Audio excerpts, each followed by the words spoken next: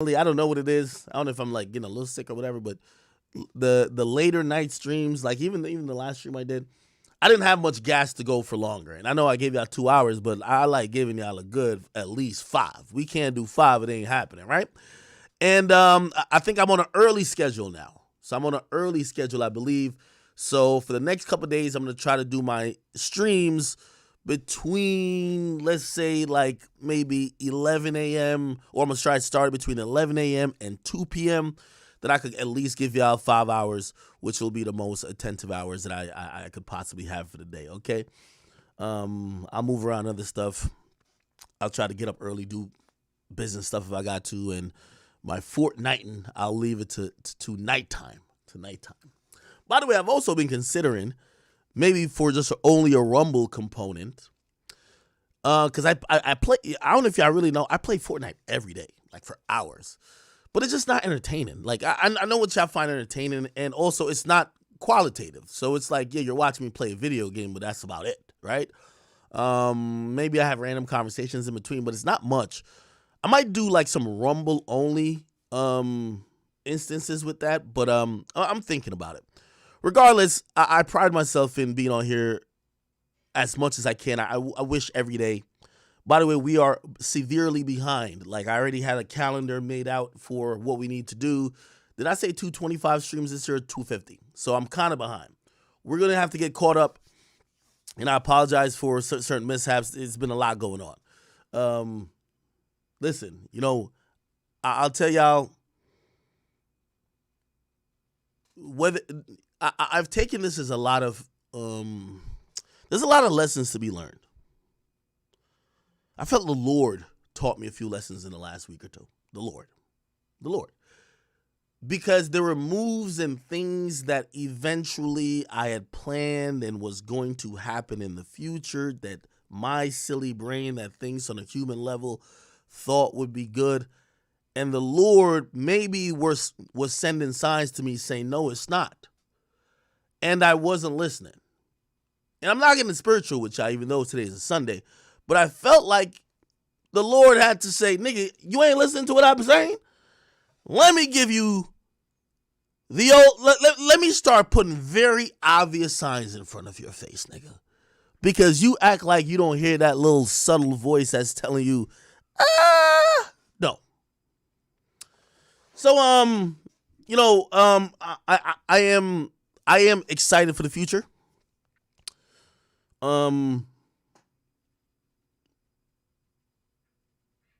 For the people who, I always say, for the people who watch hate or the people who don't like us, I think they're waiting on the moment where we break. I will tell you, despite everything, there's still nothing bigger than the chat. So it's okay. Anyway, we're off of the old bullshit. We're on to the new. All right. I got a shit ton of topics to get to. I'm trying to just make sure we get into any in-house stuff before we get to that. A lot of good topics too, which I neglected for the last 2 streams, and I so apologize. If you had to go click on some random YouTuber to go listen to what they had to break down about what's going on in current event and rap, I apologize, because the last week we've been going through drama. I apologize. If you have been just like, well, if you like the drama, I apologize for that too, because I'm not trying to have a, you know what I mean? If for the people who believe that maybe some of this stuff, like, I remember when No Jumper was going through their drama shit, maybe Adam monetized it properly. This is not something I monetize. You know what I mean? Like, I have a heart. I care about shit. You know what I mean? If I'm going to lose somebody who was around me a lot, who I considered a friend, that actually emotionally affects me. I don't only think about, oh shit, I could make 50 videos on it. It's lit. Nah, that's not what I'm on. Okay, but that's me. Also, I'm not on a reality show. If I was on a reality show, I'm pretty sure I would 100 times, capitalize on everything that some of you guys care about, whether it's a relationship or friendships or otherwise. I'm not on a reality show. I'm here. And if you wonder how Act gets his money, by just doing his thing, talking about hip hop, breaking it down, being consistent, and having a chokehold on the entire industry that they know what time it is, okay? Anyway, we're gonna have to move on for some of those things. There's not much to be said to kind of like crystallize any of those things. I think last stream I spoke very directly. I appreciate you guys who checked on me. You know, everything that happened in real time. But the show must go on. The show must go on. Okay? For everybody in the chat, for other people outside the chat, for the people who are hate watching, who ain't really in the chat, you know, I'm here to protect my community. I love them. And they've afforded me unthinkable things. Okay? Anything else? Anything else that I might have to address? Because we about to hop right into the topics. That's all we got today.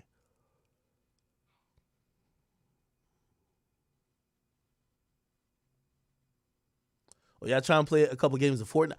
Yo, I ain't gonna lie. Yo, I play Fortnite. So, okay, I'll give you some of my vices. I play Fortnite for thousands of dollars. Like, I'm not that good, but I play around my skill level. But with all due respect, I guarantee about 99% of y'all who watch this stream, the skill level I'm playing at is way above where you're at. I'm like, it's not like some like, oh, I play once a week. It's like, no, niggas is box fight wagers constantly. So, you know, yeah. It's all good though. Anyway, here's the thing. Somebody said, I'm a gambling addict. When y'all say that to me, okay, all right, let me I feel like I always hey, Chad, you know why they, can I just share something with y'all real quick? And by the way, yes, the Casamigos hitting already. Can I share something with y'all? And there's going to be a creator that's going to be new. He might pop off 2 years from now, 3 years from now. You don't got to give me credit, but just have some respect. That's all I say. Because I be giving y'all jewels.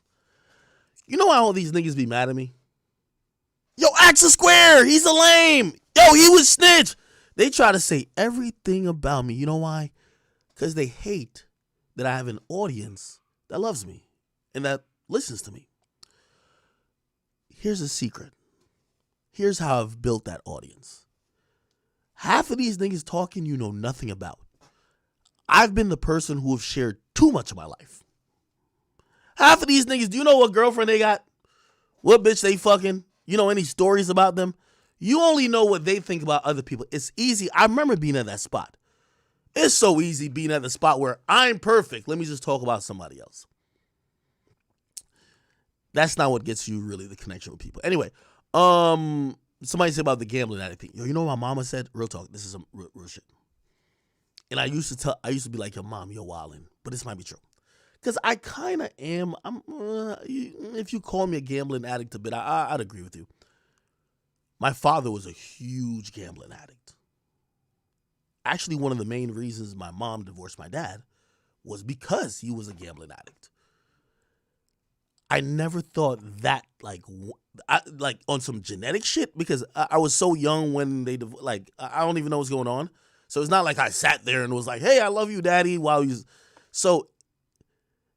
Now when I'm a grown man, and by the way, these are grown man thoughts. You know what I mean? Like I'm being open and honest with y'all. Like basically, I were my therapist. Like I actually do think addiction to certain shit, even like obviously like addiction to crack would probably go down through a bloodline. But I ain't gonna lie, even like addiction to gambling, my nigga, I kid you not. My daddy was a huge gambler. My mom used to be hating him. My mom, he was his principal. My mom a teacher. That nigga come home. Back then we're in Jamaica, so that nigga doing dominoes in the backyard. My mom cooking up food, taking care of us. That nigga gambling away everything in the back. Now, granted, I you know what I mean, I haven't gambled away my fortune, even though, you know, comparatively, if I told you how much I lost, you'd be like, damn, that's a fortune. But no, it's not what I've gained. But yeah, it's definitely not a good habit. So I'll agree with you on that. Like I think I'm an addict. Yeah, I think I'm an addict with that. Even though I ain't gonna lie to you, I just got on the hot streak. I ain't gonna lie to you. I just got on the hot streak. I just been hitting some shit. Just gotta chill. If I told y'all the numbers, y'all would be like, I put in 50 bands the other day and I won 400 grand. I was so happy. I put the withdrawal in for 400 grand. Then my stupid ass, I'm like, well, if you put in 50 and got 400, put in 100. Go get 800. This is how a gambler thinks. Trust me. I put in 100, I lost it all. Hey, I tell y'all this not to encourage y'all to gamble. I tell y'all this to just tell you about my life. Okay. With all that being said, like, I don't want y'all to think I'm a degeneracy. Like, my mom will always be good. I actually saw Meek Mill recently say that he bought his mom a second house, which I was like, yo, I thought buying your mom a first house was the goal. Maybe I got to buy my mom a second house. You know what I mean? My mom has been very instrumental recently in everything. Me and her, we got into arguments because sometimes, my mom's like, y'all don't understand some of y'all don't got a Jamaican mom. A Jamaican mom just sits there. They'll call their friend or their sister or your aunt and talk about you while you're in the house. Like, yeah, but like, it's annoying. You get what I mean? So it's like, I love my mom, but like, if you've ever had a Jamaican mom, they don't stop from sunup till sundown. But anyway, yeah. I think we'll give my. I hope she don't see this. I think we'll give my mom another, either upgrade her on her current place, which she likes a lot, or get her like another car. But my mama can't drive. That's a fact. She can't drive. So maybe the house is a thing. Anyway, that was inspired by seeing Meek Mill talk about him buying his mom a new house. All right, cool.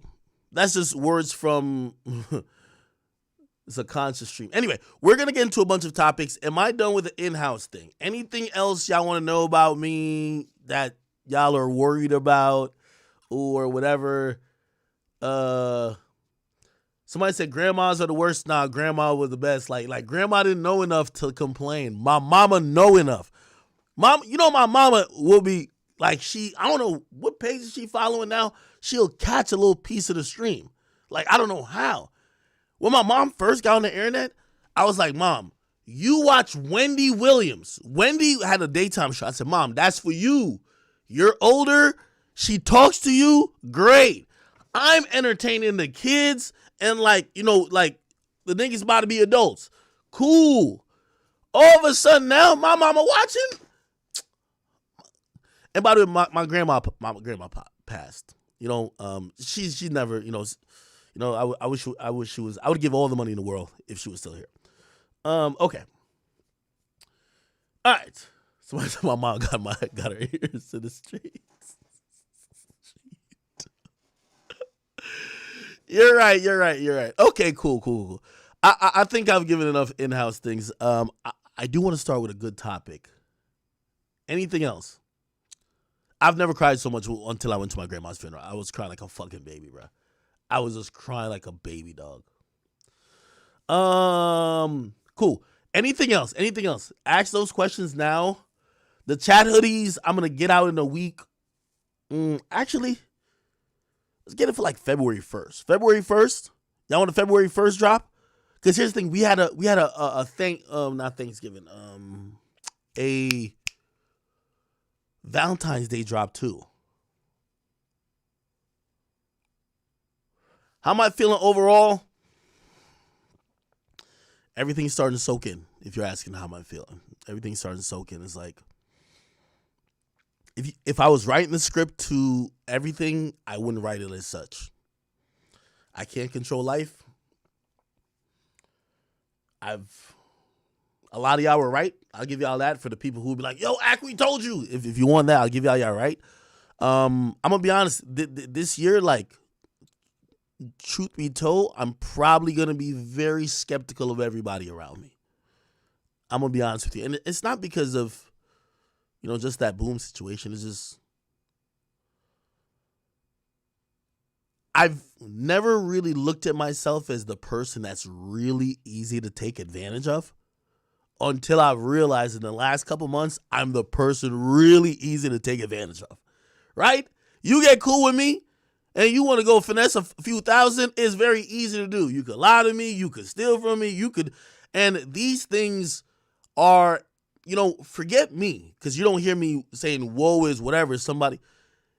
This is a character trait wrong with those people in general. So I got to start looking at people to be like, well, if you just only look at me as an opportunity that you could lie, cheat, steal, finesse from me, there's probably something wrong with you. It's not that I'm losing nothing. Okay, you stole from me. Okay, I'm going to get it back. I don't care. Right? But these people sometimes, you know what I mean? I'm looking for the best in them, and just, you know what I mean?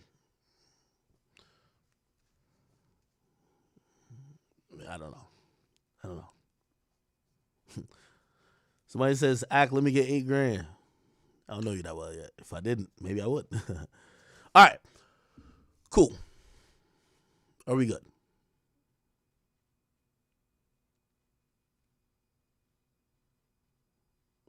Somebody said have more awareness, G.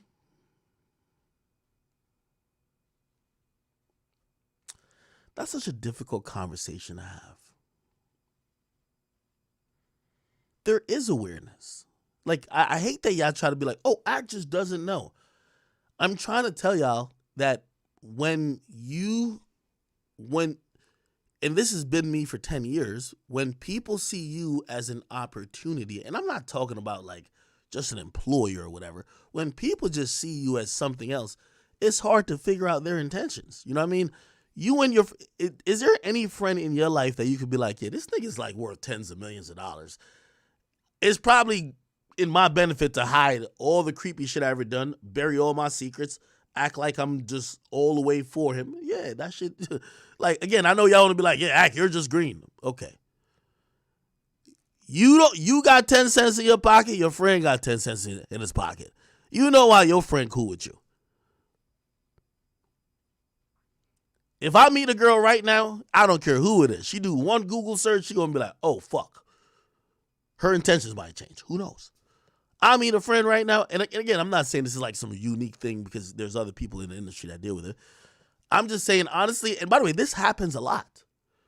And I reported some of these stories. The only thing is your scene is so transparent with me in a sense of, bro, like politeness. Even the Carisha thing, we'll get into it.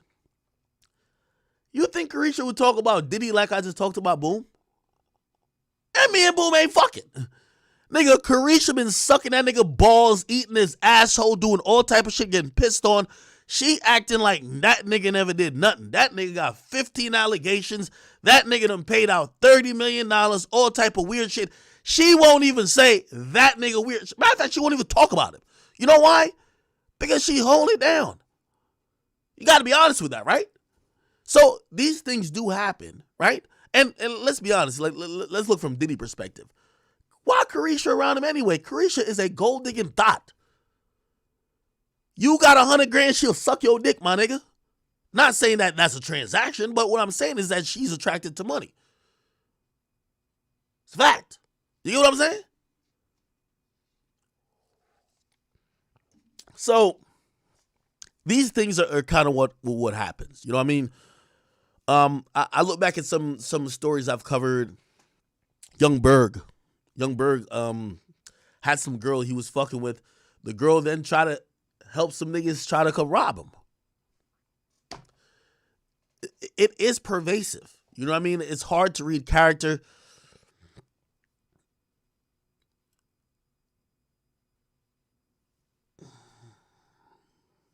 Yeah.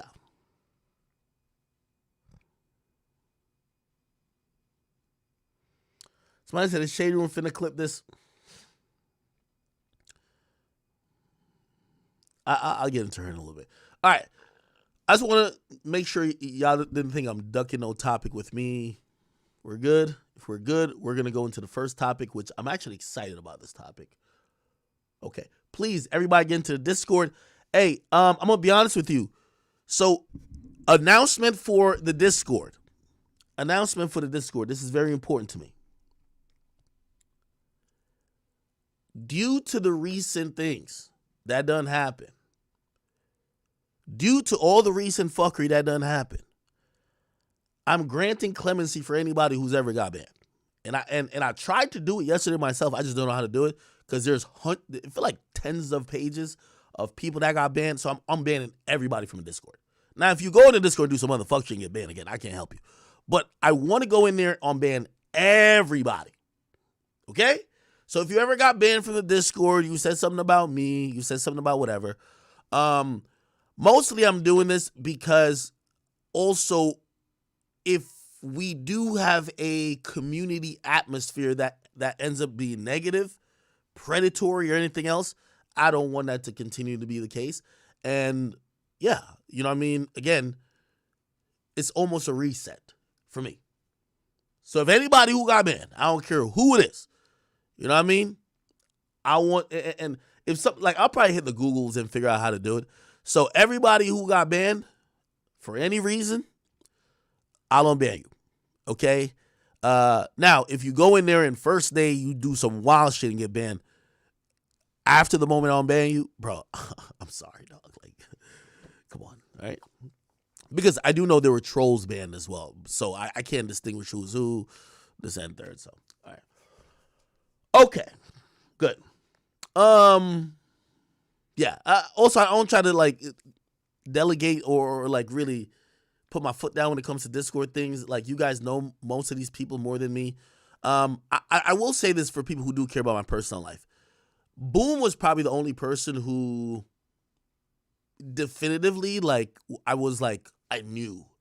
Like, y'all know some of these other people, like, if it's someone like Leaf, before any of this popped off, he was helping me set up with DJ equipment when I was getting paid $250 a show. Right? Claudia happens to be my assistant. Everybody else I've met primarily through the chat. Boom, I met early in like 2015 or so, or like we got really whatever. Y'all have to understand, because I know some of y'all don't understand this. When Boom got his first deal on a label, I sat in that meeting with him, with the second most powerful nigga in music. Y'all know Lucian Grange, the nigga who Drake shouts out all the time, his son, Elliot Grange, they were signing Boom. I sat in that meeting. Elliot Grange is a nigga who, he came to find me after he realized I like 6ix9ine, because he signed 6ix9ine. So I have so much favor with him. So again, I was like, yo, it's my man Boom right here. You know what I mean? And by the way, they were interested in him already. I don't want to make that story sound like I gave nobody nothing. But this is somebody who I've you know, been around in those scenarios. I've been around in a lot of other scenarios. And I've tried to give opportunities to, and I've tried to bring with me in places, you know what I mean? So if you want to be like, Act, why did you care? Yeah, it's a little bit different. And no, I'm going to be honest with you, I don't think my relationship with Boom I have with any other chat nigga. I'm going to be honest with you. Like even like AJ, like I've seen AJ probably like 4 times in life. You know what I mean? With all due respect, right? Just to put it in perspective, like Boom's one of those people who, you know, when I had a girlfriend, like he knew my girl, I know his girl. They were hanging out together. Like, that's very different. You know, Boom comes to my crib. That's very different. I don't have that relationship with no one else. And by the way, I'm going to be honest with you, I don't want to have that relationship with nobody else. I think I'm good. I'm going to be honest with you. I think I'm good, right? But if you wonder why, like, yeah, of course, there's just been situations. You know what I mean? You know,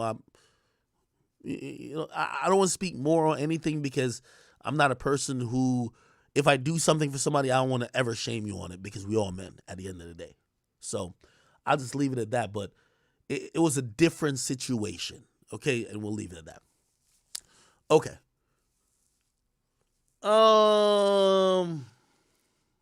Okay.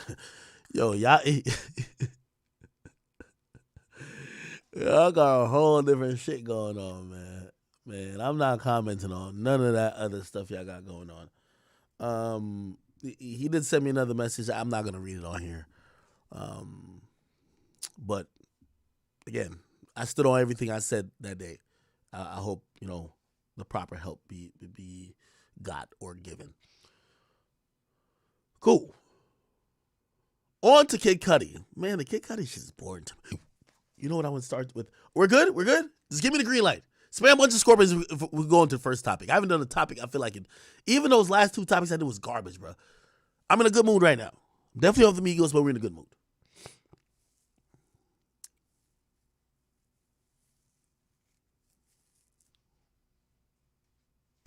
Okay. Great. So, yo, this is the craziest thing of it all. Okay. So y'all know the YSL trial. YSL trial. All right, let's just go to images real quick. So at first we had like 22 people being charged, or maybe it was 18 or something like that. They were charged with a state RICO, right? Which is the violating the Georgia state RICO charge and gang whatever. They have certain statutes that actually dictate and govern gang associations. Anyway, there was 18 people, or 18 or 22 people charged, and essentially what happened, by the time it got to trial, it was like 7 or 8. Most of them took pleas. Some of them they can't find, I think 2 or 3. And everyone else took pleas, including Gunna in the 3rd, and now we have Thug, who's now in court. Now, remember when this all started? We floated ideas and actual speculations, but it was actual word on the street that people were saying this all started because Young Thug got, and this is all alleged. So when I'm speaking to you, I'm not saying it happened or not. I'm telling you what's word on the street. They're saying it's been up for Young Thug, and all this has started since Young Thug allegedly had Donovan Nut Thomas killed. Let's look up the name. Donovan Nut Thomas. Now, who is this guy? Right? This is this guy here. He was the guy who was managing Rich Homie Quan. He was a part of the Inglewood Mafia family. Now, the Inglewood Mafia family gang were beefing with YSL. Multiple shootings, whatever. They also accused each other, well, more of the YSL, the Inglewood Mafia family guys saying, hey, yo, y'all shot one of our homies last night and you're snitching on him. Like, they were basically saying YSL had members who would shoot you and snitch on you. So they've been telling us that YSL was snitch. Now, granted, ironically, Jeffrey, who has commented on snitches in media, never commented on the snitches in his own camp. Ironic, it's coming back to bite him. So here's the thing. Here's the interesting thing why I bring up Donovan Nut Thomas. Oh, and by the way, this is the obituary from the this is the obituary from the funeral home when he died. Oh my God, this is crazy. Here we go. The obituary, so January 10th, 2015. Here's the funeral service stuff. Wow. A tribute wall, this and third. Wow. This is what it is. Wow, they could use a better picture of him, right? Got him just with like a bust down watch on and a chain and a wife beater. They're gonna use a different picture. Anyway, here's the thing. Part of the defense for Young Thug is street conversations that Donovan Nut Thomas was fucking the DA. Fani Willis. We know this face. We know this name. By the way, she got a little bumper on her. So matter of fact, y'all want to see that? Come on, we know. She got that little bump. She got that little, you know, you can see under that corporate dress. She got that little bumper on her. I ain't gonna hold you. You heard me? Now, this is crazy. And when I mean this is crazy is because a woman, and by the way, I'm only talking in speculation. I'm talking in definitive. I'm talking about what allegedly the streets are saying and what people have been saying as rumor. Do I notice this fact? I don't. But people been saying, everybody knows that Fani Willis was dealing with Donovan Nut Thomas at a point. Now, the thing is, that is already some type of work impropriety already, because if the leader in the county, which is the district attorney who's supposed to make decisions on are we taking this to trial and make prosecutorial decisions within the county, if they're sleeping with a possible criminal, which I'm not going to say Donovan Nut Thomas was, but if you're sleeping with, that would probably be a conflict of interest. Correct? Cool. Now, what have people said to support that? Because that sounds like a wild claim. What people have said is, well, apparently in her office, So she went through a time where she wasn't DA. She was actually district. She went from an assistant DA or something like that, and she went to a defense attorney, right? And when she was a defense attorney, that's when she represented YSL Mondo. Remember? Fani Willis, YSL Mondo. Let's see if we can find the Mondo thing. Probably can't find a picture, but she represented YSL Mondo, okay?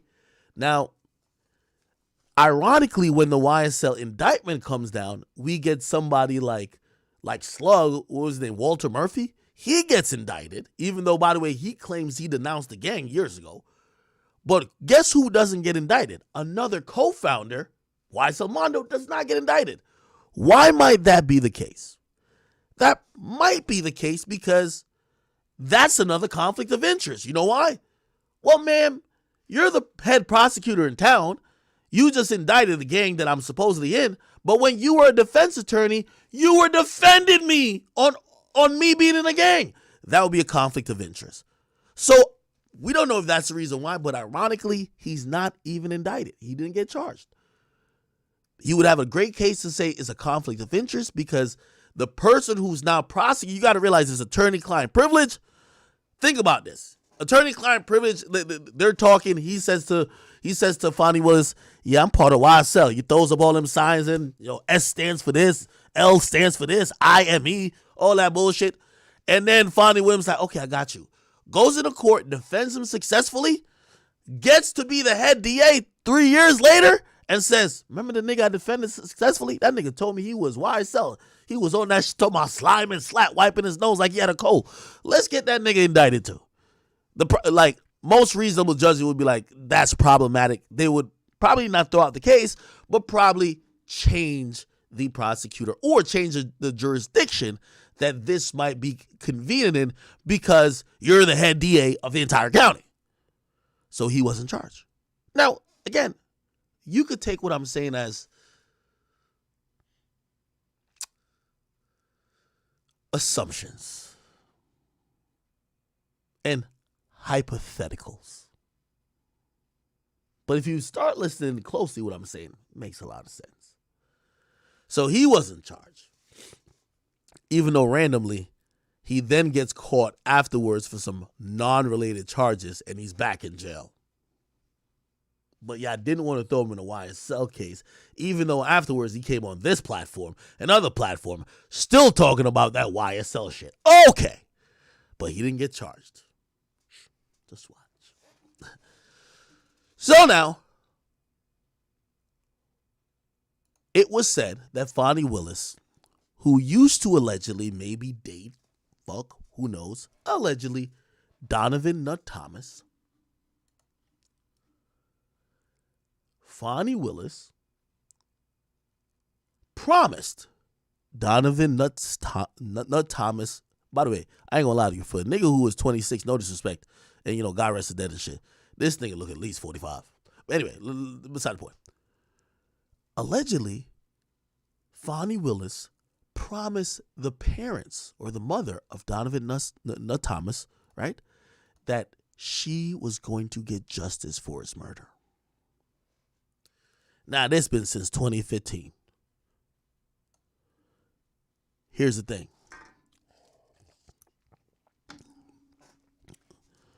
They haven't been able to convict nobody for it.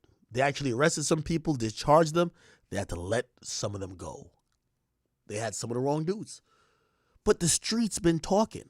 The beef been on the internet. They can see it happening. The reason why YFN Lucci is beefing so openly with Young Thug is because YFN Lucci was rocking with these niggas. I know y'all want to think the court just shut their computer off and just go home and just close their eyes. It never opens, never hears. They know what's going on in the streets. They got detectives. They got people who are acting as agents. They're paying people for information. They know what's going on. But they couldn't tie it to Thug. The closest they got to tie it to Thug was this. Let's go back to 2015. 2015 Young Thug arrest. I got to go to 2015. No, not here. It's 2015. He got arrested. Give me a second. I'm going to find it for y'all.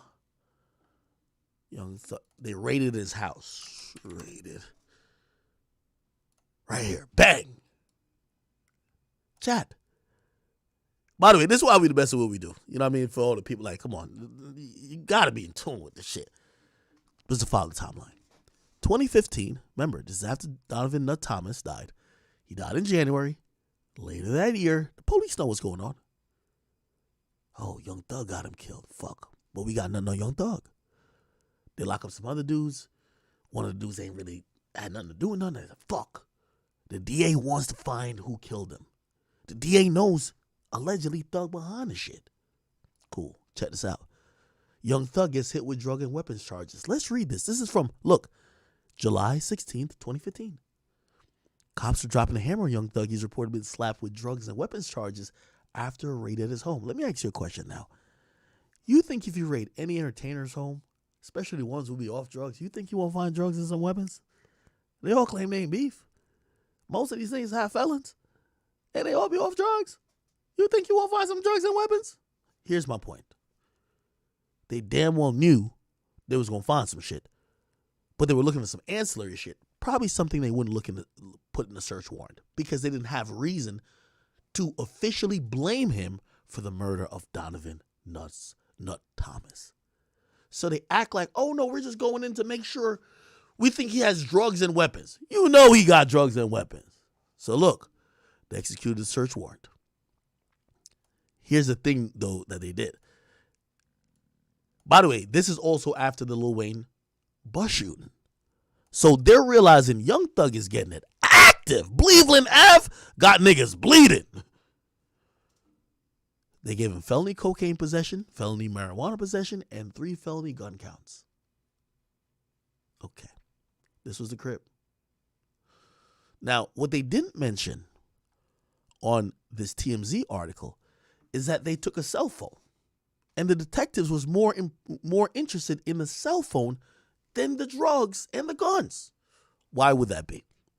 Because they need to try to connect Young Thug giving out orders to commit a murder. Remember they even caught, allegedly, him on the phone with Pee Wee Roscoe right after the Wayne shooting, but it was innocuous. I think the Birdman shoot, I think that audio is out. We might even hear that afterwards. It was innocuous. What I mean innocuous, it just didn't really, it wasn't like, oh, you're guilty. So they needed something along the lines of messages, maybe look through his phone, maybe he sent a payment to certain people they alleged to have done it. They want to see like whatever. Here's what happened. Are y'all keeping up with the story? Spam on Scorpions. This is a story. I'm giving y'all the whole story. I'm giving y'all the whole story here, people. Hey, spam some Scorpions if y'all keeping up with the story. I got to make sure I lose y'all. Hold up. I don't know if YouTube's behind or whatever. Let me see what's on Rumble.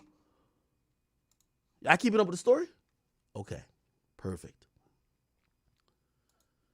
So now, they got the phone. Now, here's how it works with the warrant. They got the phone to look through the phone, but they could only really look as a part of what they're investigating, right? Like, technically, they're not supposed to be looking. It's like when they tap your phone. They usually have like these laws and whatever that says, yo, you listen for like about 30 seconds or a minute. If they're not talking crime, you got to hang up, which means if they talk for a minute about, yo, what's up with your kid? Nah, kid is good. Yo, what's up? What was that football game? Damn, did you bet on that? Blah, blah. And after a minute, they'd be like, I bet. Did you kill that nigga though? That call technically can't be admissible because the officers monitoring the tap line should have hung up. Now, granted, are they probably listening to that? Duh. It won't be admissible in court, but you know what they use that information to do? Go find other evidence that could bring that into play or exploit the fact that they've heard somebody just talk about a murder, right? Okay. Keep up. So then, they get his phone off of this. Remember, Thug was locked up a while.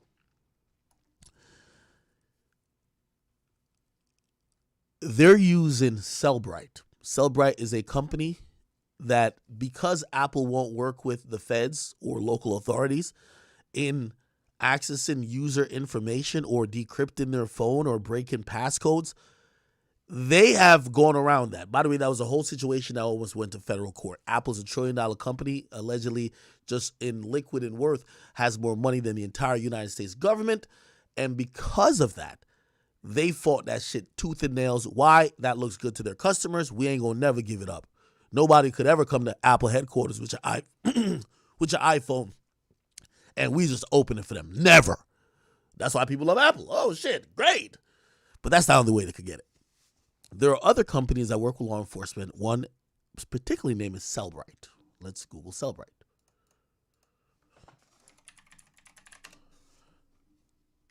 As a civilian, you can't work with this company. They only work with law enforcement. Okay? And actually, you might be able to work with as a civilian. But for the things that they need done or real shit, you're going to see solutions. Look what it says. Public sector and government. State and local government, criminal investigations. Yeah. They do work with, I believe, the public in certain senses, but not to invade the privacy of somebody else. If you forgot your password or something, I believe they'll do a dump, right? But that's not why people are going to them. The government is going to them to say, I got this cell phone here. I got this laptop here. I have this piece of computer that is encrypted. We have some Telegram shit we need to get the shit out of. So we're talking about border security, corrections. We're talking about state and local government. This is usually for criminal investigations. Y'all get what I'm saying? So what happens is, and let me tell you how they work. Cellbrite doesn't work with Apple. Apple, why the fuck? If you're not working with the state and local police and federal police, why would you work with Cellbrite? They're going around what you said. You say you're not helping. So what happens is every time Apple drops a new iPhone, what's the latest iPhone? Tell me. Somebody said, is this legal? Well, it's absolutely legal because there's a warrant to do it. Now, when the cops have a warrant so there's two warrants. A warrant to take your phone. So to take it from your possession, that's one warrant. Then there's a warrant to access the phone. Now, how could they access the phone if they don't got your passcode? Nothing in the law forces you to give the law your passcode, right? So now they have to try to find out a way to get in there. They go to Apple. Apple said, I ain't give you the passcode and I ain't going to take the passcode off. Fuck out of here. So they have to work with this company. So this is legal, right? Because they would work under the pretenses of you got the proper warrants. So every time somebody says iPhone 15, okay, cool. So every time an iPhone comes out, from what I've heard, it takes about 7 months. Not 7 months, actually. Sometimes from 3 to 7 months. From the phone came out to when they could completely crack any type of that phone. So like basically every year when Apple puts out a phone, it takes them a couple months and they figure out how to do data dumps and crack the phone, right? So basically get all the information, get all the deleted footage. That's what works, right? Cool. Yeah. So let's go back to the Young Thug story. They got his phone. That's the most important thing. Back in 2015, we don't know that this is a phone thing. We ain't know they're looking for a bigger thing. We're thinking, damn, they caught Thug with mad guns. It's crazy. No. Smokescreen. They got his phone. They think that the proof is on his phone to convict him. Here's what happened. Thug not giving him the passcode. At the moment, Thug had the latest iPhone. Ain't that ironic? The motherfucking free upgrade was probably what kept Thug from this charge earlier. Think about it. Thug got the latest iPhone. Thug got the best lawyers in the world too. So they got Thug's phone. They're trying to get the data off of it. They have a warrant to get the data off of it. Remember, Apple's going to say fuck no, so they got to use this company. At the time, the company has not decrypted that model phone yet. But here's the thing.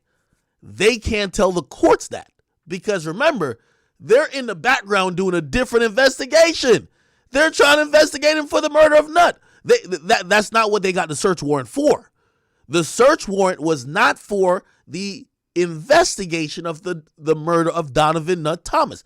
This was an investigation that Young Thug might be a felon in control of weapons and drugs at his house. And that was probably easy to show. Hey, look at the video. He got lean all over here. Like, look at it. Like, come on, easy. So cool. What happens is Young Thug's lawyers close up this case within like a year and a half. You know what the cops did? Because they do this all the time. They didn't return the phone right away. Oh, it's in evidence somewhere. Yeah, the case is over.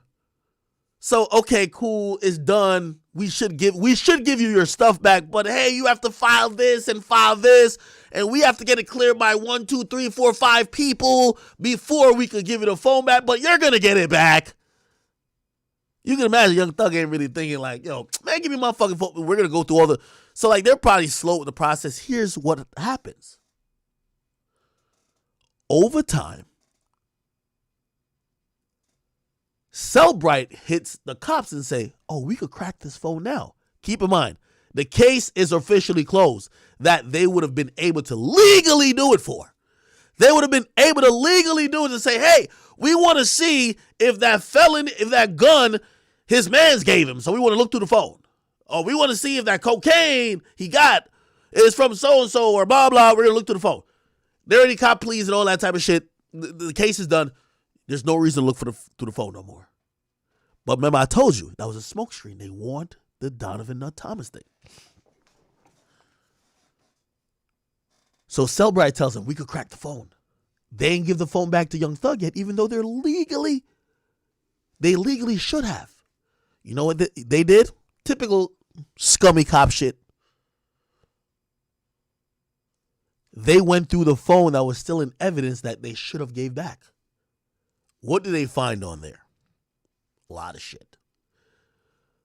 Young Thug pledging allegiance to get rid of other gang members, get rid of members who ain't down with the program. They have Young Thug basically communicating with other sex, money, murder niggas, basically figuring out what's what, and basically also certain things that would be aligned with Young Thug maybe setting up the murder, maybe not directly, but indirectly, including some things that showcase that, you know, he made calls or whatever around the day of the murder, and also that Young Thug got the car that the murder allegedly, or the killing allegedly happened from the drive-by. That's really good information. Oh, we got Thug. By the way, what I'm telling you now, Young Thug lawyer in this RICO case has shot down because it went back to court and they brought it up as evidence. That's why you won't see the text messages from Young Thug used in court. All those text messages where Young Thug is like, yo, some niggas gotta die. Oh, don't believe me. Let's Young Thug text messages. Let's see. Remember at first he was denied bond after they were citing text messages? People were asking him for permission to harm others, right? Hold on, I said we can find some more. We want to find some more messages. Sorry.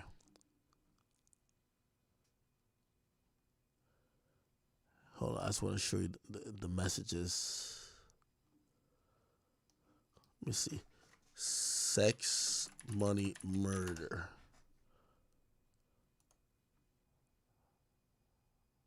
Here we go. Why does TikTok do this?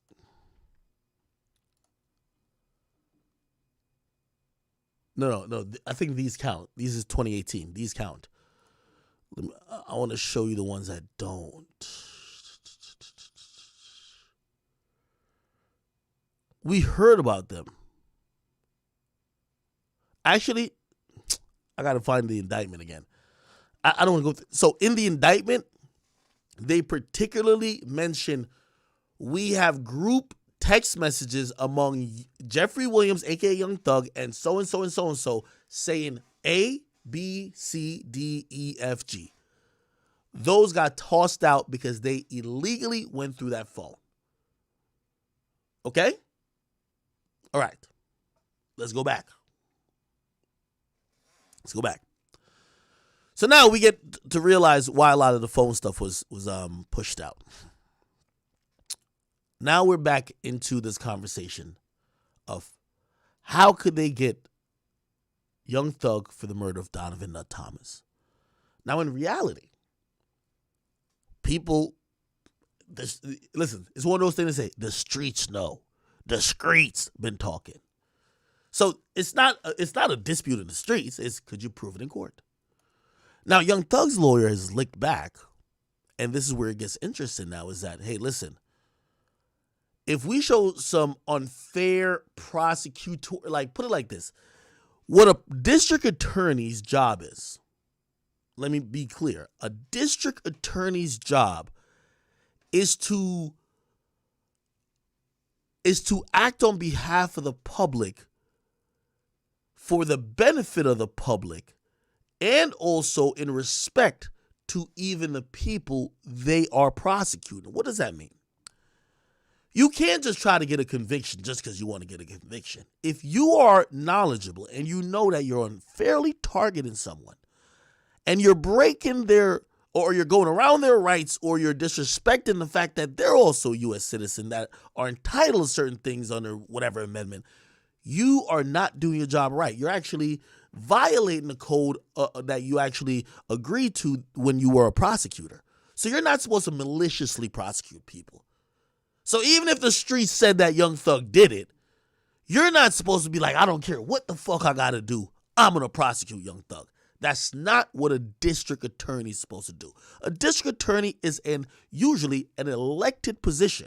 So it's voted upon by the people, which means by you doing your duty, you're supposed to respect, even picking up or deciding whether you're going to prosecute a case or charge someone. You got to respect the person allegedly being charged, and you got to respect the person who's allegedly the victim. I hope that didn't go over your head.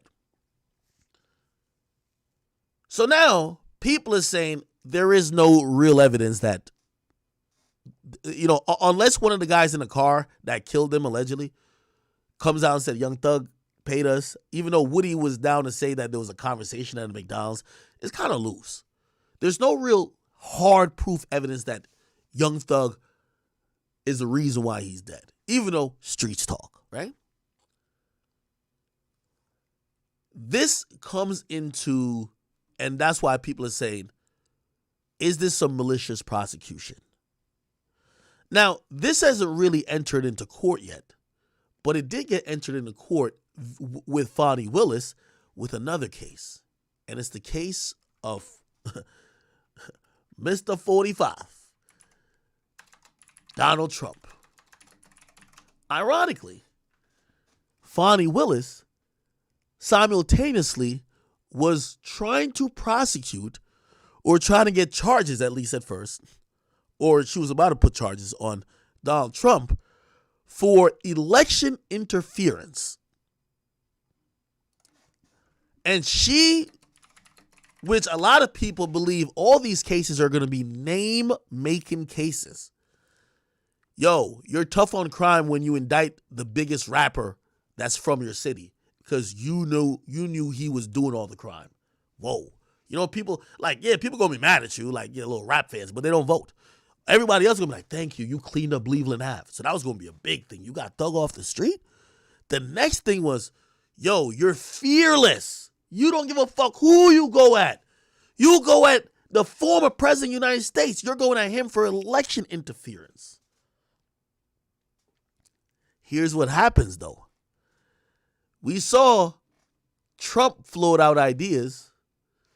Yo, I heard she was fucking with a gang member. By the way, she floated out before Young Thug's team floated out. I heard the lady going at me in Atlanta was fucking with a gang member. Who's the gang member? How we know that?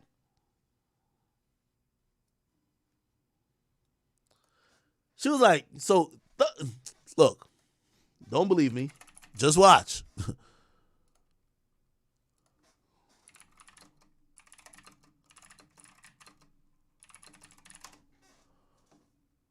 Look. Here we go. To be free. Fulton County District Attorney a young racist in Atlanta, she's a racist. And they say, I guess they say that she was after a certain gang, and she ended up having an affair with the head of the gang or a gang member. And this is a person that wants to indict me. She's got a lot of problems, but she wants to indict me to try and run for some other office. Okay. Hey. So all of... Hey, let me tell you this. Fani Willis is the epitome of biting off more than you could chew. You start fucking with YSL, them niggas can't even read. You ain't hear the nigga said, he said slum is stand for slug, like you don't know what's going on. Like these are the dumbest things on earth. You start fucking with a former president who has tens of millions of dollars in cabinet staff around him just on his personal shit and people who are advisors, research teams, private investigators, they're going to come up with some shit. So he already, before the charges even came down, he said, man, I heard there was like this young racist, he called her racist, who tried to indict me. And I heard she was fucking a gang member.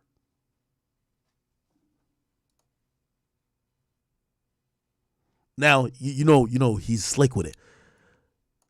He said it in a way you can't really sue him, right? But remember, how does a former president of the United States know what's being talked about in the streets? This is what they talk about in the streets of Atlanta, nigga. Then Fani Willis wrote a letter. Y'all ain't see the letter? Look. Letter, Trump. Here we go. Okay, writes letter to her staff. Here we go. She denies rumors and she wrote a letter to her staff. Allow ads. Oh my God, no. Fuck an ad, nigga. Oh my God. Here we go. We'll just go on this thing where ads will be. Look at this. So after Trump said that, chat, guess what happened? She wrote a letter. Look what it says. Make sure y'all can read this. Chat, this is why I love like hip hop news and really getting deep in pause, because this shit better than Power. This shit is like twists and turns. Fani Willis. This was August 9th, 2023. Good morning. FC Fulton County District Attorney family. It's on my understanding that an ad was put out in the Atlanta market to run between 4 days that will have derogatory and false information about me as a district attorney of Atlanta Judicial Court. Apparently, a lot of money was spent to run this ad, so she's calling it an ad. Over the next 5 days, meaning the ad will run quite frequently. Each of you represent me. So the people who are in court arguing for Young Thug to go to jail. By the way, at this point, you probably won't see her in court arguing a case. Her delinquents would do that, right? So her assistant DAs would do that, right? He says, especially the ADAs, assistant district attorney, who all took an oath under my name. We often remind you, if you're an ADA, you're my personal staff and represent me. Many of you are quite kind to me, very protective, and will become very defensive. If someone attempts to attack me, the office, or your colleagues, you may not comment in any way. Basically saying, don't comment about me allegedly fucking a gang member. You may not comment in any way on the ad or any negativity that may be expressed against me, your colleagues, this office in the next coming days, weeks, or months. We have no personal feelings against those we investigate or prosecute, and we should not express any. This is business. It is never personal. We have a job to do. In this office, we prosecute based on the facts and the law. This office is nonpartisan. You should feel no need to defend me. I shared this with the office last Friday's meeting. 1/100th of the negative or derogative comments I received. I invited you into an hour of my typical day. I'm not concerned with the calls, emails, ads. You should not concern yourself with them. This is a reminder that is against office policy to comment on these matters on social media or any public forum. No employee of this office may make public comments related to this noise. Your instruction from me is to ignore all the noise and keep doing your job with excellence. Fani Willis. So I think she's starting to realize this ain't just the YSL niggas. You just bit up a different tree with the president of the United States, or former president. What happens is that Trump and Trump's team allegedly find out Miss Fani Willis might be loose with that box. She ain't only was fucking on nut. she was fucking on allegedly someone else that was helping in the prosecution for Donald Trump. Look at this. So this has been happening recently. Can I play one of these? Here we go. Fulton County District Attorney Fani Willis will face a court hearing next month over allegations that she engaged in an improper relationship with one of the lead prosecutors in the Georgia election interference case against former President Donald Trump. Co-defendant. Okay. So now it's assumed or alleged that Fani Willis was fucking this guy within her office. Now, this guy is one of the lead assistant district attorneys that is trying to hold Trump accountable for his interference with the election and especially the Georgia election thing.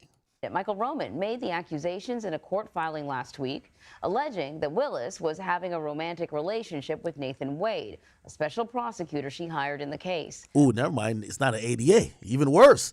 A special prosecutor. When they say special prosecutors, usually they're saying, you know, just to make sure this don't get thrown out in like a fucking appeal, we're going to get a special prosecutor that's supposed to be unbiased. So, you know, if she gets an ADA and with Trump accusing her of shit, right? Remember, Trump accused her of fucking a gang member. If she uses one of her ADA, the ADA is going to go even harder because that's her boss. That's her lifeline, right? That's an extension of her.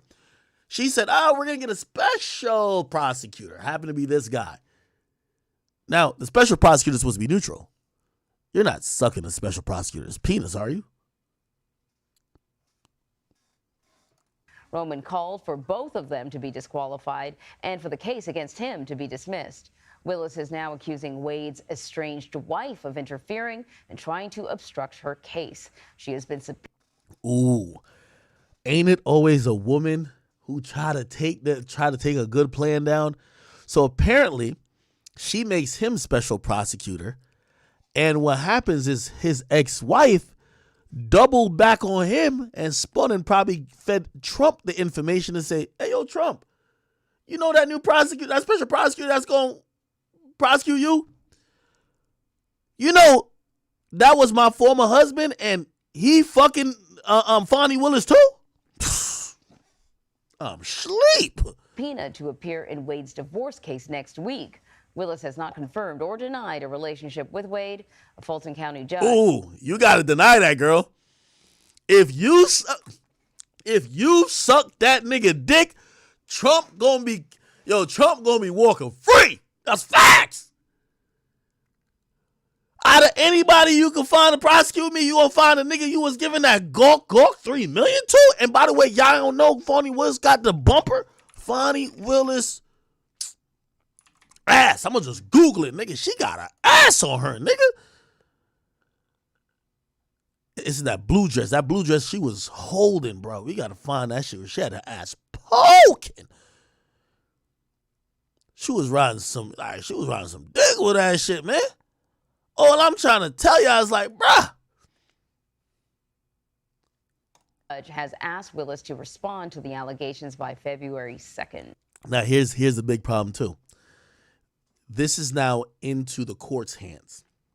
So there's a court hearing a misconduct hearing that is going to determine if Fani Willis has done or engaged in some misconduct behavior, which number one might jeopardize the case with Trump, or at least might just take it out of that jurisdiction or take all the power or really nullify even the charges against him, and they would have to refile with a different prosecutor, a different DA, also jeopardize her job, which is, whoa, you're done.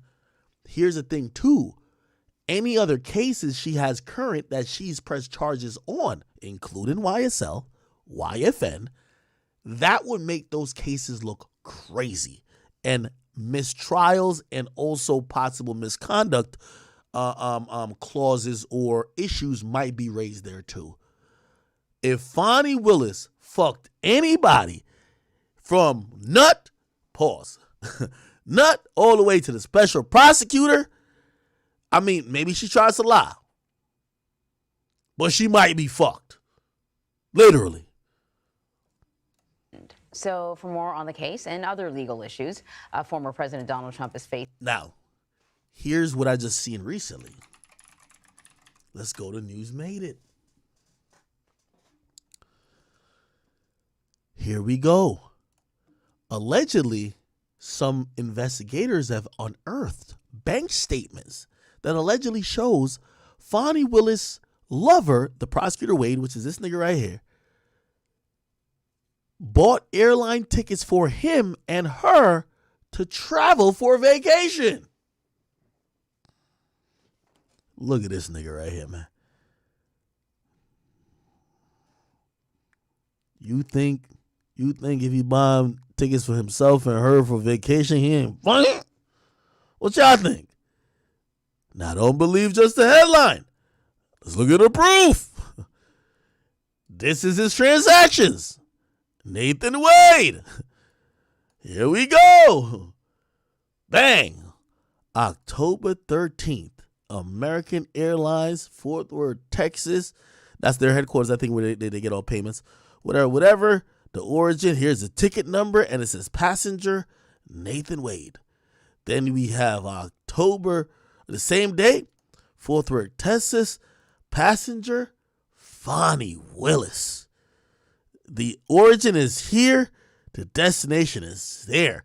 RVU to FEE. Let me look up those airport codes. RVU to airport. That's an airport code. My bad. Airport code. What the fuck? What's RVU? Did I put that wrong? No, it's RVU. Huh? All right, fuck that. What's the destination code? FEE. Or is that just fee? Am I stupid? I probably am stupid as fuck. I probably am stupid. Somebody says, what's an RVU fee? I'm dumb as fuck. Origin, RVU, it said destination. What the fuck does that mean? On the credit card bill, American Airlines adds a R.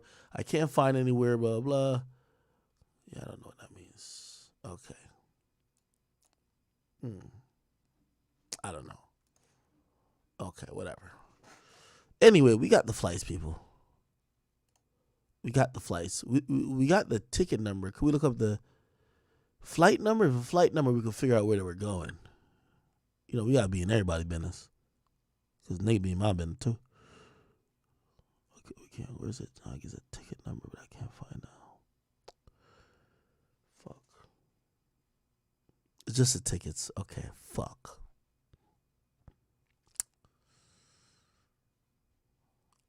Also, there's a Holiday Inn Express that was booked. You see it right here?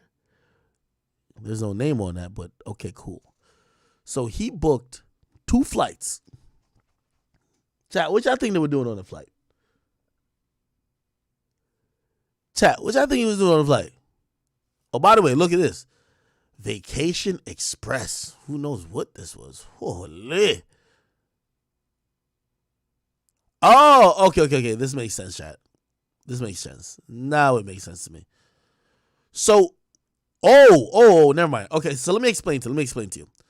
Have y'all ever booked something via Orbitz? Anybody here has booked flights?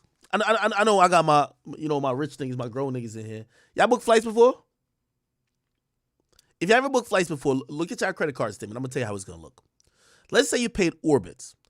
If you pay Orbitz, you're going to most likely see more than one fee, right?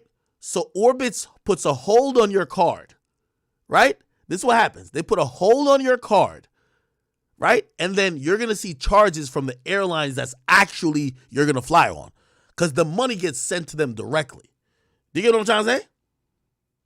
So essentially, like right here, it says Vacation Express. I'm pretty sure they booked through a travel agent, and this is because I know some people say why this looks so cheap. The travel agent is charging the cars with either fees or whatever because they have to pay the airlines directly. Look up here as well. October 4th, Royal Caribbean, right? You see those, which by the way look like this nigga was fucking the shit. So we got 2 Royal Caribbeans, then we have 2 flights here. Here. Look, October 4th. Origin, IAH. That's Houston. Houston to Miami. You know they fucking. You fly with anybody from Houston to Miami. First of all, everybody fucking in Houston. Only whores are in Houston.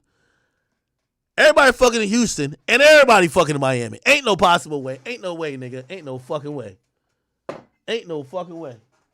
Ain't no way. Ain't no fucking way. Everybody fucking in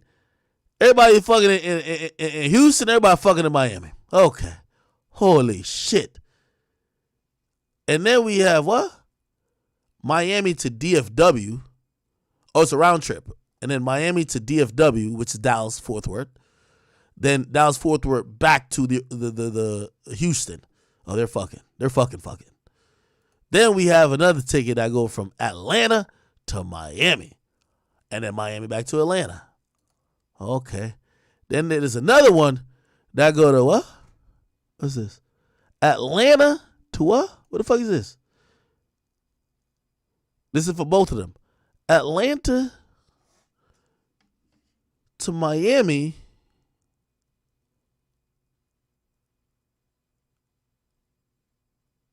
What's this? Is it SJO? Oh, no. Okay.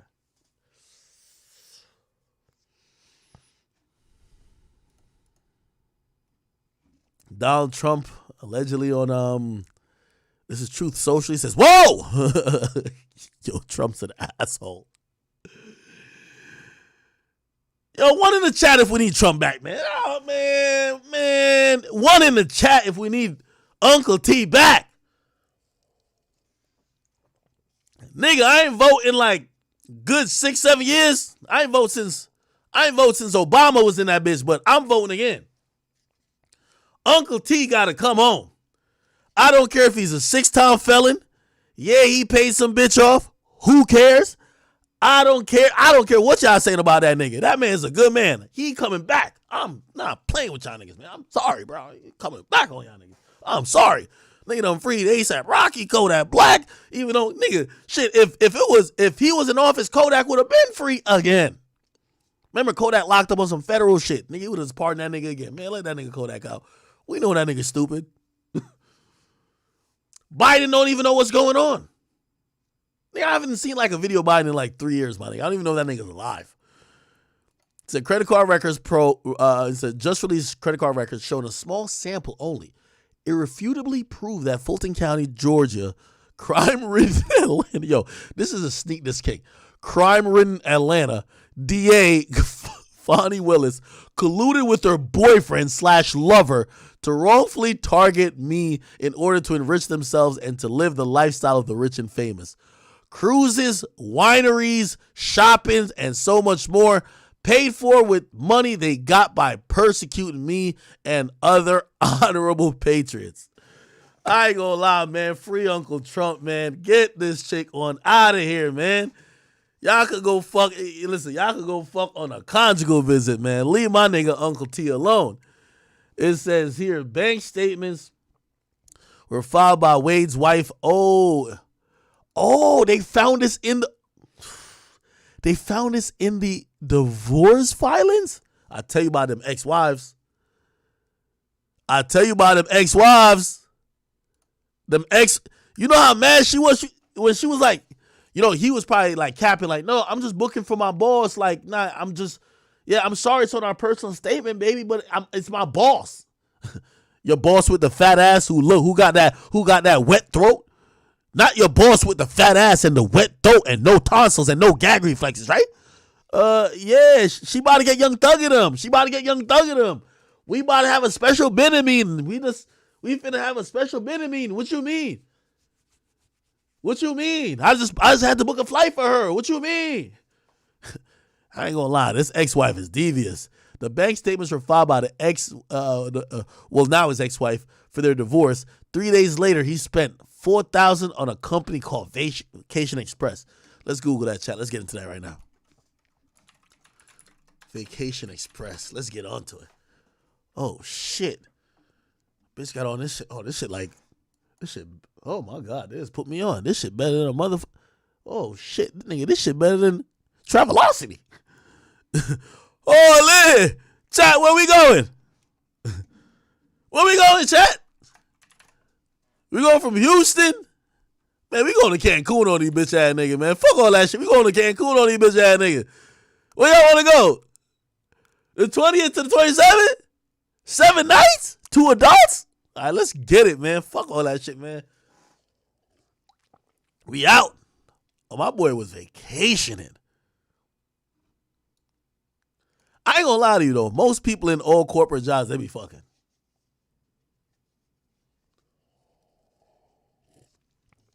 Oh, shit. I ain't gonna lie, this nigga done put me onto a site. I never heard of this site before. Oh, shit. No, this fire. Advanced options. Any airline? Nah, I like first class. I ain't even gonna hold you. I'm claustrophobic. Look, I can't sit in the economy. I ain't gonna hold you. All right, here we go. Finna book some shit right now. Damn. Y'all want to be like an elected member? Nigga, I would use y'all tax money for good purposes. This is great. Mexico extravaganza. Oh, that's what I'm talking about. Rio Dunamar. Okay. Rio Caribe. Oh, my God. Planet Hollywood. The adult scene? Oh, my God, nigga, this sound like hedonism, nigga. Young Thug in jail, we just fucking on the beach. What? Oh, no, this is good. This is fire here. Why they didn't tell me they had shit like this? Rio Cancun? Oh, this fire. Damn. All right, well. So 3 days later, they spent this here. Then in 2023, he purchased this ticket to San Francisco in both him and Willis' names. By the way, keep in mind, if they're trying to do official business, you would imagine that they would have, like, first of all, Fani Willis is the highest in the county. They have a county card. Like, we're not stupid. They have a county card. They have a county expense budget. They're not buying it on their own card, then expensing it. They might do that just to kind of like, you know, oh, you don't know why we went there type shit. But like, they would have charged this if they were really like, this is complete business. You have a Fulton County card, swiping on that bitch. You're swiping this on your motherfucking Visa card, nigga. That you know your wife gonna see. Which, by the way, yo, chat, we gotta talk about it, man. Yo, chat, why is men always so horrible as cheaters, bro? Just why, bro? I ain't gonna lie to you, bro. Like, niggas be thinking that women barely cheat. Like, I'm almost at the thought that every woman cheats, bro. They just be doing so much you'll never find it, or we do so little in trying to find it. Bro, this nigga is so sloppy with the cheat. I ain't gonna lie, this is some type of cheating I'll do. Nigga, I'm sloppy with it, nigga. I'm lazy as fuck, nigga.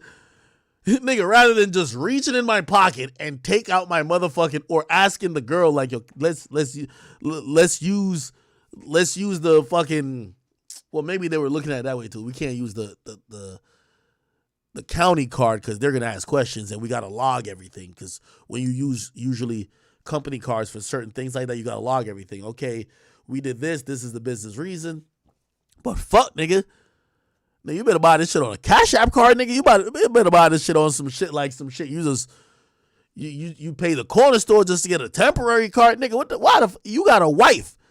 Nigga, nobody is in your business more than a wife, a girlfriend, or somebody else. Put like this, especially a bitch that don't work. Nobody check your finances more than a bitch that don't work, nigga. She want to see every dollar come in, every dollar go out. Because to keep it real, nigga, that's her lifeline.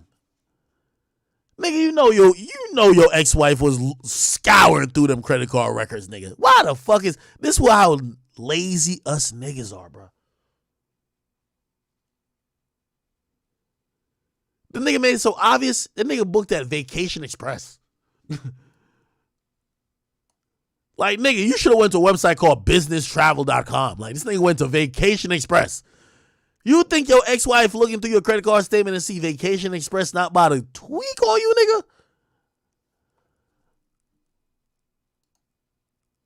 Now it said Nathan Wade was paid more than $500,000, more than the other two prosecutors. Oh, yeah. Yeah. That's how you know that nigga was laying down. That nigga was laying down heavy duty dick. There's other prosecutors on that case, but he's paid $500,000 more. You know what type of fucking you got to do for that? My boy was on his timing, man.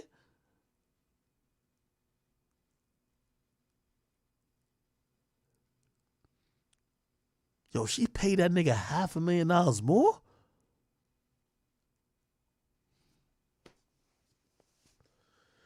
It's a $500,000 dick, man.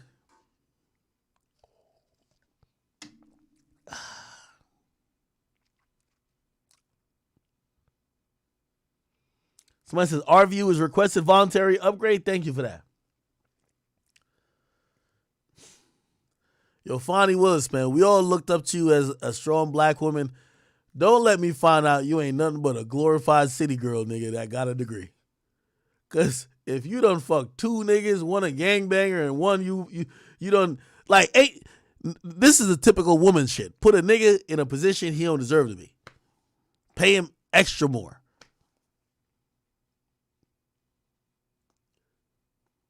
A wise man told me this one time, but he told me two things that contradict each other. Hear me out. Wise man told me never shit where you sleep. No, never shit where you work at. Which means if you work at a job, say you work at Amazon, never fuck another Amazon employee. Or if you're an Amazon supervisor, never fuck one of your subordinates. It's never going to turn out good. The same wise man told me,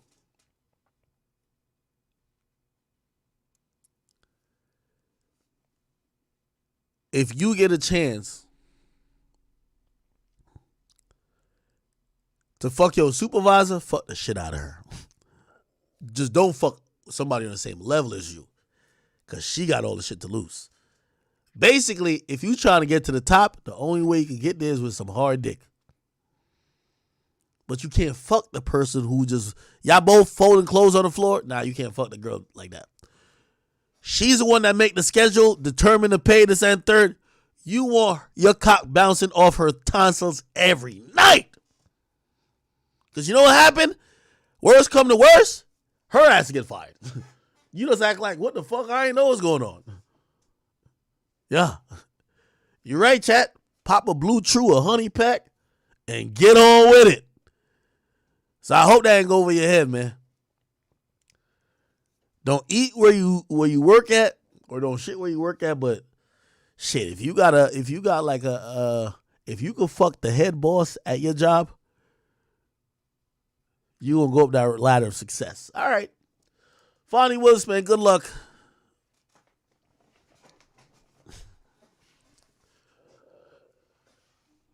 I guess this goes to show, no matter how they look in a dress, no matter how well-spoken they are, the number one thing on their mind is real ass bitch give a fuck by a nigga. They all city girls, man. It's all good. All right, people. Perfect. They say Uncle Shay Shay hit it. All right. What are we talking about next? What are we talking about?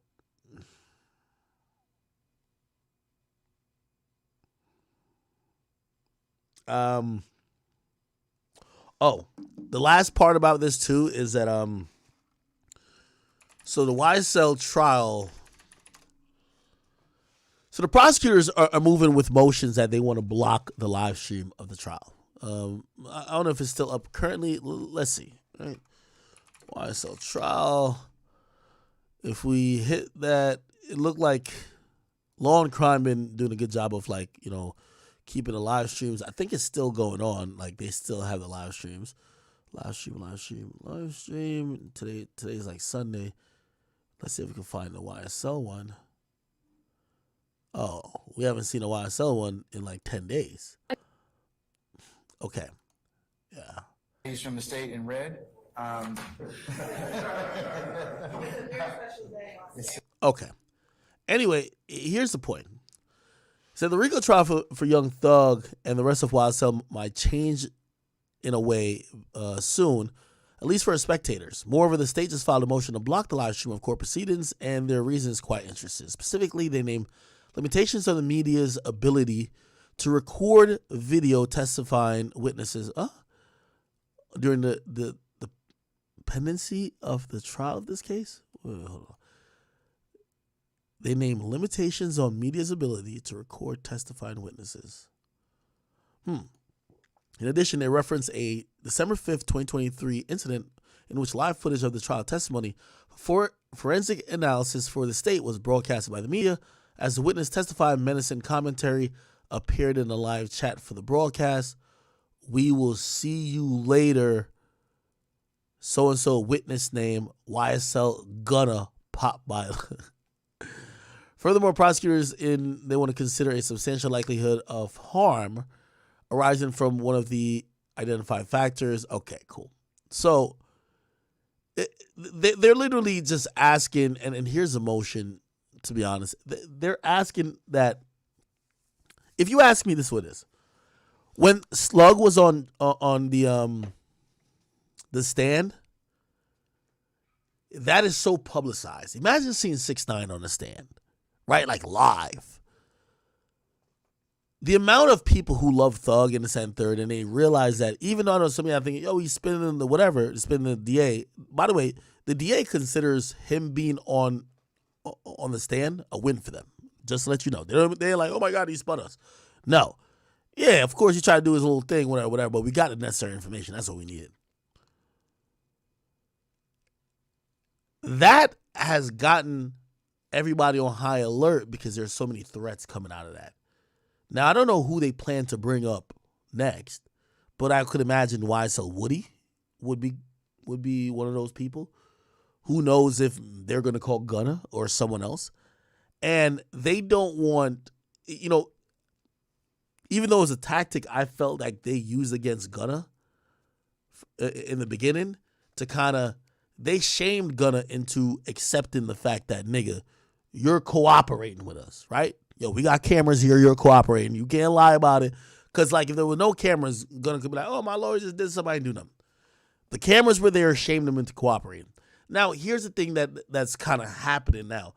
It's making it hard for the prosecutors to get what they want out of these witnesses because they all know that everything is in 4K and they're being captured on camera. So, Slug, for example, you think he was that elusive when he got his plea deal, when he probably sat in an interrogation room or office with the prosecutor and his lawyer? No. He probably told him, bro, I'm going to tell y'all everything. Whatever y'all want. Everything that's on this paper, I'm going to tell y'all. But then he went up there playing games because the camera is on it and there's threats coming out. So they're trying to get the camera like limited, which I don't think it should be limited at all. Hey, listen, y'all used it as a benefactor to pressure certain things initially. Don't try to use it because now people are trying to be elusive. It is what it is. You can't use it when convenient and throw it away when it's not. So they're filing this motion. I actually expect this motion to be denied. And unless they could showcase a credible threat, I don't think that Judge Glanville should be accepting of this. Just like, Jeffrey Williams and the other defendants and their lawyers, they try to throw mad things out. Be like, hey, this should be in court. And the judge was like, nah, you guys can't do the same thing in terms of have it your way here, then have it, a different way another time. You know what I mean?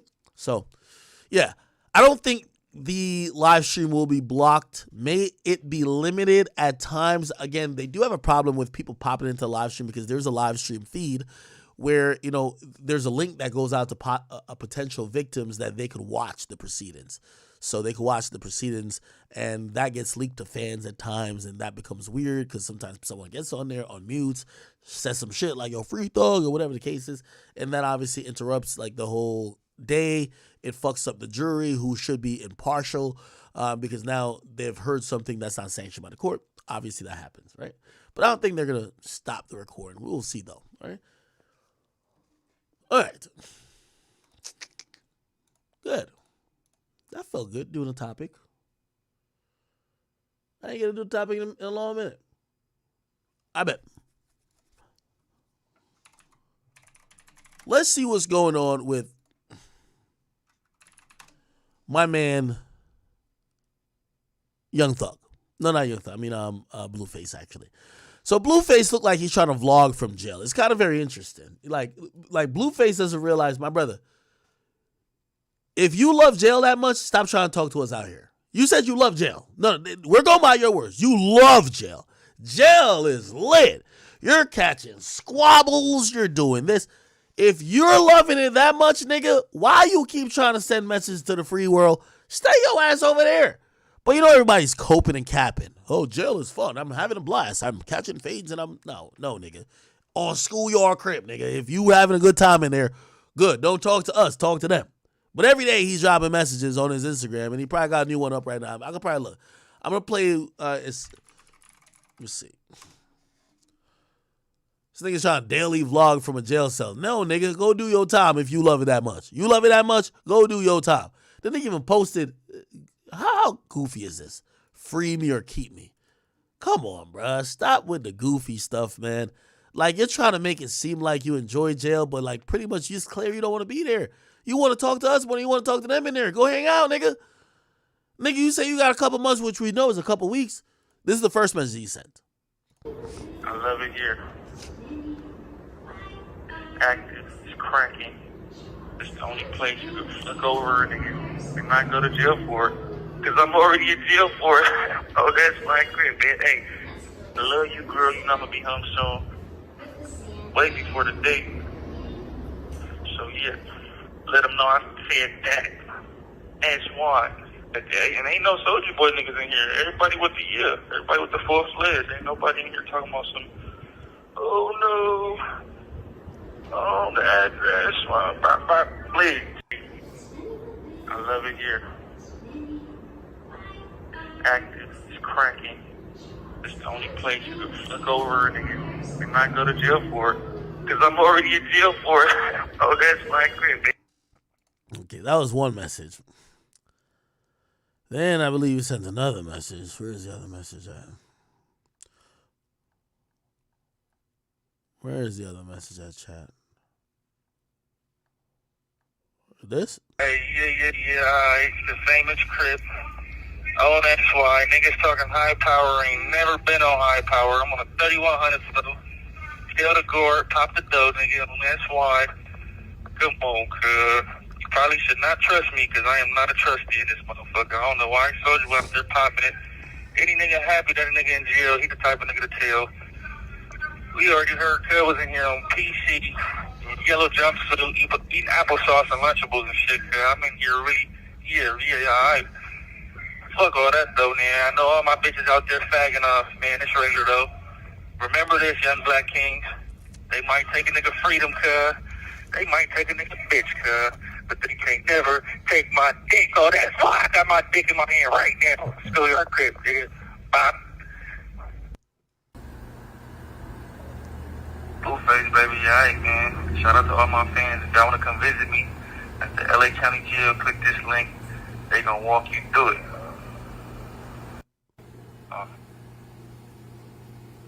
Just kidding. Gotcha, bitch. Hey, dog, for real, though. This is my business. Welcome to the circus. Oh, that's why. Run it up. Hey, yeah. It's the famous crib. All right, man. Blue, man, if you enjoyed it in there, hey, to each his own. You built for it. I tell everybody that all the time. I'm in jail. I'm crying like a motherfucker. Can't play 2K in jail. I like playing Fortnite. I play keyboard and mouse. I can't play keyboard and mouse. I'm going to have to cry. I'm sorry. Jail don't seem fun to me. I don't think the Wi-Fi that good in jail anyway. Everybody in jail, like, I ain't going to lie to you. One rapper, I'll never mention his name. That nigga called me, and he was convincing me. He said, man, jail just like being free. And I swear, I kid you not, that nigga had on a Cuban chain and an iced out watch in jail. He FaceTimed me from jail. No kidding. And I'm like, nigga, how? And I ain't gonna lie, for a short second, he had me confused. He had me like convinced. I'm like, damn, maybe jail ain't that bad when you're rich and this and third. Until I remembered you're around men 24 hours a day. You can't go link a bitch. You can't go text a chick. You can't just be hanging with 10 girls. You can't leave, come and go. You can't go to the store, go cop a box. None of that, nigga. You gotta wait till niggas smuggling some shit through their ass. You gotta try to fuck on a CEO who look masculine, who got a slight beard and yellow teeth. Nigga, you not living. Listen, I don't know how people have confused the general public to think that jail is popping, but I ain't gonna lie to you, man. I don't care if you have a lot of money or no money. Man, the freedom, okay? The freedom of just going outside and just being around beautiful people. Okay, and I'm not talking about no creep shit. Okay, it's just regular people. Okay, just beautiful people, and you know that freedom alone is liberating, if you ask me. Somebody say he in Arkham Asylum. Okay, you know what I mean. I think he's trying to be too tough. Anyway, I showed you the video of this shorty right here talking about, you know, free her baby daddy, right? Did I show you that? She went live basically saying, nah, free my baby daddy. Did I show that? I think I did. Which is all just a circus, right? Like, you know what I mean?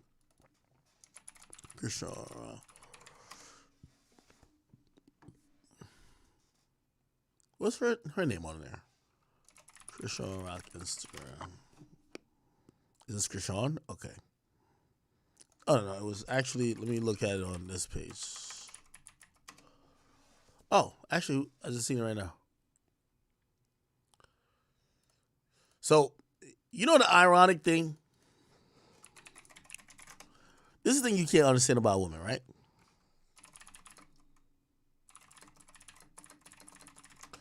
Krishan Rock, like a month ago, said she wants Blueface to go to jail. She said she can't wait for that nigga to go to jail. Where's that video at? Does anybody have that video?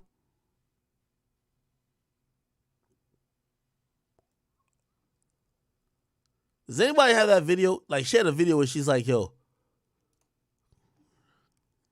look. No relations with. I have no relation with you. You didn't anesthesiologist, baby. You got your diss out. You left. You went back to Cali. Out. What you do? You did a show. You getting all that bad. I swear to God, y'all playing with me. And then boom, he was 6, 7, 8, 9, 10. He gonna be smart as shit to know what's up. Sent that you was gonna post it. That's not with you. Together, it bring the most evil part of bitch. You're a cold-hearted bitch, and you might be hello. Might be gay. How about you tell Lil Baby how you want to fuck him? I don't pick with them. Pretty. Are you Jay? This posted. So you have his baby mama who claims he's gay, which I guess the best place, like, you know, if you all just want all males, would be in jail. So she said Blueface gay, and you're gonna hear her wish jail upon him. I don't know why she's saying free him now, but this is why, like, when women talk, women's brains and hearts, and I'm not saying all women, seem to operate in their vagina. You know what I mean? The moment you fuck them, they love you. The moment you don't fuck them, or you fuck somebody else, they're wishing that you die, go to jail, all heinous type of things. And you're gay too. But I don't need to really go through because I'm handling this on the low. Bitch ass. Yo, my mama, bro. I don't even know how to look into shit like that. You got coming after this. Swear to God. You're a weirdo. You posted your son's face. Post your other son's bitch so we can know how it's supposed to look. I don't stand for that shit. Okay, I can't find that. There's a video of her basically saying, nigga, go to jail. Like, she was begging. She was literally begging, saying, yo, please.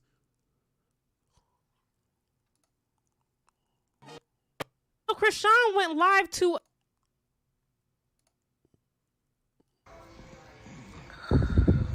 I'm like, yeah, I got some shit in Baltimore to do with my son, and then I have to go to New Jersey for that show. So I'm just like, you know, I'm just over here on the East Coast picking up my money for. You feel me? Like, you know why all this shit I keep telling you is such a joke to me? I don't know if she's wearing a top or not, But I've seen this chick give birth with these same dusty chains around her neck. I've seen her cry, just get on Instagram to cry with these same. It's like she gotta let you know she's blinging out no matter what she's doing. This is some sad, pathetic shit.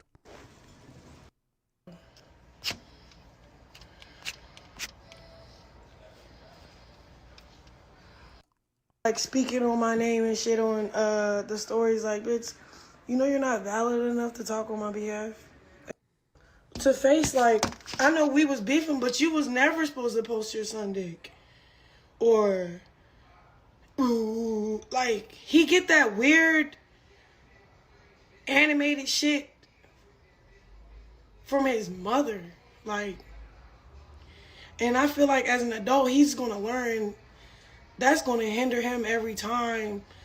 None of that shit.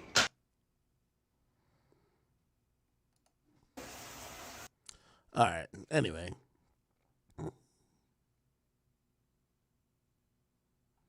Okay.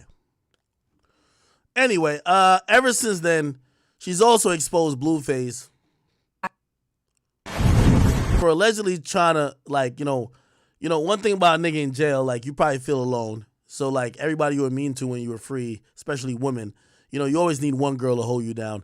His baby mama, the Jaden girl, who I thought was a loyal one, I guess not. She's over here full lesbian now.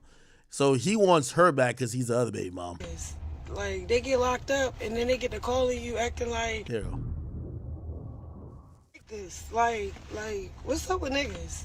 Like, they get locked up, and then they get to calling you acting like it was a different story before they went up in here. Like, how the fuck you even know what's going on the vlogs? Keep in mind, the reason why he in jail is because this is a story I heard. This is what Wack told me. He's on probation, and part of the probation, he cannot go to Vegas. He also cannot commit crimes, right? One day, she wants to go to Vegas. She says, yo, let's go to Vegas. He says, yo, I can't go to Vegas. Yo, Wack got this lawyer for me, blah, blah. Part of the deal, I can't go to Vegas. She looks at him, typical female shit. She looks at him and says, damn, nigga, you a bitch. Wack your daddy or something? She's like, is Wack your daddy or something, nigga? Like, what the fuck is up with you? Essentially, Blueface agrees to go to Vegas. He goes to Vegas. She sees something going down, like somebody recording them. They were arguing. She gets in an argument with them. He grabs her phone and grabs the girl's phone, and that girl goes to the police. Now it turns into like almost theft, because when you grab somebody's phone or whatever the cases are, like some type of assault, that violates his probation. His lawyer talks to the prosecutor and agrees that he'll go sit down for like, I think 6 months. So he's supposed to be sitting down for 6 months. But we all know this is California. So, you know, so his probation violation is supposed to be for 6 months, but he's going to get out in like 2 weeks from now. You get what I mean? Oh, you was getting ready to ask me to be your girlfriend. What are you talking about, bro? Like, you was, bro. Why do motherfuckers think they could put out one thing and receive another? Like, that's not what you've been putting out, bro. Like, how somebody say he's a grown man, should not win to Vegas. I mean, you're right too. You know, let's not blame her for that. But, you know, again, it showcases like an individual in these relationships that, you know, obviously he's constantly being triggered to do things that's not for his benefit or that's not in his, you know, his best interest. Okay. How the fuck is you calling me from that? By the way, he's also under investigation for, remember the other situation? Blueface hit a girl on stage. They were in Utah, and somebody threw something. They invited the girl on stage. You saw my shit, right? Come on. Yeah. This is in Utah. You the only one with cups of ice. Come on. Come on up here. Don't be scared now. You know what to do. Yeah. The girl gets on stage. Yeah, get her. She pushes the girl. His girl starts beating her. So that is in Utah. They're investigating that, which will be a second violation of probation, which might be subsequent charges and maybe another hold of him. So, again, to be honest, the reason why he's acting like this is the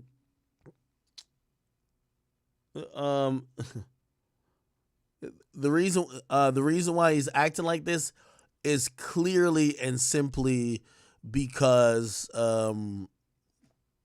California, they have a joke of a incarceration system, and when they give him 6 months or 9 months, it's so much overcrowding that I think they count 1 day for like 3 days at this point, and they'll let you go if you do certain percent. Like it's so crazy. Like again, that nigga will be home by Valentine's Day type shit. You know what I mean? So again, that's why he's vlogging in jail, because he's gonna be back doing the bullshit, and this is why he has no probably fear of doing some other shit. You know what I mean? That's why I said this is better. This is him inviting the girl on stage.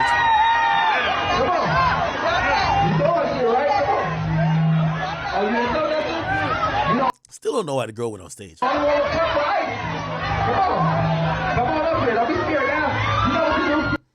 Ironically, she looks like his baby mama.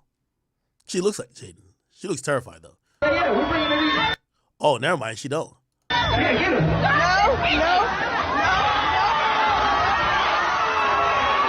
On SYC, man. On SYC, they look alike. It's like a Spider-Man meme. On SYC. Okay, all right, bet.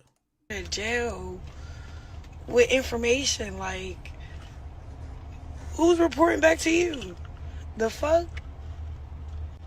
And y'all know. Hey, could I make an astute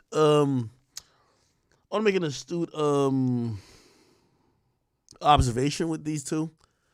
I've realized about Krishan Rock and Blueface. I've said about Blueface, like, Blueface is, he's trying to hold on to her for clout. I'm going to fall back off that opinion a little bit and say they depend on each other for clout.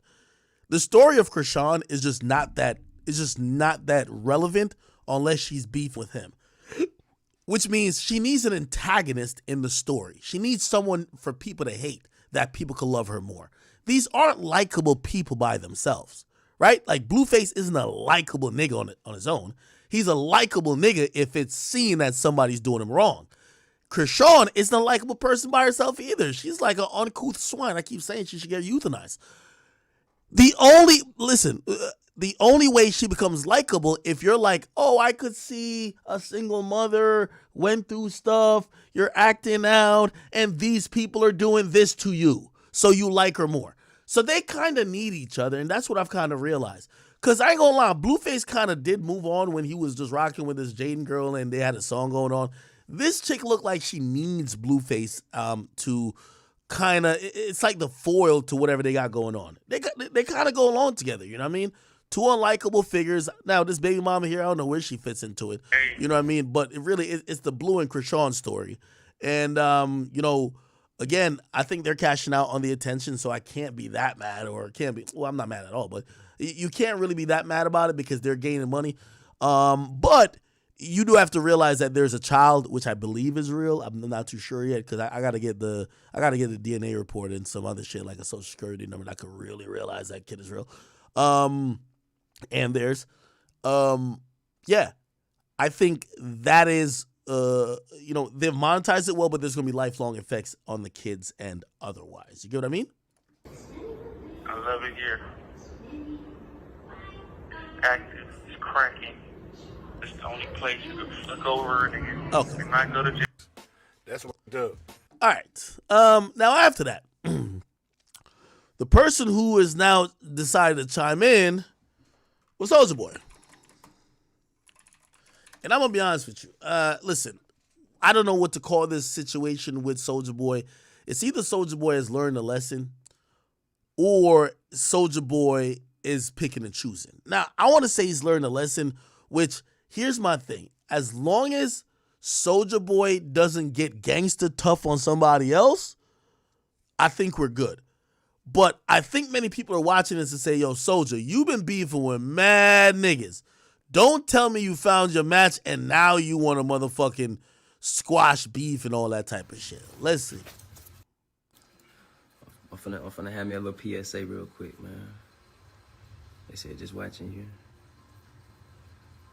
Oh, yeah.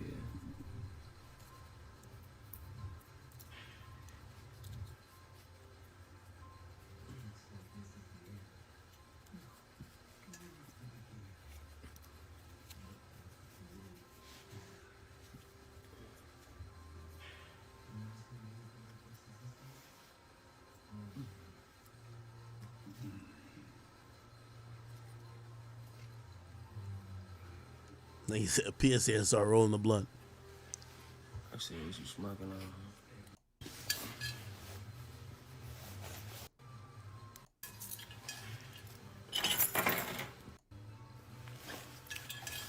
You gonna get to the PSA? All right, what you on, gang? Bino, what you on, gang? Yo, you said like 2 minutes ago we were gonna get to the PSA. You showed money, jewelry, the weed, everything. Feel what I'm saying? You know, I feel like that whole situation just got. Oh shit, my fault, y'all. I feel like that whole situation just got it just got out of hand, man. You know what I'm saying? I don't wish jail on no nigga, man. That's one. And you know what I'm saying? I'm just type of nigga like to really stand on business and like don't go for no disrespect. You know what's so funny? Yo, Soulja Boy, you gotta realize, like, I think Soulja Boy is getting to the point. Let me see, how old is Soulja Boy? How old is Soulja Boy? Yeah, Soulja Boy, bruh. We not 30s, gang. Yeah, you not a 23-year-old no more. You're right. How old is Blueface? 25 probably?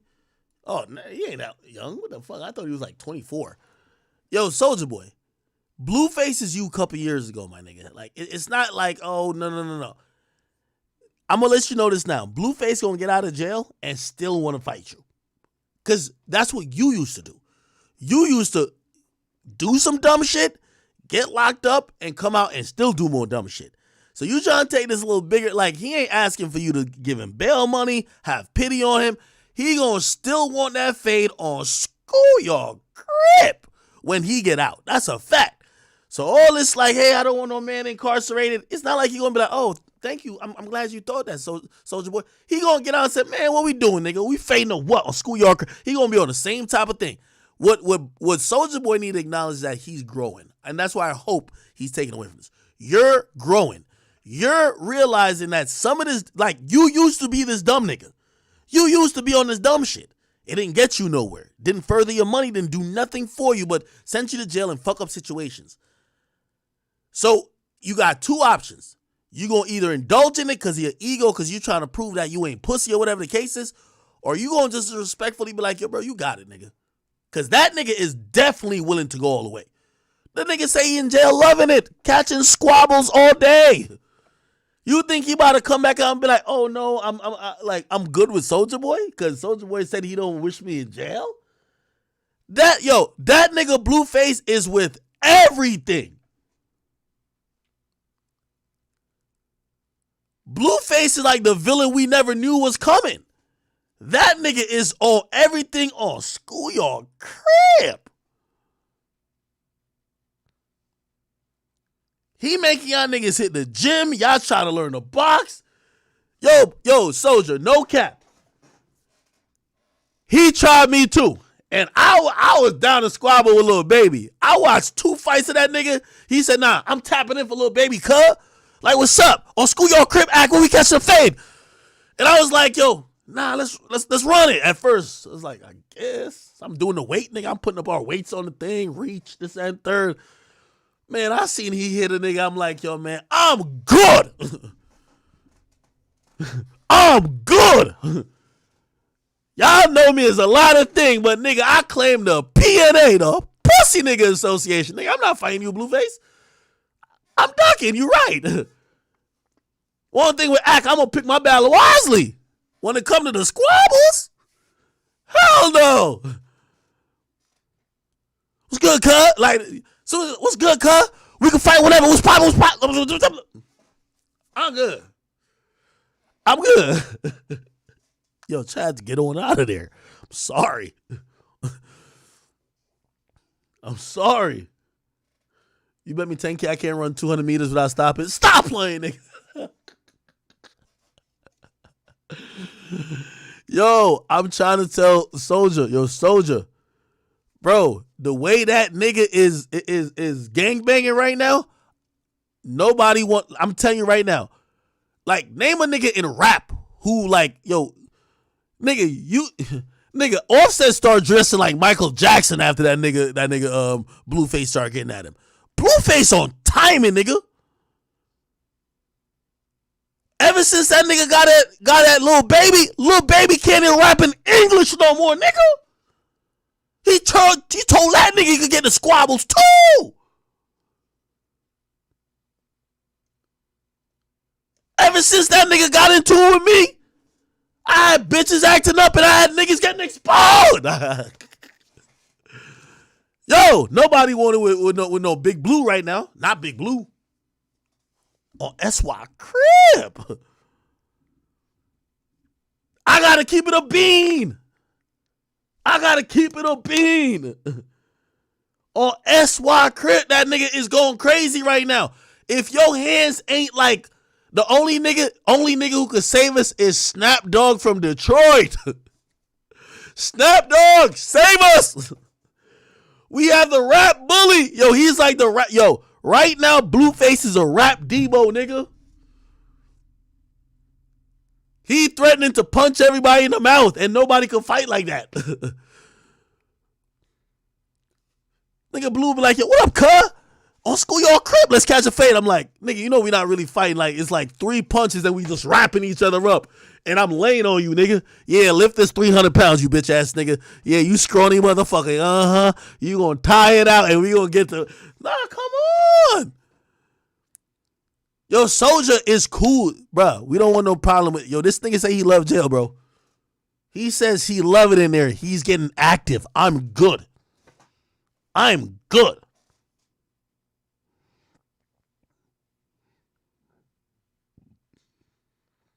I ain't know schoolyard niggas was getting down like that. Anyway.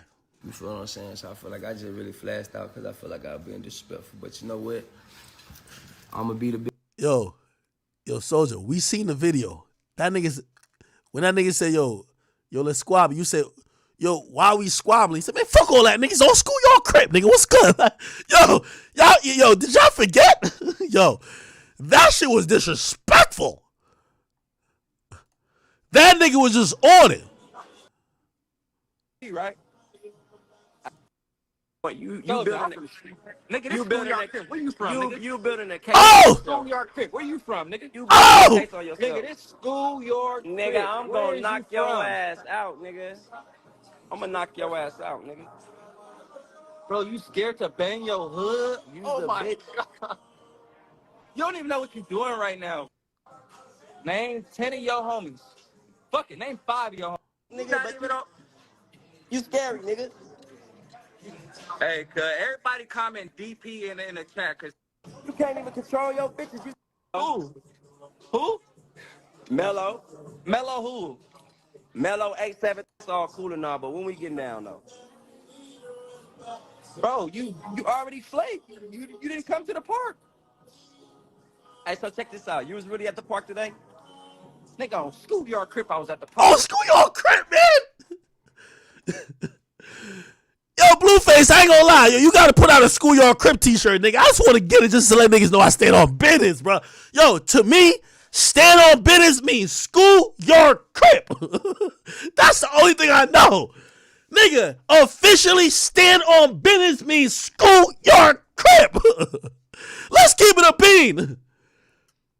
Yo, no disrespect because I'm not. Hey, listen, it's Pussy Nigga Association head captain academics. I don't know what y'all got going on out there. Listen, I don't know no other gangs. I heard a couple other gangs. But listen, I ain't seen no nigga rep their gang like I seen this nigga rep schoolyard crib. I don't know no other gang that stand on business like schoolyard crib. My bad. Schoolyard crib, my bad. Where was you at?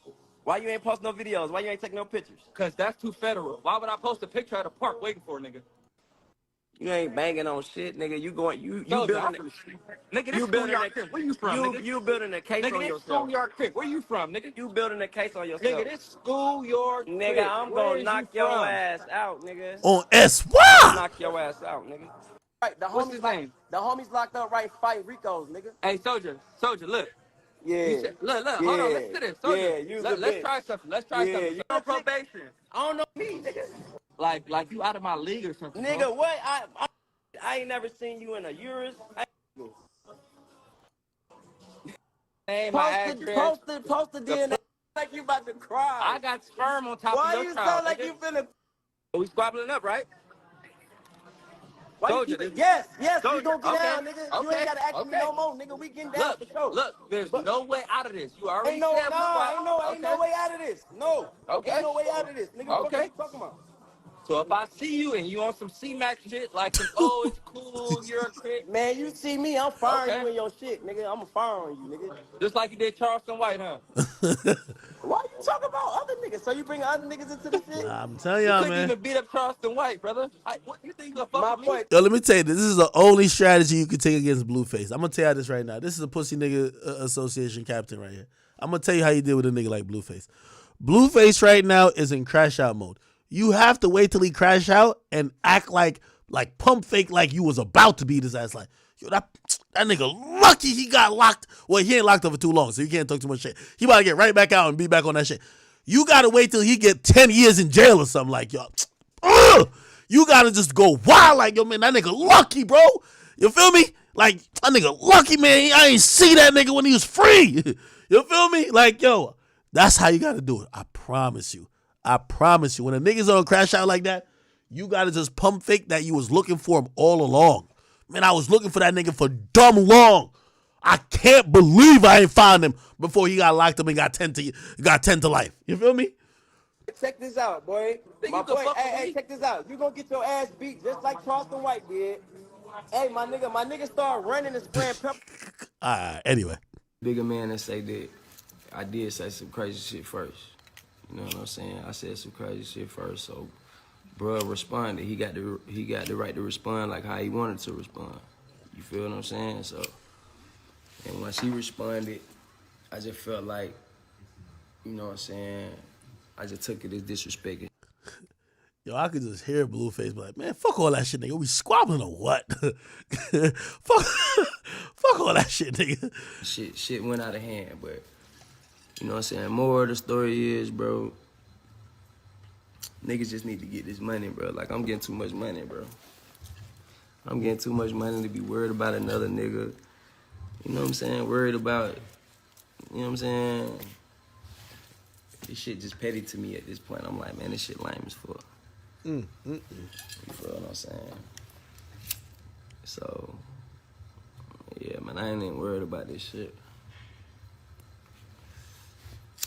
Niggas getting too much money. Only thing gonna end with this shit is like some niggas going to jail or some, you know what I'm saying? Don't nothing come behind beefing but death or jail. You feel what I'm saying? Niggas getting too much money, man. I'm getting too much money. You feel what I'm saying? I'm like, man, I'm making millions, bro. You know what I'm saying? Niggas I think Soulja Boy is like, he's growing up. My position where I came from, they wish they could be in my position. You know what I'm saying? I'm like, man, I came too far to be like crashing out over some, you know what I'm saying, internet shit or just be joking on a nigga in jail. And it's about me as a man, you know what I'm saying? So like this shit right here, this shit out of hand, bro. I don't want to see no another nigga in jail. You know what I'm saying? And I don't want to see myself in jail. You feel what I'm saying? So it's like ain't nothing good gonna come from beefing. You know what I'm saying? Ain't nothing good gonna come from beefing but death or jail. By the way, that's a great message. I agree with Soulja Boy. That's an amazing message. Now, here's the thing. I hope you got that same message when it's another nigga talking about you that you know you could punk online. Because I don't think you want no problems with Blueface. So you're saying that nothing comes with beefing other than this, and you're right. But if we see you woofing at another nigga soon, we're going to be like, You ain't had that energy for the famous Crip, though. You ain't had that energy on Schoolyard, though. Feel what I'm saying? That's the only thing we're going to say. Anyway, good for these gentlemen. Soulja Boy, stay free. Keep getting your money. Blueface, we know you'll be back out in 3 weeks. Unfortunately, I would like for you to understand that, yo, you know, people are seeing you in crash out mode. And unfortunately, I just don't feel like this is the last incarceration for you to realize. Because everybody goes through this. The ones even we thought that were going to crash out. Gucci went through this a lot. Before you learn the lesson, I'm hoping that you don't get no long-ass sentence. Like, you know, like, your peoples talk to the DA and everything, but, like, you're not about to do no long time in there. Like, you're going to be home by the summer, bro. You feel what I'm saying? And you might just think that, all right, bet. Shit, you're vlogging in there already. You're sending a message out every day. You might be like, the time might go by like it's nothing. So when you get out and you're like 10 times hotter, you might be like, shit, man, all them chances I took or all the shit I did that got me in here, fuck it, I'll do it again. I'm hoping you realize that you're wasting time. You got kids now.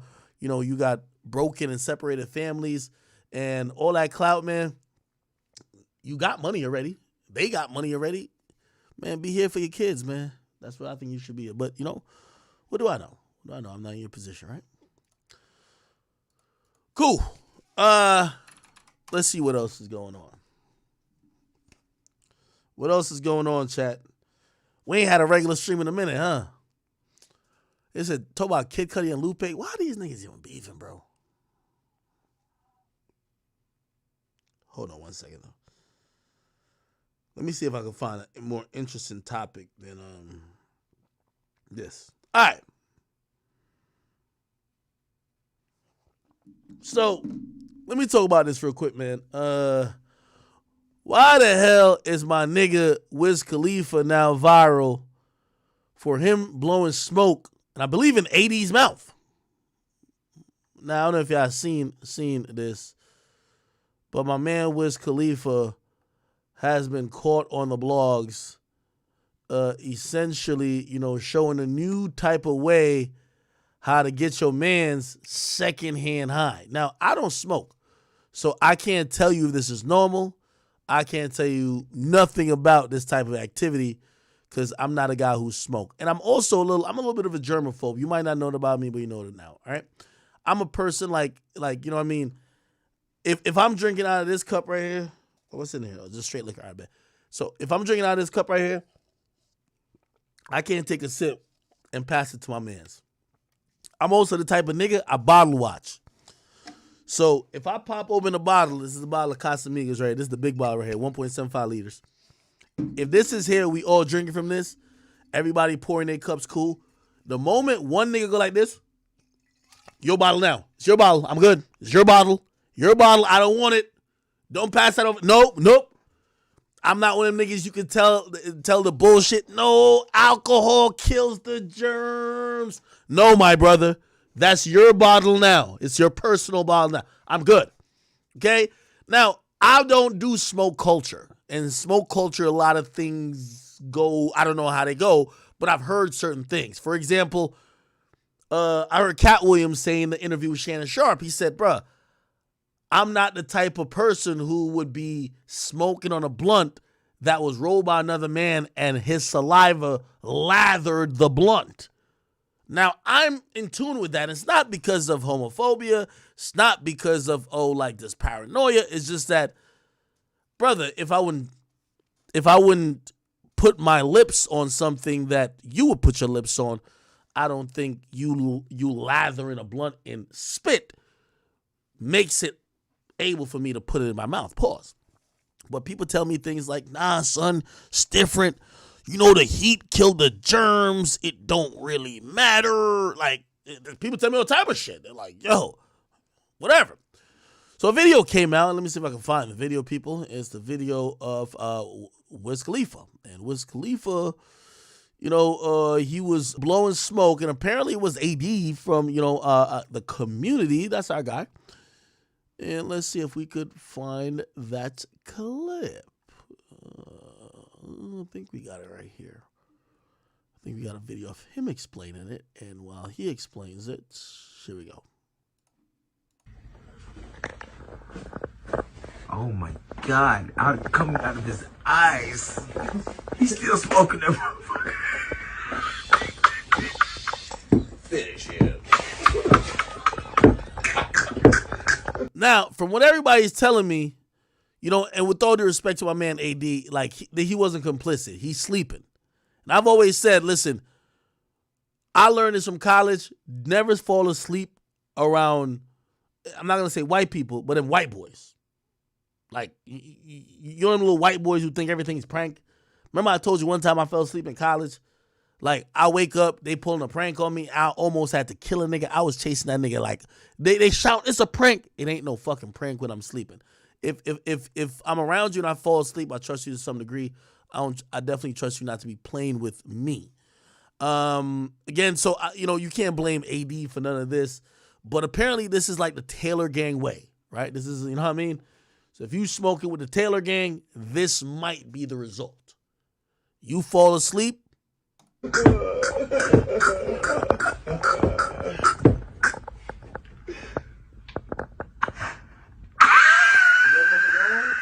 don't want no crusty. Yo, my nigga woke up nodding his head like music was playing. It's complete silence. Damn. Yo, what type of weed they be smoking, bro? After the recent occurrence chat, I've been wondering what type of high y'all niggas is getting. You know what I ain't never, I can't really swear for the alcohol because we've heard some wild shit on the alcohol. It's only recent I'm hearing people saying things like, yo, I was high. I was so high. That's why I did that. Wait, what type of high? Like, what type of high is you niggas getting that y'all are engaging in certain behavior that is not so copacetic? Anyway, 80 confused. Never again.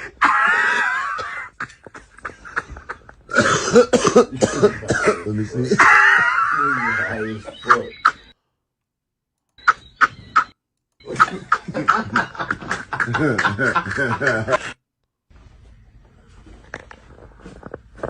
Oh my God! Coming out of his eyes. He's still. That's crazy. It was coming out of the eyes. Smoking that motherfucker. Finish him. Okay. So this is Taylor gang way. Anyway, Wiz Khalifa spoke on this because people are saying, yo, that's gay. Now, I can't speak on this. I don't know smokers' culture. Apparently, this might be something that this is how smoking niggas get. Like, y'all get each other high. You feel me? Like, I know some other people who claim they blow smoke in each other's mouth. I don't know how y'all get down when y'all smoke. Feel me? I'm an alcohol drinker. I can tell you what happened with alcohol. Y'all start bringing in pills, weed, K2, meth, coke. I can't tell you what's popping. Right? Anyway, this is what Wiz Khalifa said. I love how y'all keep posting about me. It just boosts my confidence, actually. Because I'm not doing nothing on purpose, but y'all keep talking about me. Y'all keep watching my page. Y'all keep me on y'all sites to get clicks and to get comments and to get engagement. It don't exist unless y'all talking about me. And look, I don't even got no shape up. I got a little thing on my head and I still look better. I still feel better. I can still do whatever the hell I want. And I don't need any of that extra stuff that everybody else needs to be themselves. I'm clearly just being myself, clearly just enjoying myself and have a good time. And y'all's day revolves around that. I love how y'all keep... Okay. Now, there's another video. He further addressed it. What's that, baby? You fine? Nah, let me find it. There's another video. Not sure why he addressed it in two videos, but I guess people, you know, were perturbed. Here he goes again, and he's talking about people questioning sexuality. Here he goes. Remember shooting that cover, and in my head, I'm like, man, this is gonna be so hard, bro. Like, this is gonna change the game. People are gonna love this. And then when it came out, they were like, what the fuck is this? Like, Wiz is gay. Wiz isn't hip hop. So I've been dealing with this shit for a long ass time for trying to be original. But you know, it never makes me not do what I do because I know who I am. Like, there's nobody out there who could say they had an interaction with me that's like homosexual. I don't have anything against homosexuals. My brother was transgender and he passed away. But like, I got hella love for that community, but there's nobody who could say that I'm a part of that community. So, you know, all of like the teasing and the making fun of, like, remember shooting that. Again, this was a thing that people. Nah, this is wild. Like, he went mad close.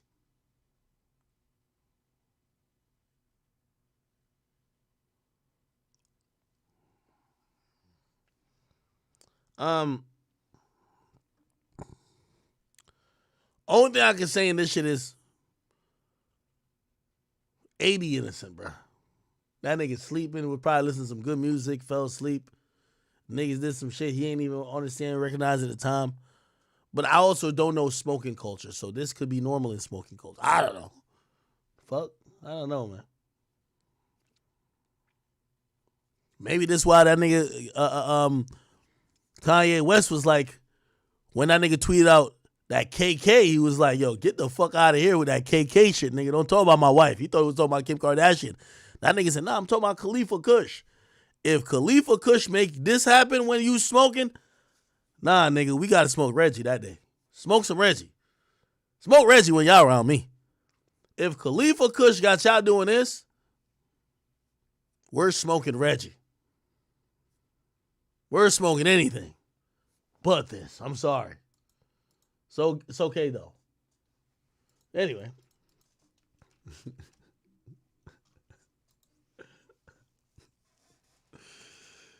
Oh, yeah, I like that Khalifa Kush.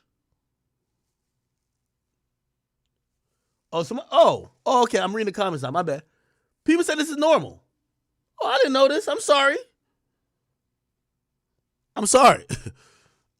I did not know this. I didn't know this. All right. Somebody said this normal when you smoking that gas. Oh, shit. Hold on. Before y'all say I'm making these comments up. Giovanni Dansby, I don't know if that's your government or not. He said this is normal. Ben Agber, he said this is normal as hell. Oh, Lunchi Sky says, bro, that's just considered a shotgun. Okay, I got you. I didn't know. The fuck? I'm not a smoker. I wouldn't know. Is your lips usually that close or no? Somebody say it's normal for youngins. Okay.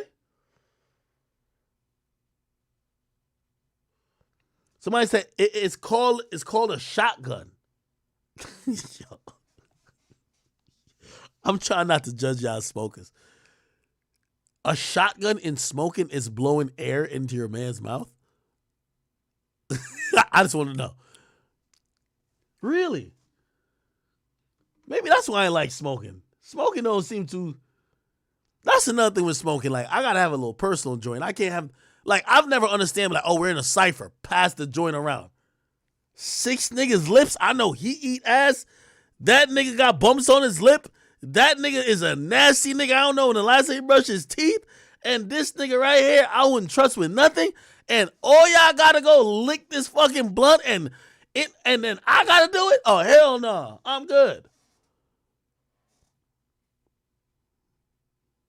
Fuck no. We're in a cypher. Pass it around. Pass the... What? I'm good.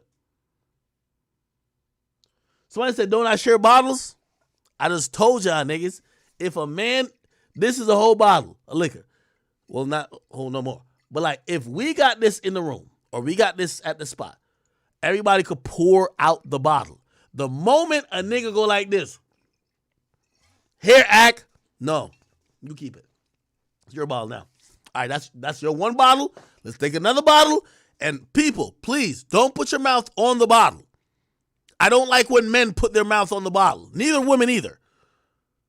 Because a lot of y'all don't drink like me. A lot of y'all do backwash. So when I go like this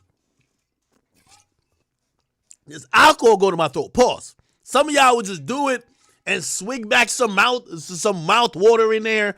Now I see anytime I go and drink with people and there's the bottle open that I didn't open, first thing I do, I hold it up to the light and I look. Is there anything floating around in the bottle? If there's something floating around in the bottle, somebody done drink the bottle from the mouth, and I don't fuck with that. Period. Y'all niggas is nasty. I'm good. Period. Me and a nigga can't drink out of the same cup. We can't do nothing together. I'm sorry. Or maybe I'm just weird. Okay, anyway. Shout out to my nigga AD. Shout out to Wiz too. Again, I'm not a smoker, so like smoking culture, I don't have to understand. You know what I mean? Like, it's all good.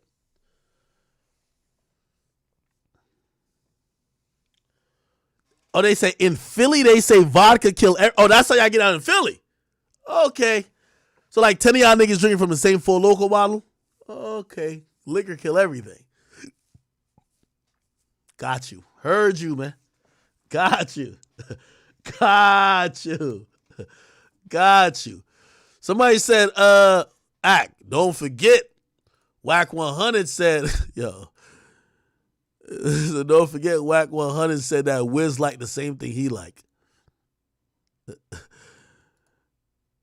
I think Whack was trolling a little bit. He probably was trolling, right? By the way, did you see 42 Dugg get mad at Whack? 42 Dugg.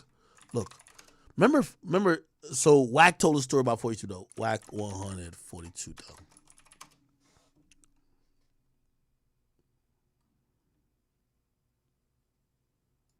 Here we go. So what? We do it tonight. My right arm and putting up in like a two-tone Rolls Royce, a Ghost or a Wraith. I said, nigga, when we gonna get one in? He like, shit, tell P open the studio up. We do it tonight. I said, all right, cool, bet. I called P crap for the show. So we all go to the studio, QC studio. When I walk in, they shooting dice. $1,000 a roll, right? I tell Blueface, y'all stay out them dice with them niggas. Them niggas do that all day. They're professional. Blueface go over there, he lose 5,000, 38 seconds. I make him a believe. He get away from, right? Set on the dice, he about 25, 30 in the Dugg. We go in there, key up a few beats. This is right. Recording Bust Down. Blueface featuring Offset, that song. So I come out about 45 minutes later or so, hour or so. Now, Dugg, 25 or some shit, a dub or something, in the Offset. Boom, Offset dice. He said, fuck that 1,000, let's shoot 5,000, nigga. Dugg said, fuck it, bet. Offset hit, bam. Nigga. Chat, I want to ask y'all a question, but I don't want to ask y'all because I admit that I'm kind of an addict already. How do you shoot dice? Like, I play blackjack. I know how to play poker. I understand roulette, but like, what is shooting dice? Like, what's the point? Like, give me like the easy, because I see people do, but I don't get like, what is it? Is it, from what my understanding, you have 2 dice in your hand, or you're supposed to get a certain number? Like, how do you shoot dice? And like, how do you bet? So it's like, I'm betting you don't get this, or I'm betting that my shoot of the dice is gonna be better than yours. Somebody say it's crap. I don't know how to play craps. Somebody say 7-Eleven. Are you talking about a store?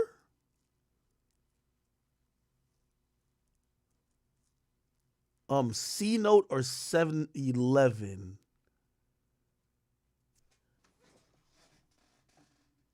Okay. You know who talks about this? Hey, is AJ here? AJ, hop on Discord real quick.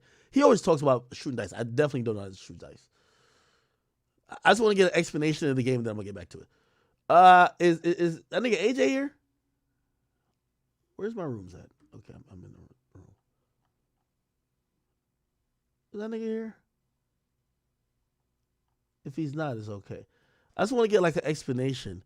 He's told me about shooting dice before, but I'm not trying to get y'all hooked on no motherfucking gambling. Oh, here he is. Yo, AJ. Yo, what up? You know how to shoot dice? Yeah, there's 2 cons. The casino con and the street nigga con. Okay, don't tell me the casino con, because if you tell me, I don't do street nigga shit. So if I learn the casino con, I'm gonna try to do it in the casino. Okay, what dice? The casino con and the street con is the same shit. One is just 3 dice, one is 2.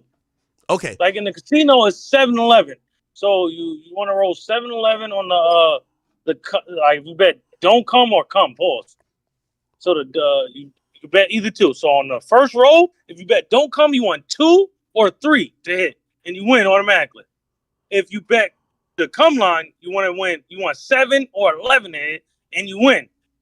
Any other number after that, that's your number. So you get like, let's say it comes on like fucking 10. You know what I'm saying? And you bet on the don't come line. Nigga, you want a 7 to hit before that 10 hits. If you bet on the other one, you want the 10 to hit before the 7 hits. You know what I'm saying? Oh. So that's the casino way. In the How do you think Offset? Hood, you got 3 dice. Okay, so you know what I'm saying? Okay, so you think so Offset and 42 Dugg, they're probably playing the hood way, probably, right? 1,000% they're playing the hood way. Okay, CeeLo, they got 3 dice. So wait, hold on. We gotta slow it down because basically, we gotta slow it down a little bit because I know everybody knows. Okay, so I've heard this too, that basically, and Wacky's even told me this, like certain people when they do play dice, it's almost like you wouldn't. I don't know if it's like loaded. It's like niggas know how to finesse this shit. Like, could people finesse trick dice? It's trick dice. Go ahead, explain. That's why you gotta have clear dice. Anytime you shooting dice, you gotta have clear dice, unless it might be trick dice. So now when somebody rolling, so it's go to head crack 4, 5, 6. Like remember I was just saying the other game, you roll a 7 or 11. Mm-hmm. If you roll a head crack, you automatically win. You're good. What's a head crack? If you roll, that means you roll 4, 5, 6. Head crack. You done, like you win. You everybody I bet you the take everybody money. You know what I'm saying? So like let's say me, you, and like 5 other people playing, and I'm the shooter right now. I'm taking everybody bet. Yo, act. How much you want to bet? 5? All right, 10. All right, throw the money on the floor. Yo, Doug, how much you want to bet? You know what I'm saying? Everybody. I bet. I'm taking all bets. Everybody throw their money on the floor. So now I start shooting dice. Who? Bang. Rolling it. Let's say I get just get a regular number. Now you roll your dice. You know what I'm saying? Now you shoot. And if my number better than yours, I beat you. I take your money. You know what I'm saying? But you gotta roll or you could roll one. You could roll trips. So like you could get like 3 1s. You know what I'm saying? Like so that's a good hand too. And let me ask you a question. Shit. So, but if your number better than mine, you beat me. But you got to roll until you get a set number. You can't just like roll. Let me ask you a question with that though, right? What up? So, with that being said, is it like a fair game? Because it looks like this whole 42 Dugg Offset thing starts from one of them think they're getting cheated or finessed. Nah, so like. It's the same shit like I be talking. You know I be mad as hell when niggas playing 2K. Yo, niggas will take your money from you. Niggas don't leave. Let's say right now I run your shit, pause, for 10,000 while I was shooting. Yeah. Now it's time for you to shoot. I'm like, I lose 3. I'm like, yo, I'm gonna catch you, bro. Like, you know what I'm saying? I gotta go take care of my kids, like, or do some shit. Like, you gonna be mad as hell, like, yo, bro. Oh, you ain't getting a chance to win my money back. What? You know what I'm saying? You're not gonna let me get my money back. That's why niggas. That's why. You know what I'm saying? Niggas be mad, but it's it's random. Like, you just rolling dice. Like, you know what I'm saying? You just throwing it randomly. Like, bro, niggas be paused, like, bro, the hand to the mic, the fucking dice, nigga. It's so different. And when I gamble, I bet on don't come in the casino. So, nigga, I be having girls rolling for me, all type of shit. So, nigga, it's random, bro. I can't lie to you. All right, okay, we got a little insight. All right, I'm gonna play the rest of this video. This is Wack describing what happened with 42 Dugg and our Offset. So he said that basically Offset was down like 30,000. He said Blueface got in at first, lost 5. Offset's down 30,000. He says he goes to record a song, comes back out, and now it looks like 42 Dugg is losing. And then this is what happened. Another 5. He hit, bam, 10 of it back. Right after that, so down 10. Hit, y'all know the rules. If it ain't your dice, you can't walk away from the dice game. Dugg reached down there, grab his money, say, I'm done. Right? He go out the back door, him and his 4 homies. Offset is in disbelief. He's still squatting down with the dice, looking around saying, did this nigga just really? He jump up, beeline behind the nigga. I fade over here to the office, get right, come back behind the nigga. When I come out the back door, it's the back parking lot, then you got the side. The side lead to the gate, but the gate don't open on motion. You gotta open it from inside the building. Ain't no getting out. Nigga Offset on my motherfucking daughter's soul. Walk right up on that nigga, grabbed his pockets, turned him around, and said, nigga, you think I'm some pussy ass nigga, and fired on that nigga. Oh, we shit. gave it 1,000, 1,000, 1,000, 1,000. No reaction from Dugg. I grabbed Dugg with my right arm. I say, Set, y'all niggas go back in the studio. All these niggas whipped out. Set got like 6, 7 niggas with him. Dugg got about 4 niggas with him. Everybody whipping out, right? I got Dugg in my arms. I'm in the middle. In front of me, facing the gate is Dugg people. And behind me, in the side me on the wall, is Offset people. They said, fuck that shit, fuck that shit. We in the A. This all what I say, Set. P ain't here. It's my dog. He's going to be held to pay in the morning. Go back in the studio. That nigga said, nah, right. I got to listen to him. They go back in. I said, open the fucking gate. I told the little 3, 4 niggas, y'all niggas walk out to your car. I said, he all right, nigga. I ain't got no dog in the fight. They get to their car. I walk Dugg out to the gate, close the gate. That was the night. Now, T, you see what I just sent you, right? Yep. Offset, I woke up to that. What Offset say? Why this nigga what? Playing game. What else he say? The nigga just blew his what up? Nigga just blew his kids up. Blew up his kids. He put it on his kids and lied. Offset sends me that video of that nigga talking and say, why this nigga lying? And his mama, shit. You looking at it. So, nigga, I don't know why you all this so extra out ass shit, bro, and all this so shit. It was what it was. Now, to put it in perspective, people, this story is it's given the precedence for, not precedence, but it's what happens before this story that people hear. Offset, Lil Baby, parking lot. So the story you might have heard, right, in this altercation with Offset and Lil Baby's crew happened because of this dice game, allegedly, that Wack's talking about.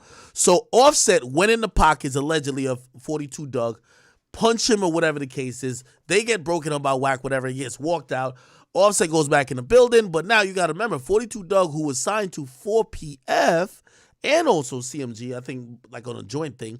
But now 4PF got a ride for their artists because their artists just got punched out by Offset. This led to this situation in another parking lot where Offset was allegedly beat up or like confronted by Lil Baby's crew. And remember this video.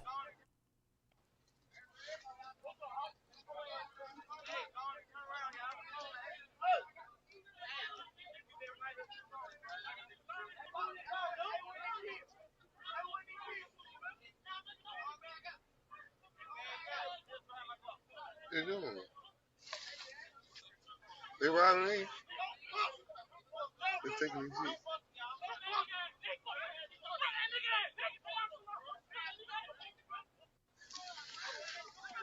Wow.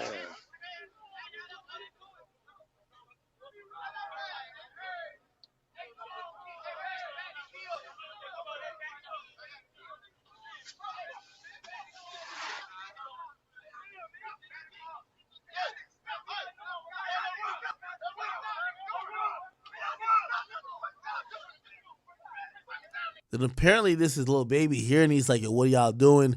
And he basically diffuses his crew, because I don't know if there was weapons or whatever involved, but he basically said, what the fuck is y'all doing, man? Like, yo, y'all niggas chill. Like, the fuck, chill out. And he basically stops the whole incident from happening, but it then starts the whole situation where Offset don't get along with Baby. You get what I'm saying? So that starts from that dice game. Okay, cool. Now, we then get 42 Dugg, who responded to the allegations on live, and this is what he said. That nigga was the... Here we go. Bro, like, nigga, anybody could have got a car, bro. I didn't even give a fuck about no car. What you talking about, nigga? But you don't respect. I'm not finna be doing shit for a nigga who don't respect this shit. Like, nigga, you ain't had no hustle in you, nigga. You trying to live like me, nigga. Everywhere we go, you get shit down on his legs. Bro, nigga gotta live in his my hurt kids, nigga. I ain't giving you shit, nigga. Okay, now he's talking about it. What the fuck you talking about? I supposed to do something for you, nigga. Fuck you, grown nigga.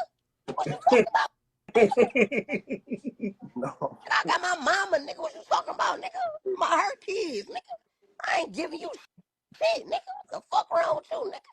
Everything I gave to you, nigga, you supposed to triple that shit, nigga. You blew it, nigga. You blew it. Oh, you talking about some of his you niggas was right now. doggy, nigga. I was getting 100,000 a show, nigga. I can afford a Dugg nothing, dog. You making this shit about a hoe getting fucked. Nigga, I done fucked every nigga hoe around. Hold on. Never do a nigga versus, none of that. Dropping songs with Dugg on them. Goofy, nigga. Nigga, you know these niggas ain't stepping like that, nigga. And I was by myself with 100,000. They tried me, bro. Right or wrong, they tried me. They surrounded me, told me get. I ain't giving a rich nigga shit, nigga. And my mama can die right now. Where me, you, and Squeeze catch niggas at, doggy? Got it. My mama could die if I'm lying, bro. I didn't get them niggas a dime, bro.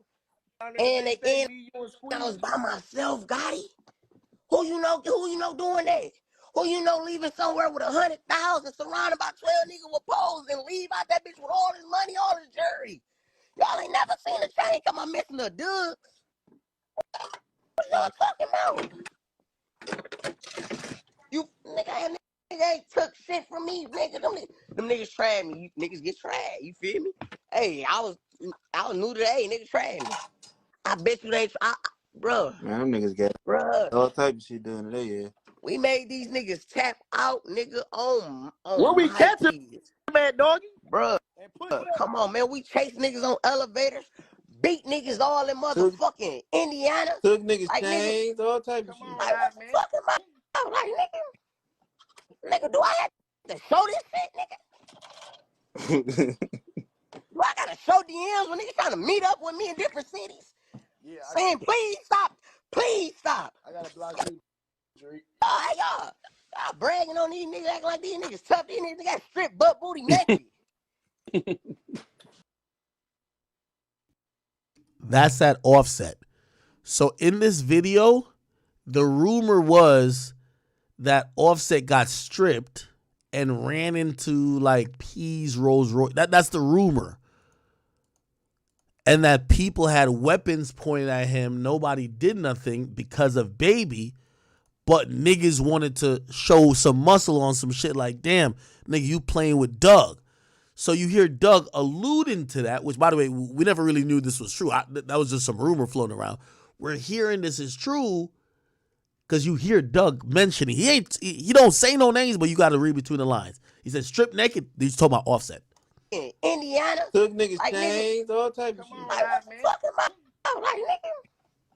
Like, nigga, do I have to show this shit, nigga? Do I gotta show DMs when niggas trying to meet up with me in different cities? Yeah, saying, please stop. Please stop. I gotta block you, Drake. Y'all bragging on these niggas, acting like these niggas tough. These niggas got stripped butt booty naked. Like a nigga going on a nigga, a real street nigga pocket. So he basically said Offset never went in his pocket. Picture that. What the fuck? And ain't nobody die. Ain't nobody go down behind this shit. Dude got his pockets ran. A nigga swung, fired on Dugg, hit him in the face. So he's saying Offset punched me in my face, went in my pocket, and nothing happened. And ain't nobody die behind this shit, bro. Right. My money, ain't nobody, come on, bro. You know we don't even play like that. We ain't never played like that. At least a 10 murder. Bare minimum. Man, like, what? Bare minimum. And this bitch ass nigga, he's so much of a bitch. He talking about whack now. He talking about whack. Nigga, you'll be somewhere saying this shit about nigga and money. You been with me. You know I ain't going, money. You been with me, money. This nigga been with me, bro. This nigga been with me for years. He know I ain't going, bro. Wait, I don't know if he talking about whack. Man, he's been with me for years. I don't know. You know, like he know, like the whole, like, come on, nigga. Money, you don't go before I go, because I'm going to make you, bitch, nigga. Oh, never mind. You're not talking about whack. And this shit, nigga, you just got around us. Fuck around you, nigga, acting like you entitled. Nigga, you ain't. Nigga. I'm the same nigga went against my niggas for you, money. Say that, too, though. Say that when a nigga wanted the nigga to turn your ass over, and I said, no, nigga. Nigga ain't saying that. Nigga ain't speaking on his real shit. When I had that nigga in my condo, he was looking, he ain't know what to do. I know. Like, whole nigga, quit playing, nigga. Fuck you talking about? You can play with me, nigga. What you talking about, nigga? I'm the only nigga who turned this shit up and wanted this shit. Nigga, I done did so much shit, bro. Bro, like, it's like, bro, these niggas just, you know what I'm saying? Niggas fucked up the money, bro. Ain't no special way to say it.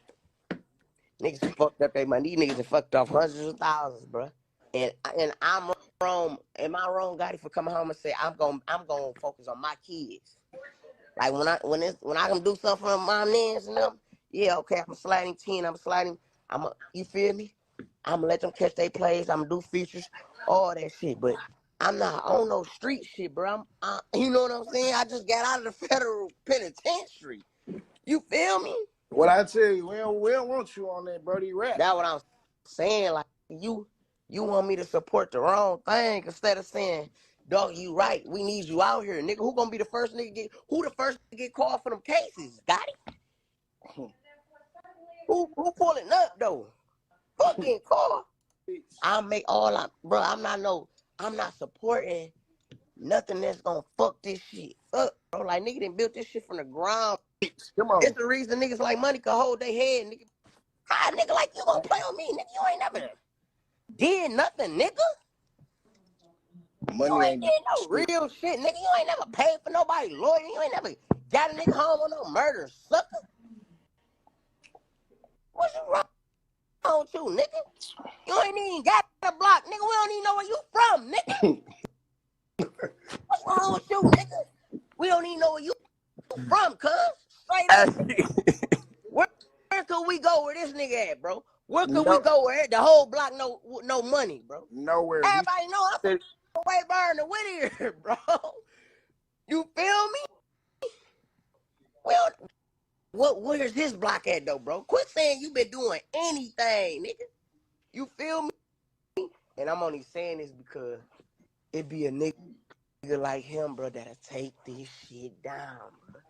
A nigga he want a nigga get on this bitch and talk. He all on live talking about some shoot, and I ain't about to get on this bitch saying I'm gonna hurt nobody or none of that shit. Like, nigga, I ain't finna do that, bro. Me money? Who the same nigga? Ask Reap right now. We can ask Reap right now. All right. Now, I think Wack responded back to it.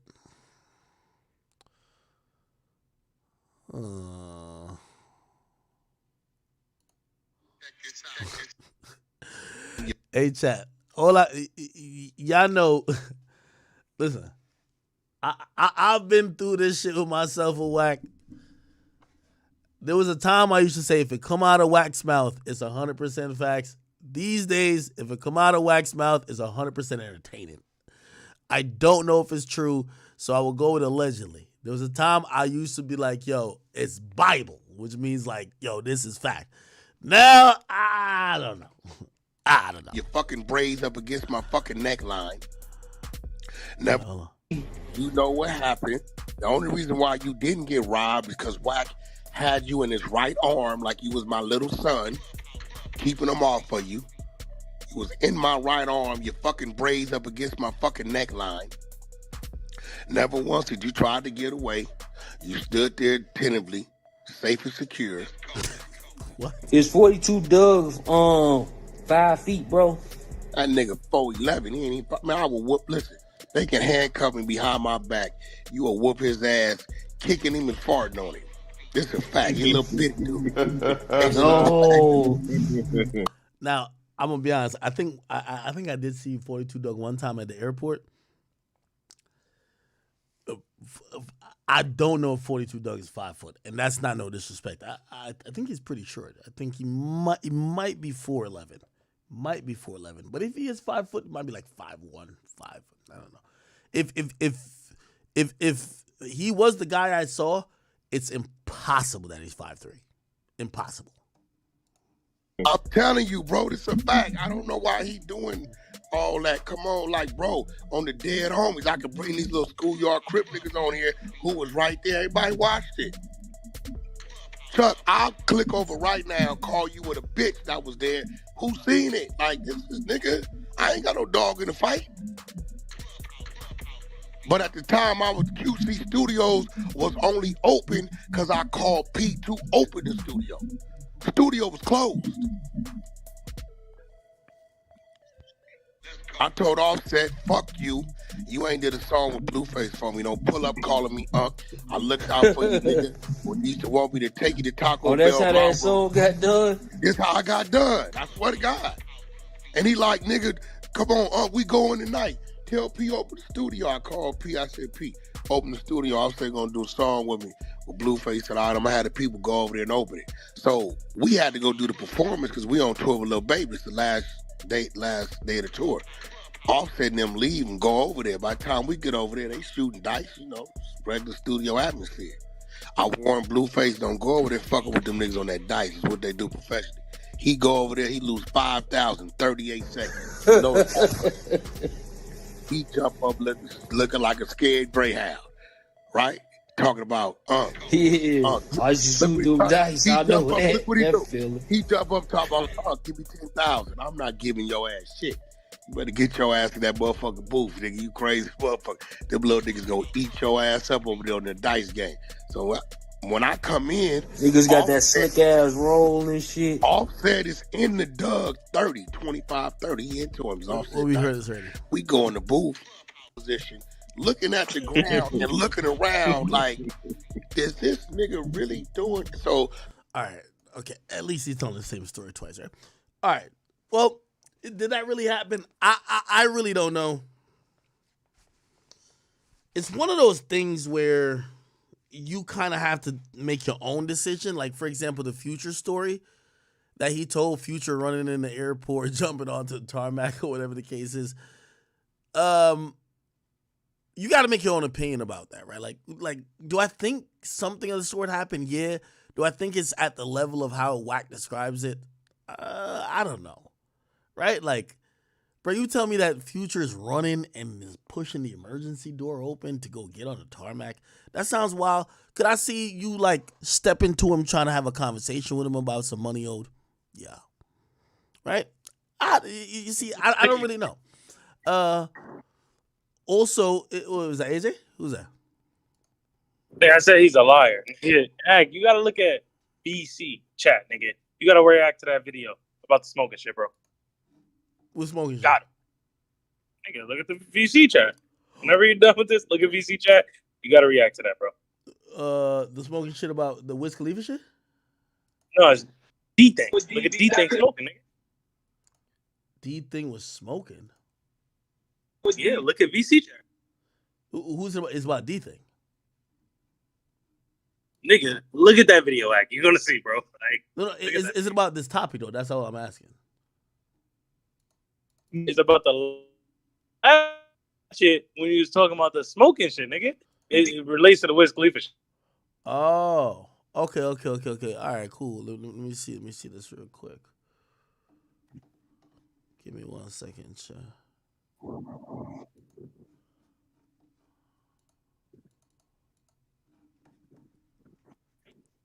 Yeah, by the way, so chat, I think you got to make up your own opinion on this. Clearly 42 Dugg is saying it's cap. Offset's not saying anything. I'm pretty sure something happened. Did it happen like that? Because you got to realize the details that make this funny is not that it happened. It's that Wack puts the nigga in his arm like a baby and walks him out the spot and protect his life, right? Like, suppose it happened. There was a little situation. Everybody gets out unharmed. But it's not like you having a nigga like in a headlock walking him out and shit. That's the thing that kind of makes some of these people respond. Let me see. So we're gonna find out how this people who smoke get down. That's what people tell me. Let me see. Give me a second. Let me see if we can put it up right here. This is how it is. With DV, that could have beat me, and I can't speak on my case. Lots of spit like. Okay. I got it here for y'all, chat. Apparently, this is how, I'm not a hood man's like that, but they saying this is how they smoke in the hood. Let me see it. With DV, that could've beat me, and I can't speak on my cases. Blocks can spit like CD, smoke like GG, shot that splash that baby. Blocks can spit like CD, smoke like GG, shot that splash that baby. Real JG, run them, rush for Dunham. Run for your life when you see me. EL, please don't shoot me. If I say movie, action, clips or a fight. Oh, so this is smoking culture. Okay. With DV, that could've beat me, and I can't speak on my cases. Blocks can spit like CD, smoke like GG, shot that splash that baby. Blocks can spit like CD, smoke like GG, shot that splash that baby. Real JG. Damn. I guess these niggas take smoking on a op very differently. Holy. On my cases, blocks can spit like CD, smoke like GG, shot that splash that baby. Blocks can spit like. Wait, is he like holding the blunt to his lips and like taking it out and put it like what's going on right here? CD, smoke like CG, shot that splash that baby. Real JG, run them, rush for Dunham. Run for your life when you see me. Okay. All right. I didn't know that's how y'all smoking niggas get down. Go ahead. I guess I'm glad every time when a nigga be like, "Ack, you wanna try to hit this?" Nah, I'm good, brother. I'm good. I didn't know y'all was doing it like this. Okay. Shit. How high? Like, how many blunts before niggas start acting like this, or is this the first blunt? I don't know. I don't smoke either, man. So it's about like probably the third blunt niggas gonna act like this, right? With DV, that could've beat me, and I can't speak on my cases. Blocks can spit Or like the sprinkles CD, be smoke like making niggas act crazy. GG, shot that splash that baby. Blocks can. Who you think they was smoking on right here that got him doing this? I don't know. First, you got house phone saying, "Yo, the blunt made me do that." Now D-Thing doing this, yo. I don't know, man. House phone said the blunt made him do something? Yeah, he came on screen. He said the blunt sleep with the transsexual. No, he didn't. No, he didn't. House phone said a blunt made him sleep with. No, he didn't. Bro, he literally said it on it, bro. Nigga, they need to make the weed illegal again, nigga. I ain't gonna lie to you. Nigga, I might get on my Stephen A. Smith after the weed is doing all this. Nigga, stay off the weed. What? This is what a blunt doing? Nigga, I thought niggas said weed never made niggas do nothing crazy. Yo, you know what I realized about weed smokers? Ultimate cappers. Be like, yo, nobody never overdosed from weed. That's what I always heard from niggas who smoke weed. Yo, bro, you gotta switch from drinking to smoking, bro. Nobody ever overdosed from weed. Nigga, we done heard 5 things in the last month that niggas done did off of some weed that we are severely concerned about. What type of weed or why y'all smoking weed? I'm sorry, it's the weed that's causing all this shit. Y'all niggas just said niggas don't overdose off weed, but niggas might fuck a tranny off weed, might start getting a little touchy-feely off weed. What's going on with the weed? Chat, no, the alcohol's not worse. If any nigga do some weird shit off alcohol, he did some weird shit off the alcohol. If he did it on alcohol, he did it already off alcohol.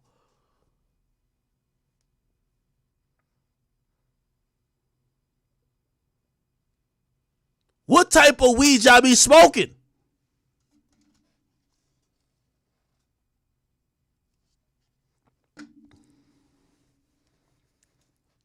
So, Ack, you never been so drunk you don't remember what happened?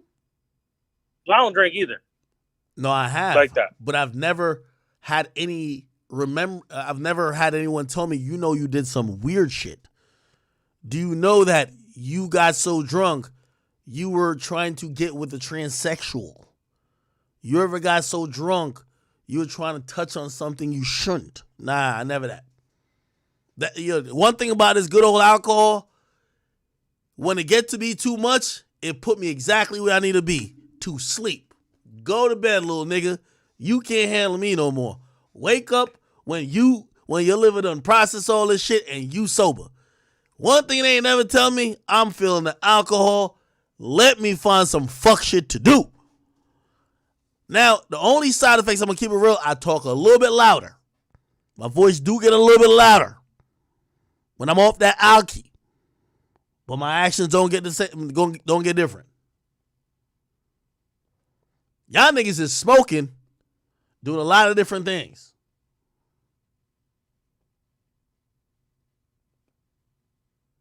I thought it was only K2 that make people do crazy shit, though. Maybe they're just using the weed as an excuse.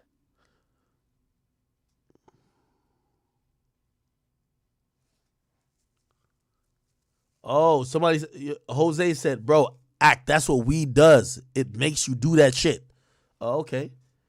So why y'all be acting like weed is like some good drug then? If weed is making y'all niggas do all type of crimes and turning y'all into all type of deviants, why the hell would y'all want to smoke weed? Yeah, y'all got to get off the weed, man. Matter of fact, I ain't even going to tell y'all to get on hard liquor. Listen, I got some sangria for y'all. You drink 2 cups or so, you'll be nice. You'll be feeling a little bit of wavy, but you won't be drunk. Let's do that. Let's get off the weed, bro. I don't know if the weed these days is mixed with fentanyl, but if y'all tell me the weed is the excuse for y'all to be doing shit, I don't want to hear it no more.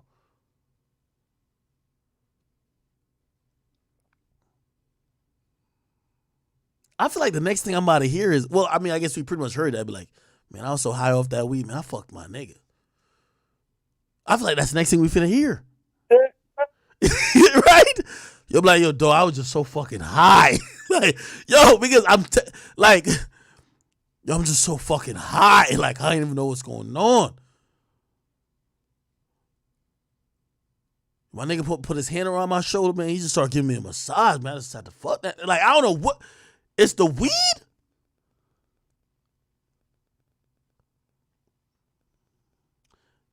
Chat, I'm going to keep it a bean with you. What I've realized, alcohol, no, when it comes to women, yeah, alcohol is a problem because I think a lot of women dealing with alcohol is a really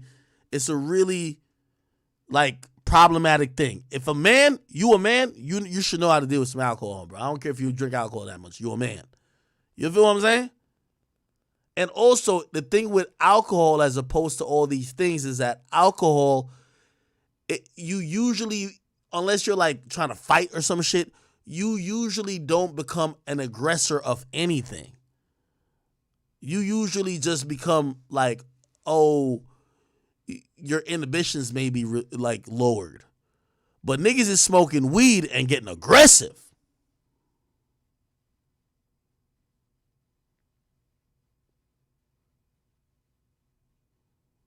So you think they should ban weed again, right? Well, this type of weed, somebody just mentioned, they were like, well, you Jamaican, like all Jamaicans smoke weed. You're right. I've never heard a nigga told me, yeah, I ain't gonna lie, man, I was so high last night. I just started doing some fuck shit. Like I've never heard that until recently. It's like the last month or so I'm seeing niggas blame it on the weed. Dang, you gotta realize weed just became legal, so the government got control of the weed now. All right. You know what I'm saying? That? Nigga, before it used to be illegal, the government didn't want it. Now government got control of it. They might be putting some shit in there.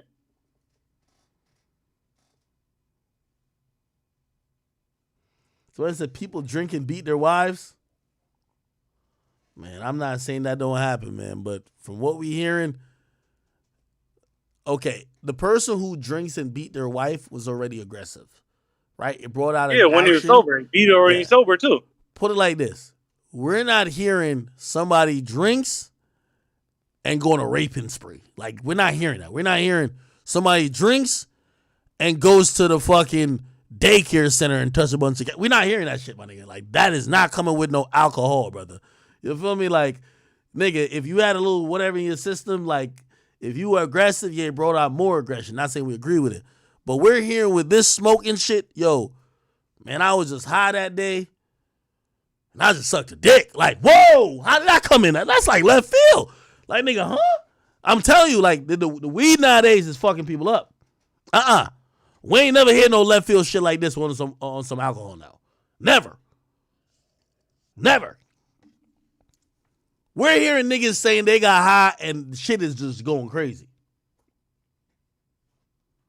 So I say, I don't like how you talking about the weed. Well, I don't know if it's all weed. I think it might be just certain strands of weed.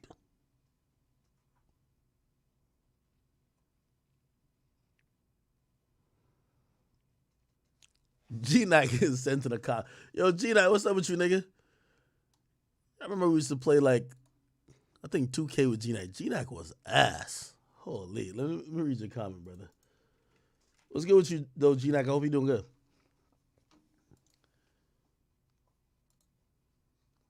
G-Nack, you never used to smoke no weed, did you? I can't see you as a drinker. Let me see. Am I just hating on weed? I might be. I might just be hating on weed. G-Nack says, I've been timed out 3 streams in a row for 150 minutes. As probably the longest support here, I feel very disrespected by whichever pussy-ass mod doing this. Leave G-Nack alone. That's my guy. I don't know why y'all timed him out, but let him rock. Let my man rock. Yeah, G-Nack been rocking with us for a long time. He used to play 2K with us. Yeah. If he's doing some crazy shit, just let me know. You know what I mean? But let him rock. That's one of our OGs right there. You feel me? G-Nack, we love you, brother. Damn. Fuck. I think, don't they say these days weed is getting mixed with fentanyl? Like on some natural shit. Like they're mixing it to get you more high. Somebody said I'm scared. Bro, like I've just heard story of people saying they've gotten so high. Like anytime a nigga be like, yo, bro, I was so high that I'm done with the conversation. Like what levels of high could you get that you do some crazy shit? I don't know about that one.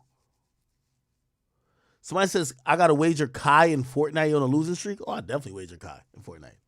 What? Wait, Kai's wagering niggas in Fortnite? I would love that. Jesus Christ. All right. All right. Okay. I think we got to the bottom of that. Hey, yo, chat. Yo, we're going to revisit this topic once again, man. The internet is still in disbelief. They're wondering why. No, by the way, before we get to that. Bro, with all due respect, my nigga. Yo, how the hell did Meek hang around billionaires for the last 5 years and ask these questions? Meek got to be a comedian or the biggest show possible. Meek want to know how niggas listen to music in South Africa or like Nigeria.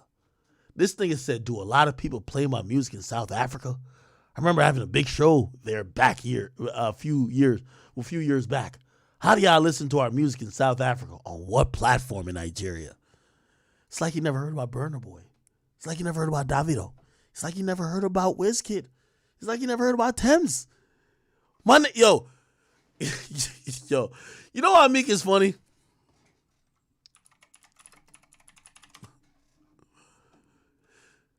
You know how Meek is funny?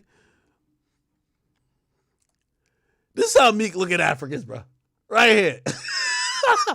Yo, Meek is asking, yo, and Meek says, yo, how would they listen to me in Africa? Meek think it's these niggas right here, bro.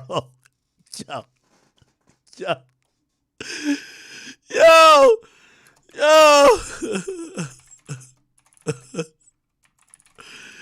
Yo, when Meek is talking about how do y'all listen to my music, this nigga Meek think these are the niggas who's bumping I used to pray for time like this to rise like this.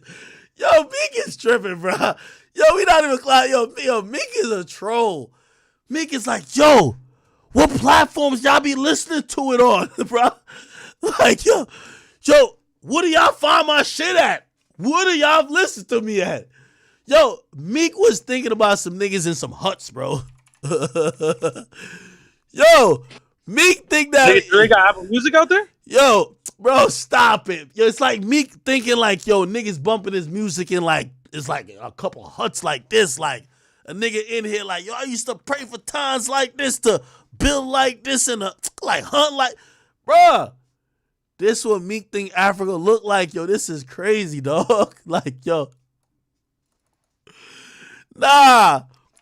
Yo, Meek gotta be trolling, bro.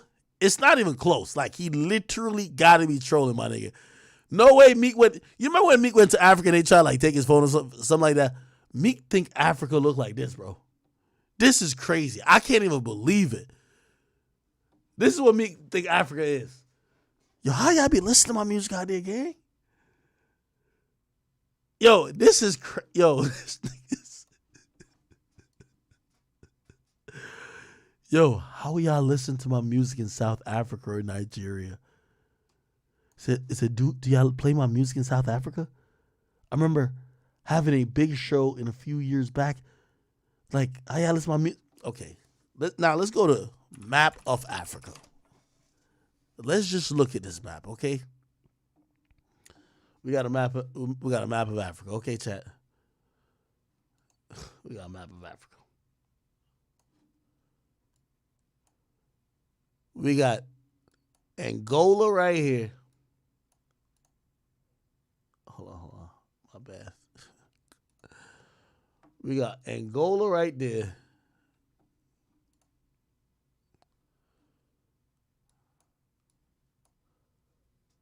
We got Angola, Nigeria. Well, first of all, Nigeria's right here. Algeria's right here. I don't know if y'all know about Africa a lot. This is where Myron from Sudan. We got Chad. Where the fuck is Egypt? Unless I'm tripping. Egypt is right here. So Egypt is northeast Africa. We have Libya, Algeria, Mali, which is actually a big country. Nigeria, which is like pretty much the most modernized country, if you ask me. We have Ghana, Togo. We have Benin. Where the fuck is Liberia? Liberia is actually over here this is a coastal country. Also Sierra Leone, Guinea. Like, again, only in America are we so fucking ignorant that we really don't need to know nowhere else.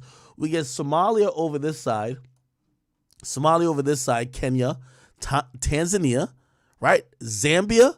We got Botswana, Zimbabwe, which is kind of here in Mozambique. Zimbabwe and Mozambique usually are in, usually sometimes mixed together just based on, there's a lot of, if you look at how what do you call that again? How people or ethnicities or cultures travel within, the continent of Africa, you'll realize, and you have even Madagascar over here. Like, bro, it's so surprising that we live in America and we're so fucking dumb.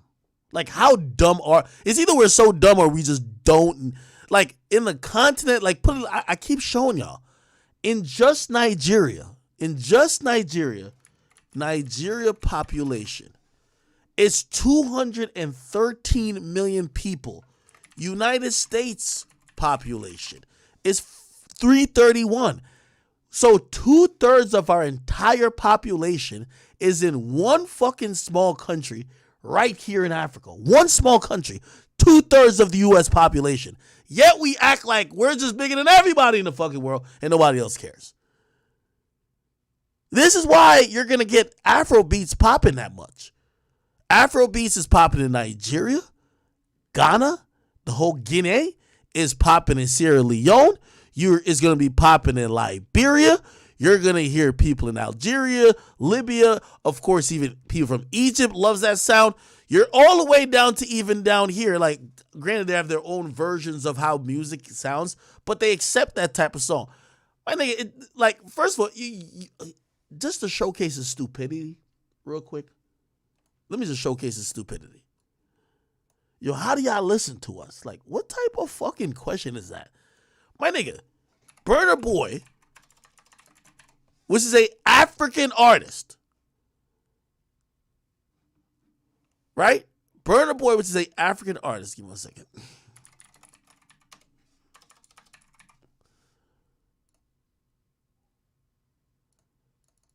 Oh, it's not on here yet? Sorry, give me 1 second.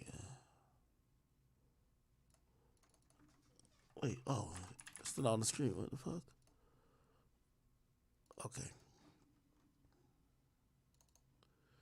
With all due respect, man, look. Burna Boy, 19 million monthly listeners. 19 million. Meek Mill, 14 million. Like, by every metric, Burna Boy is a way larger musician than Meek Mill. By every metric. Thames, another. African superstar, 15 million, more than Meek. I think maybe the only person he has beat right now, because we're actually waiting for his next album, is Starboy, which is Wizkid. And Wizkid's most popular songs is bigger than his songs. Still has 10 million. Davido, 8 million.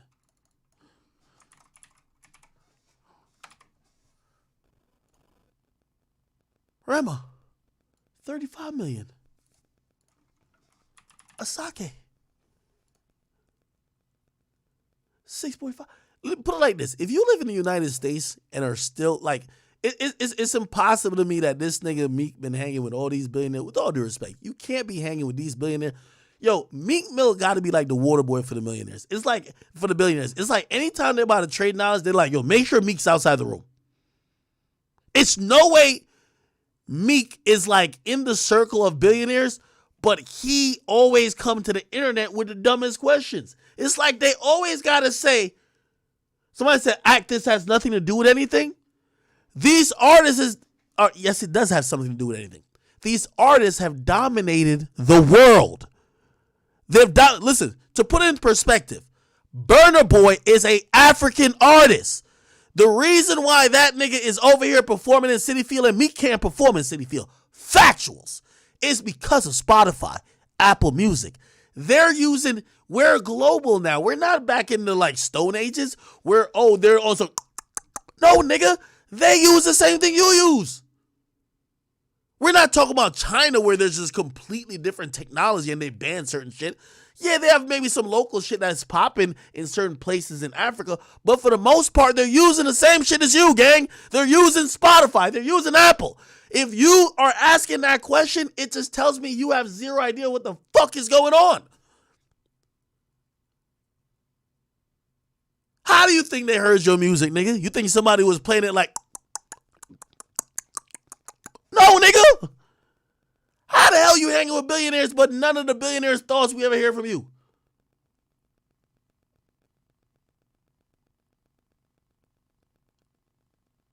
This is why I think he's trolling. He's trolling because I think he's funny. He funny. Like, Meek be funny as hell. But I be really looking, I'm like, yo, damn. It feels like anytime, yo, like Michael Rubin got something important to say to what's the other nigga name? The little racist nigga? Robert Kraft. They're like, yo, can we make sure Meek's out of the room? All right, Meek, yeah, go out there and finish the 15 bunny hops. Yo, so anyway, I got this new idea for this, blah, blah, blah. Let's trade these ideas real quick before he get back in. Okay, he's about to be done with the bunny hop. All right, let's, hey, we have another rollie to show you. I'm serious. This is crazy. Nigga, how are you so well-traveled? Listen, I guarantee, maybe some of y'all not well-traveled. I haven't even been to the continent of Africa. I've never been there.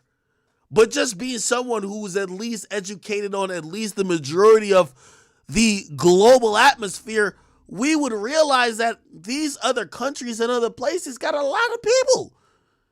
They're also updated in technology. This ignorance comes across like when people be like, oh, you're from Jamaica. Oh, y'all got like dirt roads out there, right? If you're that ignorant at this point, okay, maybe you've never left the United States. I get you.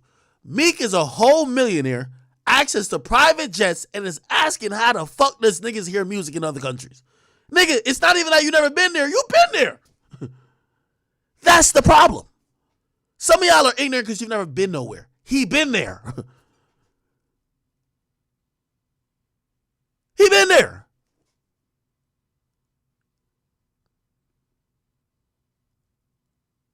This is the problem with hood mentality. Education and being knowledgeable is never seen as cool. Being dumb is seen as cool. Being ignorant is seen as cool. And I'm not shaming him if he's actually trying to get information. But also, when you see these remedial type of conversations being had, you then have to wonder, why do you hang around with people who are literal business geniuses if you're asking the 101 question? You're not even in their league. You think niggas who have invested hundreds of millions of dollars in like fanatics like Michael Rubin don't know how geographically other countries either have access to the app store to either get his product or even maybe their buying ability and also maybe how they treat whatever type of merchandise that he's trying to sell. No, you don't get to be a billionaire like that. This is why I keep telling you about rappers. Rappers are probably like rappers and basketball players. It don't mean they're smart because they're millionaires. And I'm not even saying other, like in most millionaires, I'll say. You know what I mean? Unless you have to build a business to become a millionaire. Most of these things with a talent, nigga, they're only a genius or whatever at doing that. Like, you put some words together, you were great. That's it. Other than that, you're probably dumb as shit. Like, how are you still asking these fucking questions? Yo, how do I invest in Bitcoin? What the fuck?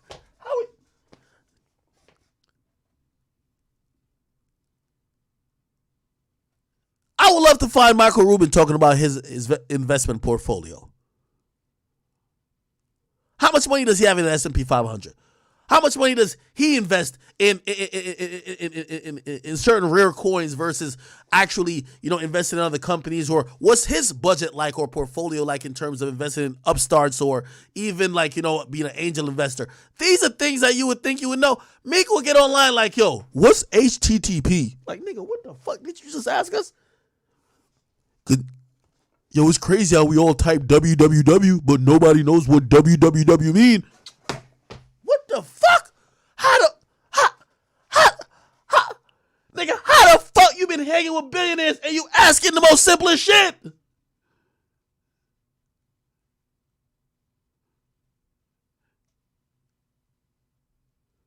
This shit don't piss y'all off. My nigga, it's like he's hell-bent on proving the theory wrong. You know what it says? If you hang with 4 millionaires, you gonna be the 5th. You hang with 4 billionaires, he ain't never be the 5th. Like, it's like he's trying to prove, bro. And I'm telling you, I rock with Meek, but I'm like, yo, Meek, are you trolling us, dog? Like, it was funny to me. What I'm like, yo, Meek trolling. Why Meek trolling like this though? How do y'all listen to me? I'm hearing Meek is $1 million away from being a billionaire.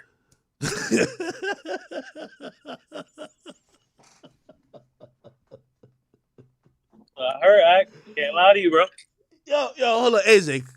I know you fuck with Meek heavy, right? You've always held Meek down, but you ain't gonna lie when he tweeted, you'll be like, yo, Meek, yo, bro, what's up, bro? Like, come on, bro. Nigga, I thought it was a good question. You thought it was a good... Yo, stop it. Yeah, nigga. Bruh, I didn't know how they listen to his music either, nigga. Yo, stop it, bro. Like, yo. Yo, what are we doing, yeah, bro? I thought Africa was like China, bro. What's the problem? Bro, stop it, bro. Serious? You know what? I'm going to come with another angle. Because I like Meek. Meek's my friend. I'm going to come with another angle. I think Meek is well woke. He knows exactly what's going on. I think Meek is plain dumb. Literally. Plain dumb to hang around. He's plain dumb. I think that's what it is. He's plain dumb. Do you get what I'm saying? Like, he's acting like, which way did he go? Which way did he... Like, he's acting like he don't know too much. That the people who he's around soaking information in from pause don't get threatened. They always say, you got to play a fool to catch the wise. Don't let it go over your head. Sometimes you got to play like you dumb, like, I don't know what's going on, just to catch somebody who think they're way smarter than you. It got to be that. Because it's zero chance. Either that or Meek is smoking the same type of weed that 42 Dugg was smoking, that like 10 of these other niggas was smoking. He smoked so much weed, he's like, wait, how niggas in Africa even listen to me? It's Africa. How they listen to me?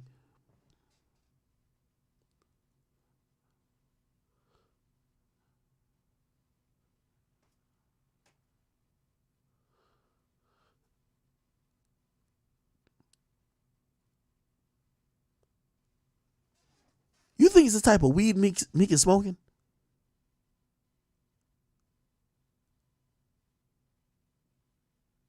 Meek don't smoke weed no more.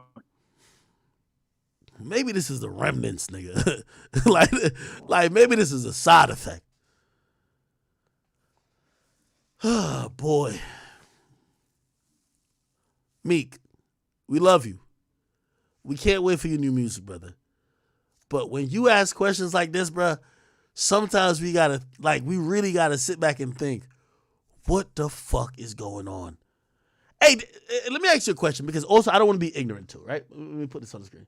And I'm asking you this sincerely, because if you don't know, let me give you a little bit of background on me. I was born in Jamaica. I came over here around like 7th, 8th grade.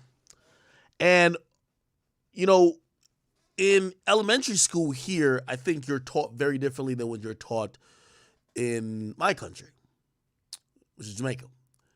Number one, we don't learn about American history. We learn about history of the Caribbean, but also we learn about history because obviously there's a colonial aspect of, you know, the UK or British, you know, well, England, to Jamaica. We learn about stuff on a global level more than just focus on Jamaica, right?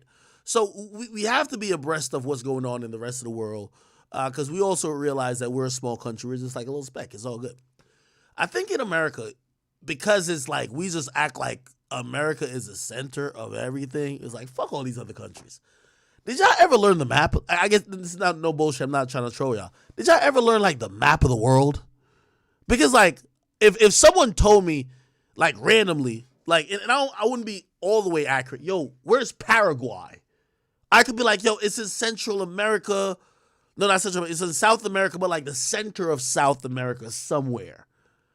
Where's Chile? That's like a coastal country, right? Where's Argentina? I know that's the big ass country, right? Where's like Brazil? That's like the biggest country in South America. Like I kind of have like these things. Like when y'all hear people talk about in the news, Russia and Ukraine, like, do you have like at least without Googling it, have like an understanding of what the fuck that means? Or are y'all just like, nigga, I only know where Milwaukee and Chicago is. Fuck that. Because I'm trying to figure out how niggas get to be like Meek. And I might be just a little bit different, because like an exercise I had to do in like elementary school is you get a blank map and you got to fill out what countries it is. Like, you know what I mean? You had to learn about world geography. That's just part of what it is.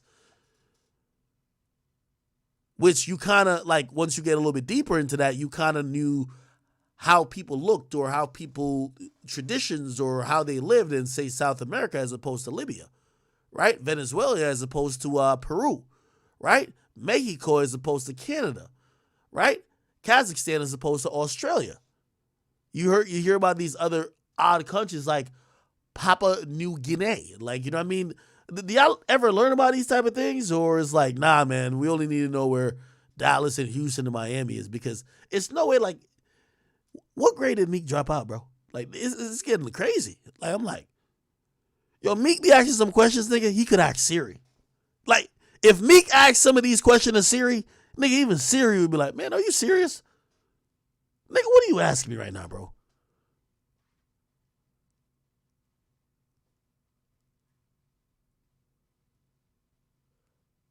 I'm asking y'all because I don't know what y'all learned about in elementary. I never went to elementary school out here. That's what I'm trying to tell y'all. So I don't know if y'all learned shit. Like, y'all might have just been in there just like counting the ones and two. Nigga, I don't know what y'all learned, nigga.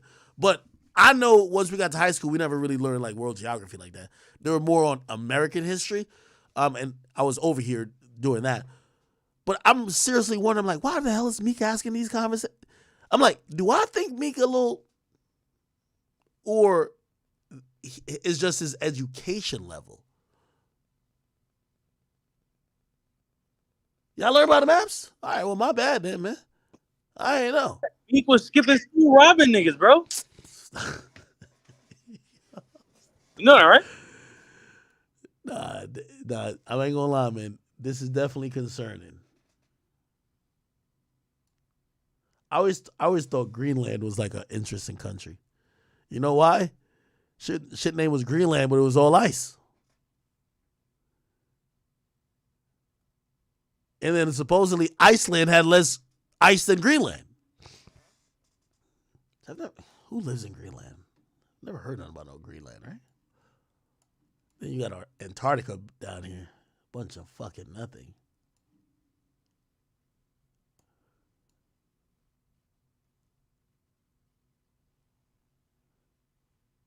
You got Hawaii down here. Hawaii just seems odd.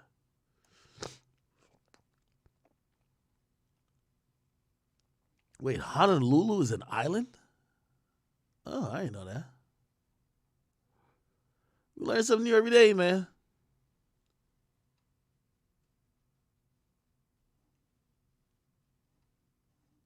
All right, whatever.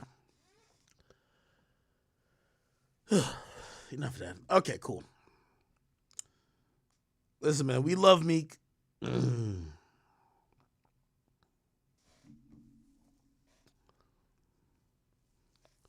We love Meek. We're just wondering why Meek be asking some of these questions. Like, Meek, come on, dog. Like, yo, we be rooting for Meek, but like, bro, I think he be trolling, honestly. All right, anyway, the next conversation is coming down to this, man. Lil Duval, man, he wants to really know why the hell we got so much hate for Lil Baby. Why do y'all think this Lil Baby hate started? There's a few things that people might say. Well, Gunna came home and people start contrasting the difference between Baby with Gunna and Baby without Gunna. Some people might be like, yo, I'm just tired of the same songs.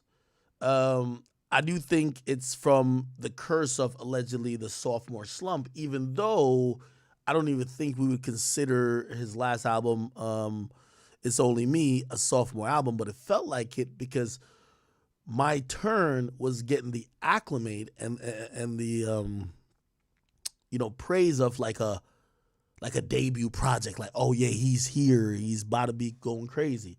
And maybe It's Only Me was a sophomore slump. Some people say it's just the same flow, yes man, beats, this and third. He wants to know where all this hate came from. I don't know. What do y'all think? Somebody says the nigga got 200 songs that sound the same. Somebody says ever since he let a nigga hug him from the back, I guess.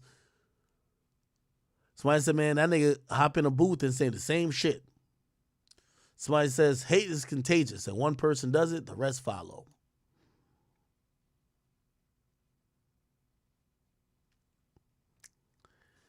That is kind of true, but there's a way to break through it, especially with music. It has to be undeniable. I'm Jalen White. They build you up just to tear you down. Tony with the Max says, yo, they love you, then they hate you, and that's just a cycle. Somebody said, first they love you, then they hate you. I'm going to be honest with you. I think we're in the mode of wanting to like Baby. Is that Baby has to do the things for us to like him. And I feel like we've given the blueprint here a bunch of times. Do a bunch of features. Kill him. Rap well. Don't put out another Lucy where you're giving the same old tired rapping in cursive vocals. For whatever reason, it seems like your originality, maybe because you're putting out a lot of music in the first couple of years, has ran out. And because of that, people feel like we're not getting the best version of you anymore. You're making second and third grade of the previous music. Let's see what other people are saying. The sausage party he attended. Well, let me take that from a different angle. Baby has to realize, and this is going to be so controversial, and I got to say it right before these blogs try to take it, like, Ack is just ignorant. He want people to die. No. Lil Baby, Meek Mill. Y'all built what y'all career and y'all optics and image is off of saying y'all this street nigga who stand on business, who's like this, who spin blocks, whatever the case is. When niggas see y'all at Paris fashion shows wearing tight jeans, showing y'all buttocks off, getting your booty grabbed, your neck caressed, and your lower back palmed by different men, especially men of not color, we see y'all looking feminine. We see y'all doing everything but being what you say in your rhymes. I'm sorry. They want to see a nigga with dirty fingernails who look like he can't wait to go back to jail like Honeycomb Brazy, and they're going to follow him. I'm sorry. Get mad all y'all want. Y'all created a image of violence and dysfunction and street nigga activity to switch up to be runway models. I'm sorry. People ain't want that. Sorry.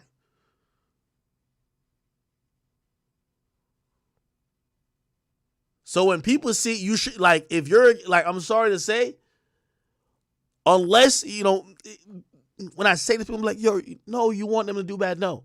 I'm sorry. You're hurting your image by being at an all-white party with skin-tight jeans on. Engaging in twister-type games where you're getting fondled and grabbed. Yeah, you can't do that. I'm sorry. Not if you're a gangster rapper. Now, if you were Lil Uzi could do that. Lil Uzi could do that. We'll be mad Lil Uzi. Nigga, Meek never did that. Well, I don't think that hurt Meek as much. I think what hurt Meek is the optics. If Meek was still after Meek, like people don't want to admit this, but after Meek got out of jail, Meek hasn't came across in an authentic form to people like he's a street nigga no more. He's came across as the guy they can't relate to from the streets no more. Do you get what I'm saying? You're probably going to say no, but... Nigga, I think it's just a trend to hate on Meek, bro. It's not, bro. No, Meek is still outside. He's doing, what's different from what Meek is doing before to what he's doing now? What's the difference? I think there was an illusion that Meek was just straight in the streets. So what was he doing that made that illusion that he's not doing now? We've only seen him with billionaires. We haven't seen him hang with no street nigga or like when what? Who? He's with my nigga Trav every day. You not understand what I'm saying? You know when rappers do the whole thing to let people like remember when Black Youngster had a bunch of niggas with him with guns with him? He was letting people know I'm in the streets. That's what that is. There's an illusion. Hey, I'm still with the people that are whatever. It's the reason why you have 42 Dugg saying, yo, like even the way he's talking. There's an illusion, even if it's not true, which by the way, I hope it's not true because if it's true, you're going to go to jail. Like that illusion and here's the thing, the only time you could break that illusion is if you've done so much gangster shit that niggas is good with you now. Like Gucci Mane could forever rap about him killing niggas and nobody will bat an eye because he done did so much shit that niggas is actually glad that he's not doing or being around no more stupid shit. Same with Kodak. And I ain't gonna lie, it's kind of like that with YoungBoy.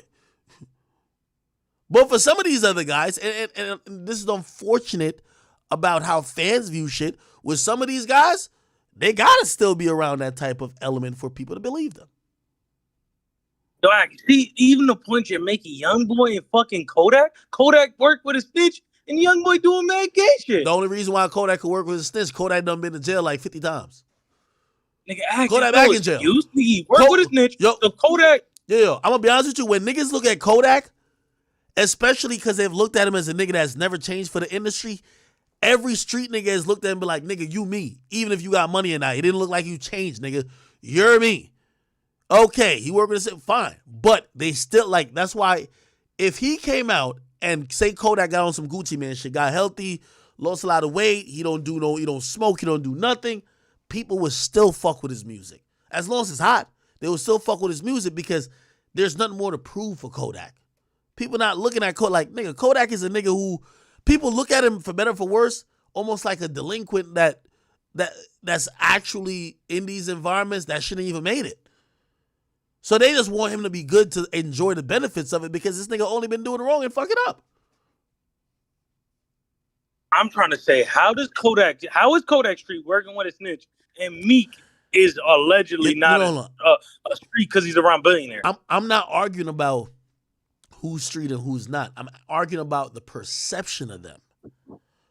I would say Meek look better because he's not working with rats. Kodak, you street nigga, you don't work with rats. Kodak has spent more time in jail than he spent free in his career.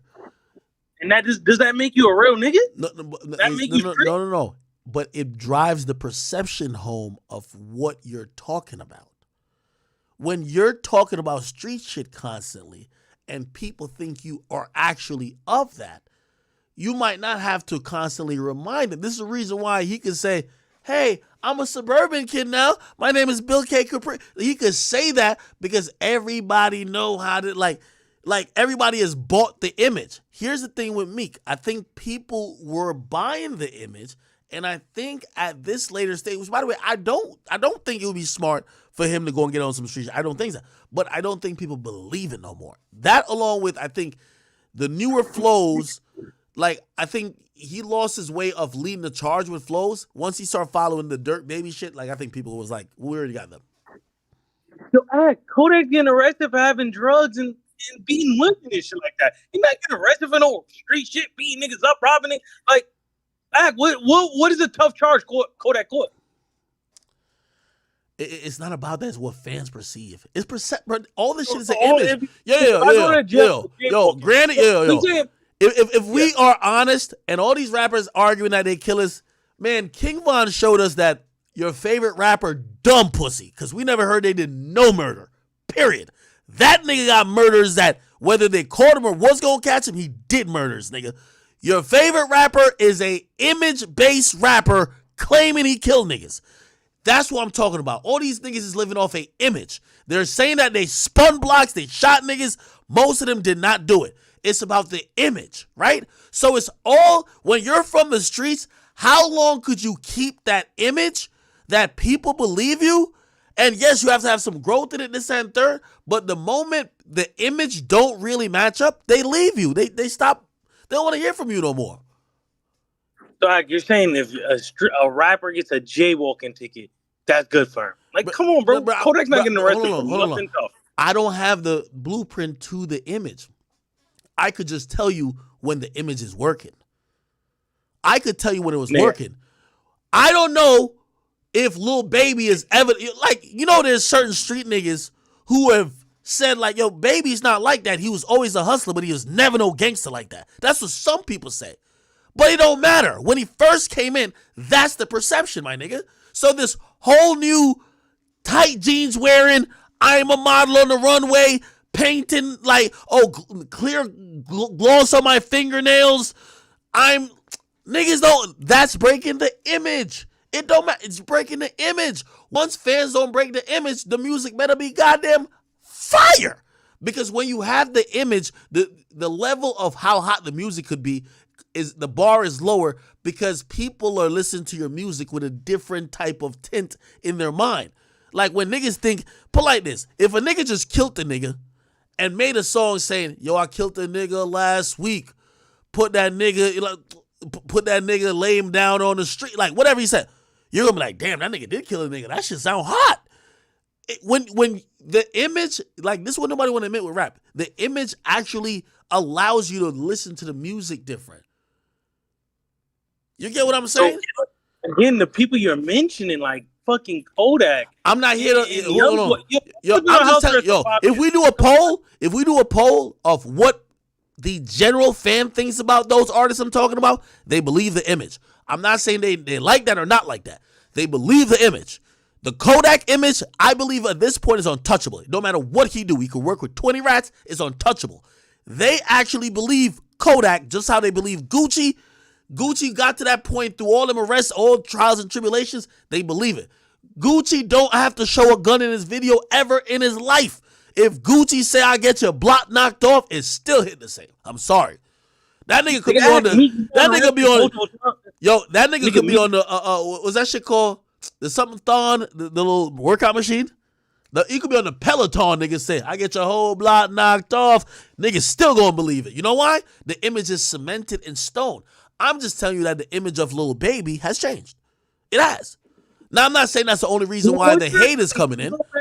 I'm not saying. 21 Savage. Say what again? Is 21 Savage, right? What is 21 Savage, though?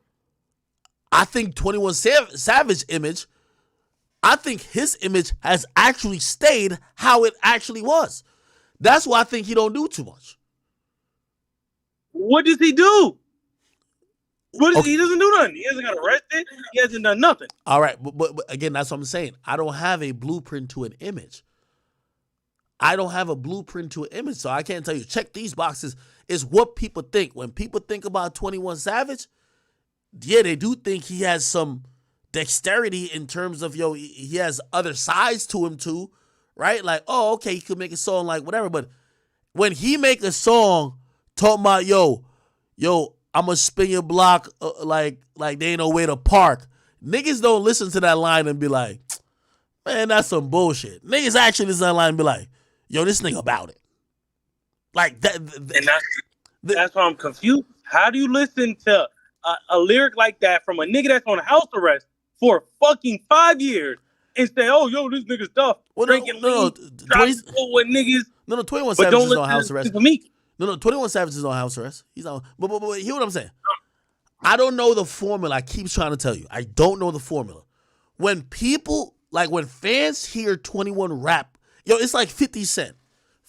If 50 got a song right now saying, "I'll kill you," nigga, 50 is going around talking to movie directors these days. But you know what? It's still 50 Cent. There's something about the image of 50 that when he says that he'll kill you, nigga, it makes sense. The image don't need to be portrayed no more.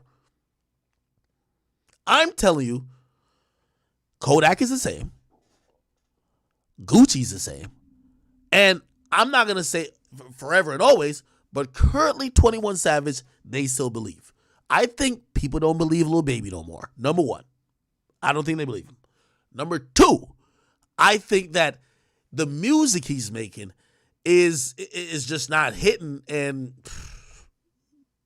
bro, I can't understand how a nigga who gave us such great music before just can't he can't find what. Yo, Lil Baby 10 times tougher than Kodak act, and his music is better than Kodak. What does Kodak drop that's good at? Let me know. I'm not saying Kodak's dropping hot music. Okay, so he's dropping ass and he work with a rat. Lil Baby's all right. He might be dropping ass too, but nigga, he's standing on business. He outside walking down on it. Kodak's done got shot. Work with a rat. If you ask people who they believe more, Kodak or Lil Baby, unanimously Kodak. Come on, stop playing. We can do a poll in here. How though? Act. The nigga got shot. It don't matter. He's a victim. It don't matter. And he worked with a rat.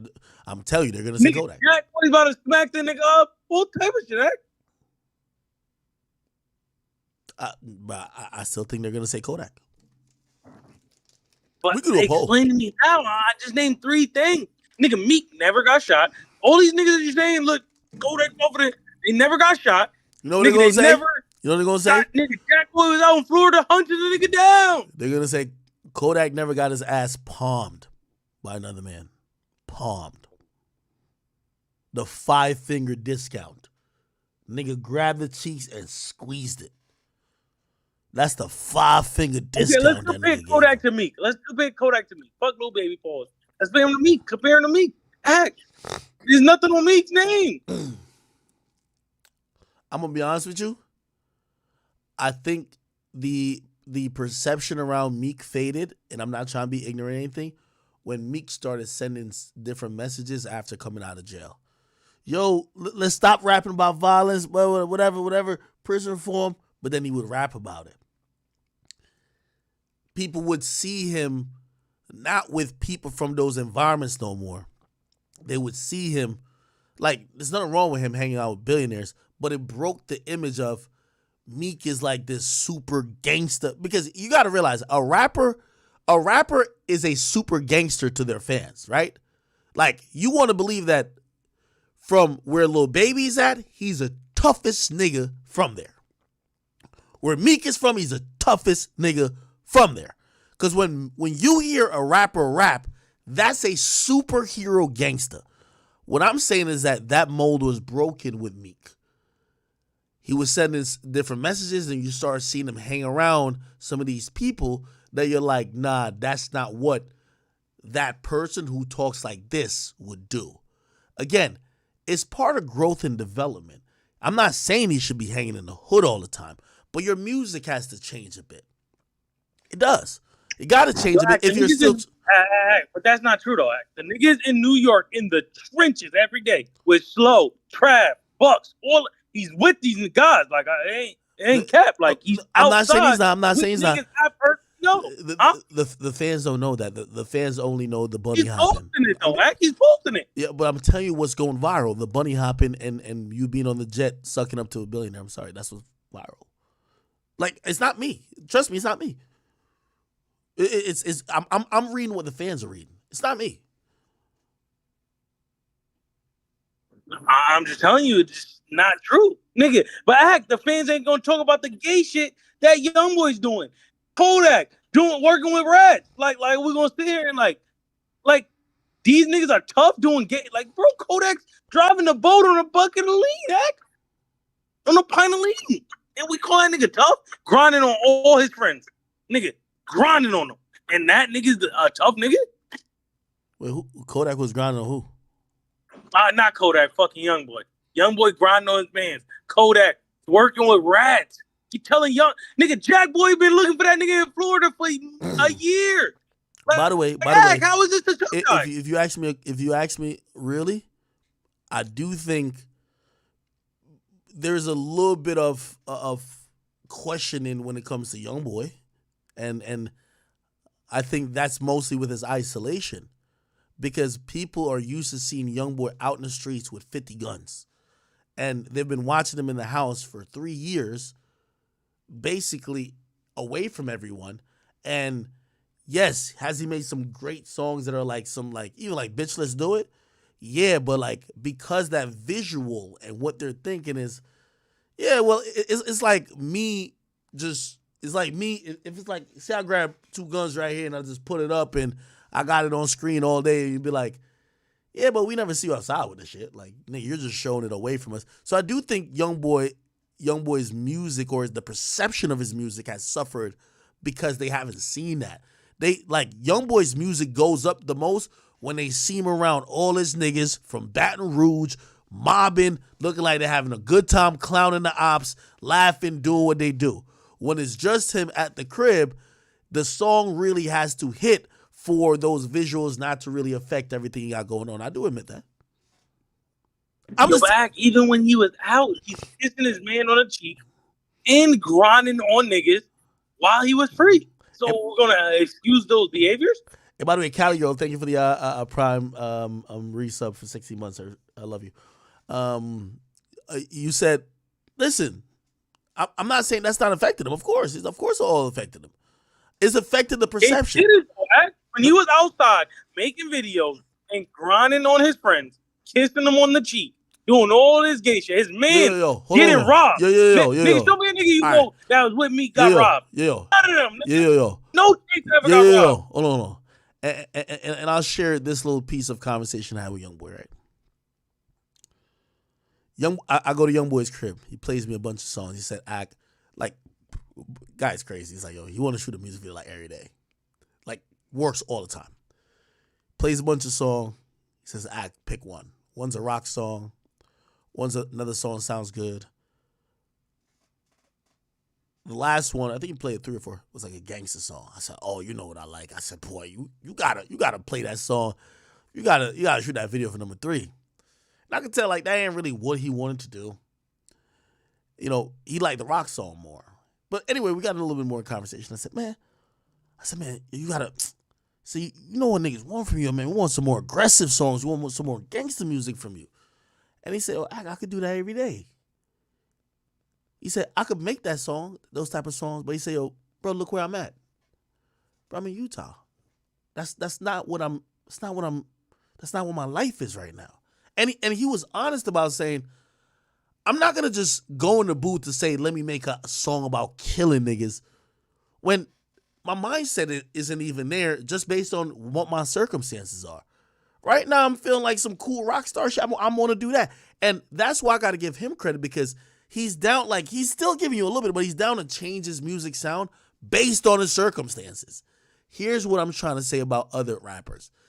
If you're not hanging in the hood for the most times, or hanging with niggas for the primary majority of the time, and you're hanging with billionaires, if we now hear your music and it sound like, yo, I'm gonna spin the block, kill a couple niggas, send the shots, like, now we're like, bro, it doesn't make sense. Like, sometimes you gotta change your music a bit, just like how YoungBoy has done, right? Like, bro, nigga really on his, like, cool rock star, like, he on his, like, little vibe there too, but he got gangster music, he got songs for women, his own, and he's trying to rap to what he actually feels. He's like, you know what I mean? You know, I want to give up. He's like, yo, like, certain songs he makes, it's like, nigga, he said, them songs I could really make when I hear something really got, you know what I mean, really some real shit done happen and nigga really, you know what I mean? Then I could make that type of song. But I can't just get up and be like, oh, it's time to make a tough nigga song. No, he's like, that's not how you do it. And to me, that's being authentic, right? Because yes, the fans might want you to make gangster music all the time, but if that's not the mood you're on, if that's not what's going on, you know what I mean? He's said like, yo, some real shit happened. That's when he got in the booth and made some real shit. But if it's not that type of day, he ain't gonna do it. That's what I'm saying. Okay, so I'm getting what you're saying. All right, you can go, gang.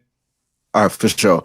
Hey, so in Young Boy kind of playing up to his authenticity and making what's real to him, how do you think that affects his career? Like, you know what I'm saying? So that's going to put him at a crossroads, right? There's a lot of his fans that like a certain type of music. And it's going to become a point where it's like, hey, listen, I'm showing you these other sides of me. I hope y'all will support me while I do this. Or it's going to be a compromise where he says, all right, fuck it. I'm going to only put out the music I know y'all want, which is going to lower his output, right? Because, you know what I mean? That nigga shoots all type of videos of all type of different type of songs. He might just be like, I know y'all don't like these type of songs no more. I'm only putting out this type of song, right? He might do that compromise, or might even compromise more and say, okay, I'll only make this type of song, right?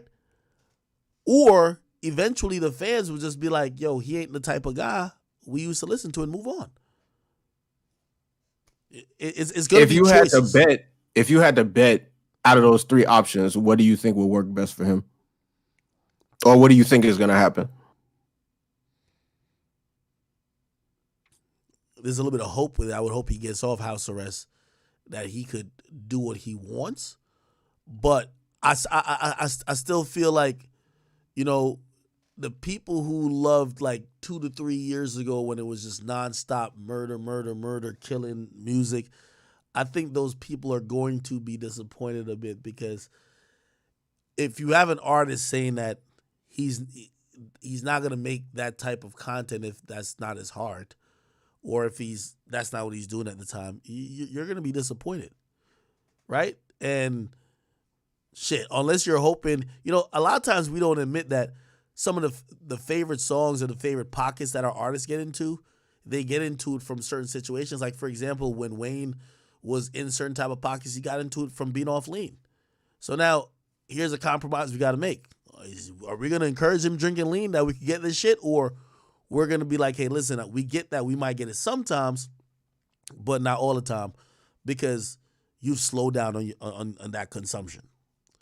You know, I think he's clever enough that something will work, but I definitely know he ain't just trying to make music that's all about just gangster shit, even though it sounds great. But and also I do credit him artistically for choosing his vision over the fans' vision, because I think at every point of an artist's career, the fans take over the vision that you have for yourself. A lot of times fans don't necessarily want growth. They want the same thing. Like, let's be honest, with 50 Cent, we would want him to make Get Rich or Die Trying every time. Not realizing that Get Rich or Die Trying 50 was a nigga who was desperate and broke, right? Then he gets rich. Then other situations happen. His life is changing. His experiences changes. Like, there's so many things changing. What do you want him to rap about? The same thing? Or do you want him to update and probably also tell you about some other things he likes? But then you might be like, that shit don't hit the same. So, you know, these are all compromises I think every artist got to make. 3C4E says, ever since the Rico, he's been moving different, even abandoning the 4PF name. I've heard that. Has he been in the 4PF name? Somebody sent me a video, and I'm going to play it here for you. Apparently, let's see. Let me see. So, why Lil Baby is trying to erase 4PF from our memory. Let's watch this video real quick. So as most of us know, Lil Baby has been under attack by the mainstream media, for a while now. You got people saying he fell off, his new music's trash. You got people saying he's a Hollywood sellout. Overall, man, he hasn't done much to climb himself out of this hole he's dug. And while I'm not gonna deny or agree with those claims, today I want to talk about a change he made in his career and brand. That looking back, it connects all the dots on why Lil Baby's music career seems so different and doesn't hit like it used to. So the change that occurred was his label going from 4PF to CBFW, which is short for Can't Be F'd With. You know, we're on YouTube. Now, this label change happened very discreetly. It did not get posted by any mainstream outlets, and it kind of got swept under the rug. But let me tell you, that was not accidental. Because looking into it more, there is one clear reason why Lil Baby did this, and it was a lot deeper than just changing his label name because he felt like it. And that's that. 4PF's name was on the list of gangs awaiting a RICO charge. And with his longtime mentor, Young Dugg, who's going through that exact charge right now, you know, it's safe to say Lil Baby is moving different. And when I tell you, everything that is going on with his career right now, and all the hate he's getting, it all falls back on this. 4PF is in hot water, and Lil Baby, now more than ever, he must do everything he can to show the public he's not connected to the streets. That's why he changed the name and has been releasing all of these pop-like rap songs that don't have that much substance, and he's been going to these elite higher-up parties. He knows that he needs to change his lifestyle now or he might be done for. And I'm not gonna get too deep, but I mentioned that he's going to these elite higher-up parties trying to better himself because he knows he needs them ties with the industry. The federal prison systems and the record labels are owned by the same people, and if you rank up and fully sell out to the industry, most times you're in good hands. That's why Snoop Dogg beat a murder charge. That's why Melly mistrialed and most likely will be his case. And that's why we might even see Young Dugg be his case. These dudes have a lot of connections with the people in charge. I can't use the term, but anyways, regardless, the paper that has 4PF's name on it has had a ripple effect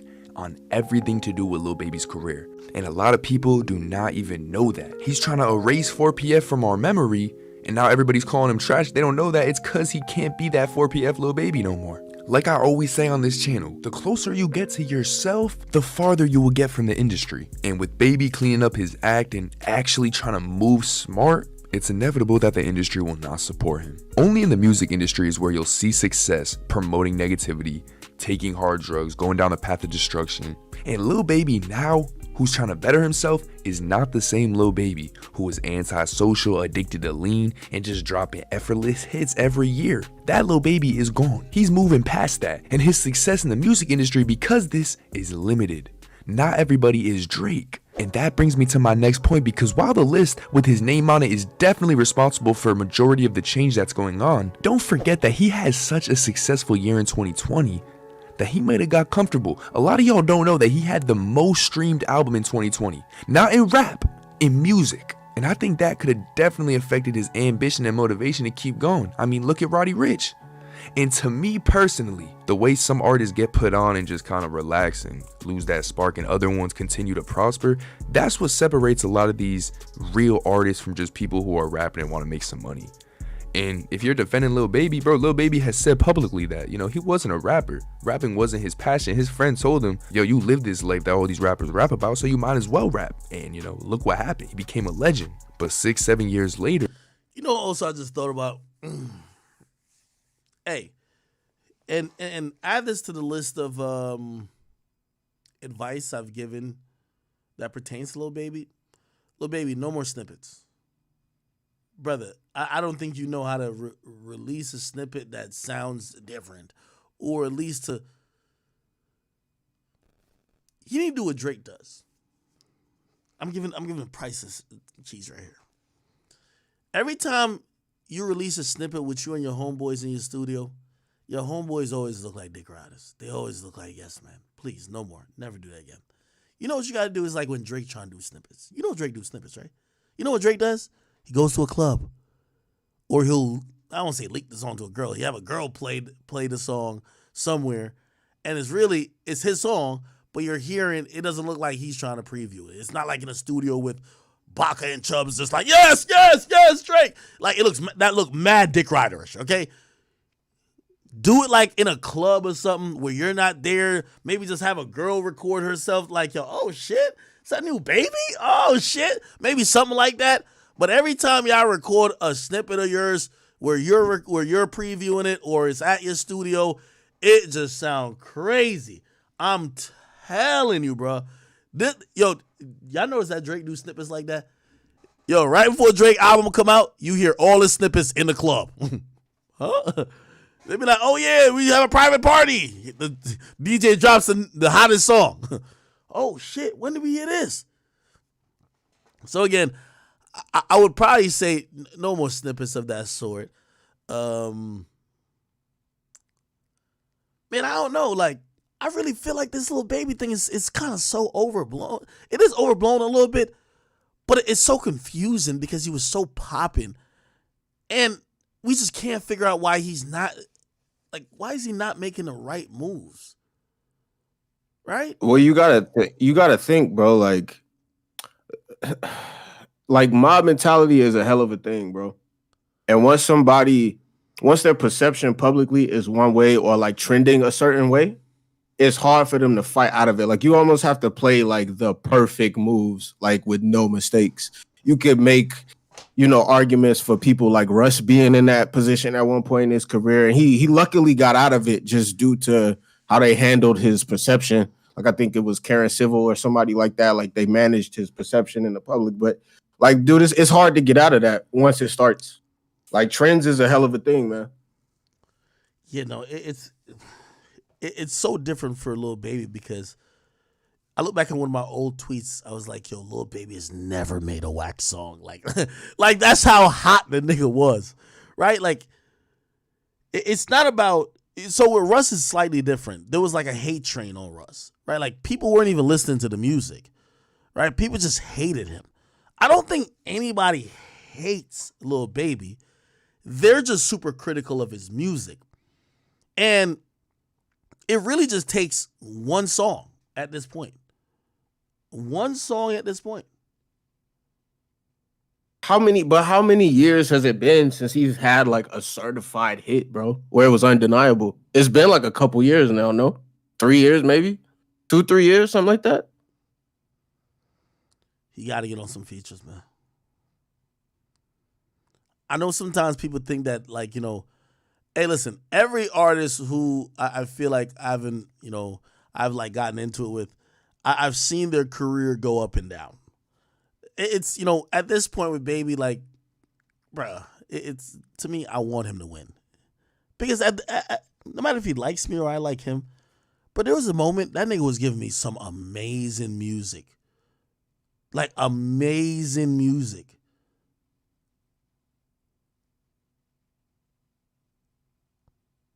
I don't know if that nigga had a writer, man.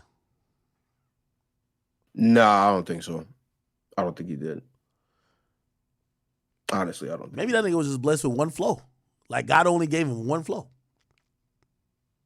I mean, that's what some niggas do. Like, some niggas like the Baby and Lil Baby, like, bro, they come in with a wave that's new at the time.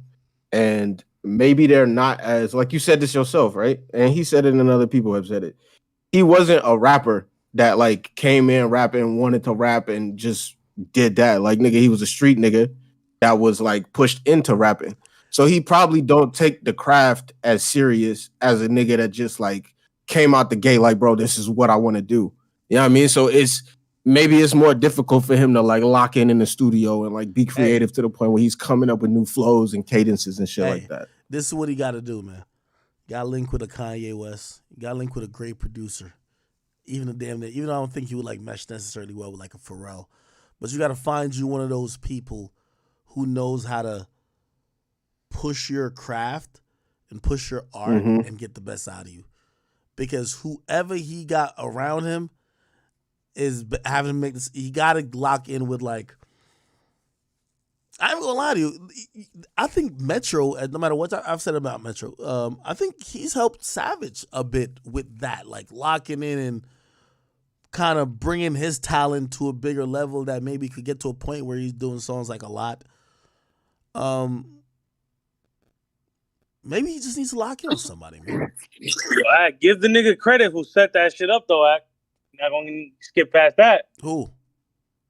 Who set up Savage and Metro? You tell me. You tell me who. Who set it up? Nigga, Meek. Nah, it wasn't Meek. Oh, nah, it wasn't Meek, Ag. Nigga, yes, it was. Meek put on Nav, Roddy Ricch, 21. Facts. Stop it, bro. Stop it. Tell me why I'm lying, Ag. Show me why I'm lying. I got receipts, Ag. Nigga, Ag, Meek has done so much for the culture, man. The niggas don't give him his credit. Let's hear the rest of this video.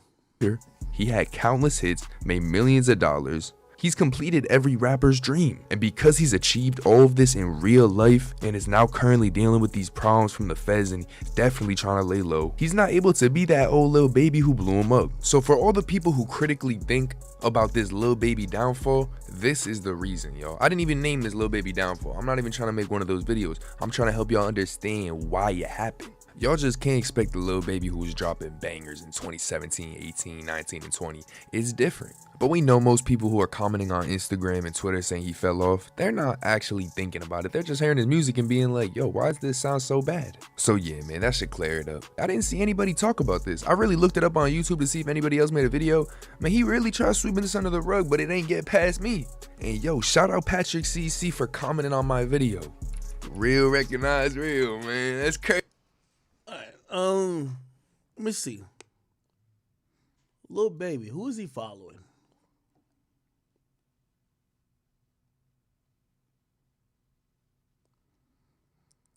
I'm trying to figure out if he really deleted all of his 4PF, like, you know, branding.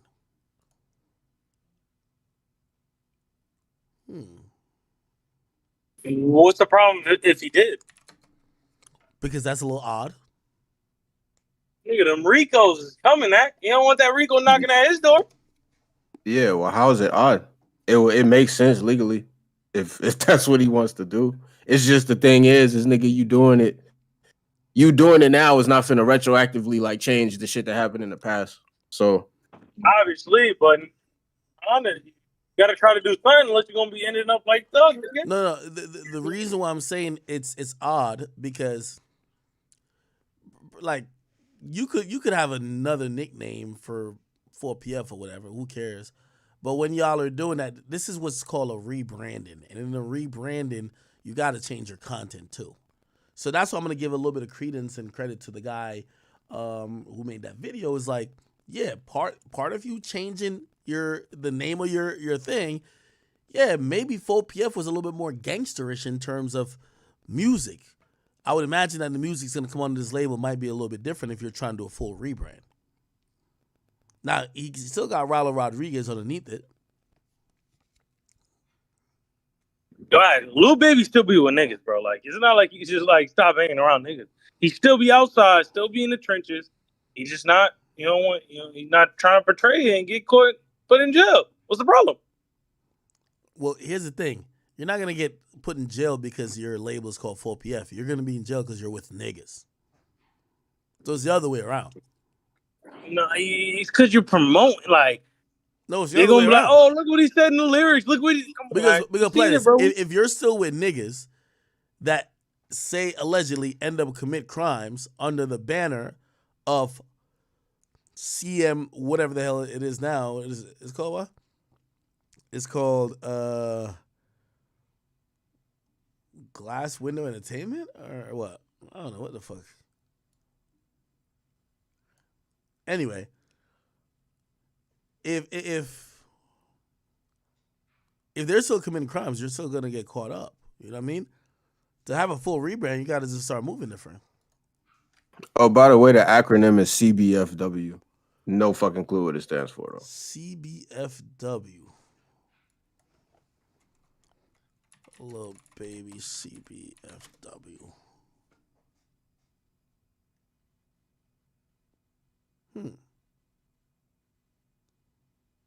Did he sign Set? There's no way, bro. There's no way, bro. No, not Offset, just Set. Oh, okay. I was finna say, bro. Oh, CBFW is Can't Be Fucked With Records. Okay.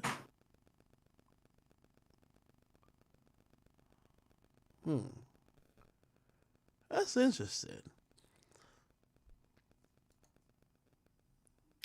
I mean, it don't like you think it's gonna stick. I don't think it ring off like 4PF did. I'm gonna be real with you. Shit, I don't think 4PF would ring off as much if it was in a RICO. I definitely think this is a RICO. Apparently they got an Instagram page for it, and everybody got the new chains. CBFW 2040. Again, here's the thing. The niggas who got these chains better not do no crime, or else they'll just indict them. Yeah, they right back in the what happened to the situation. 4PF? Is it like got it melted down or some shit? I don't know what happened to 4PF. He hasn't spoke on it. Yeah, you see CBF.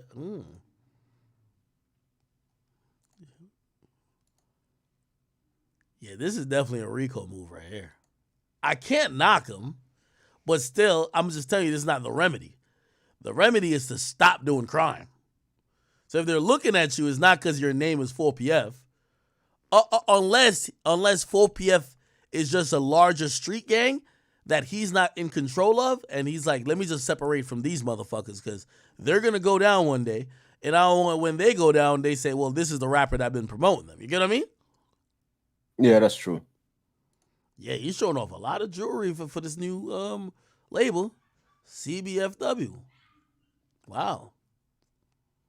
Yeah, they've done a good job branding it.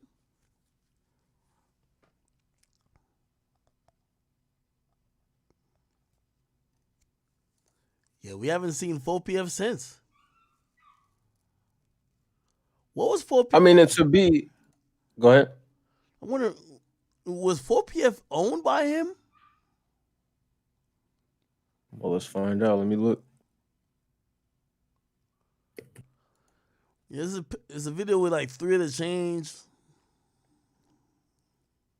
Oh, wow. So he does own the label, but it's Glass Window Entertainment. But was 4PF ever a label? That's what I'm looking and seeing. Yeah, it was a label. In 2017, he founded it. So I think he's probably gonna get the paperwork done to rebrand it in the CBFW, if anything.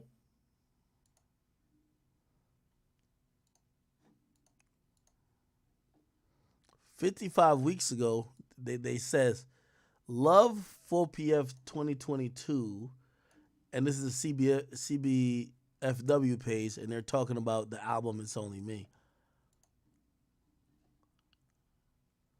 And while they were promoting the tour, Lil Baby and Friends, I think you're going to see some shit about, what do you call it again? 4PF here too, let's see. Oh, it's a plane flying over at first.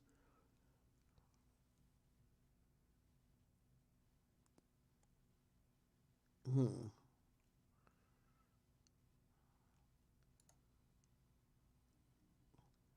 see 4PF? Oh, no.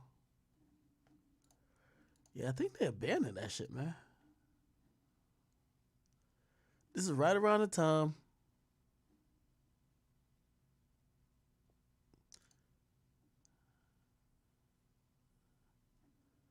so I said, yo, so that logo is not copyright? Y'all really just got it like that?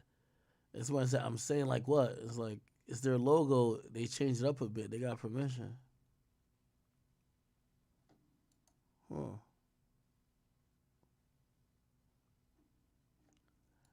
Okay. This rebrand has kind of been slick. I mean, nigga, you got a RICO on your ass. You gonna move very quickly to do what you need to do, bro. Yeah.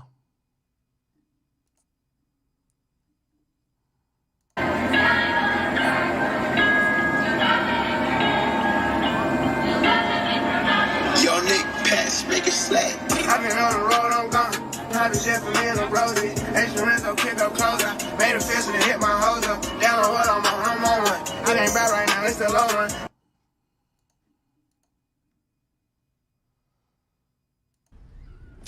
You love me not.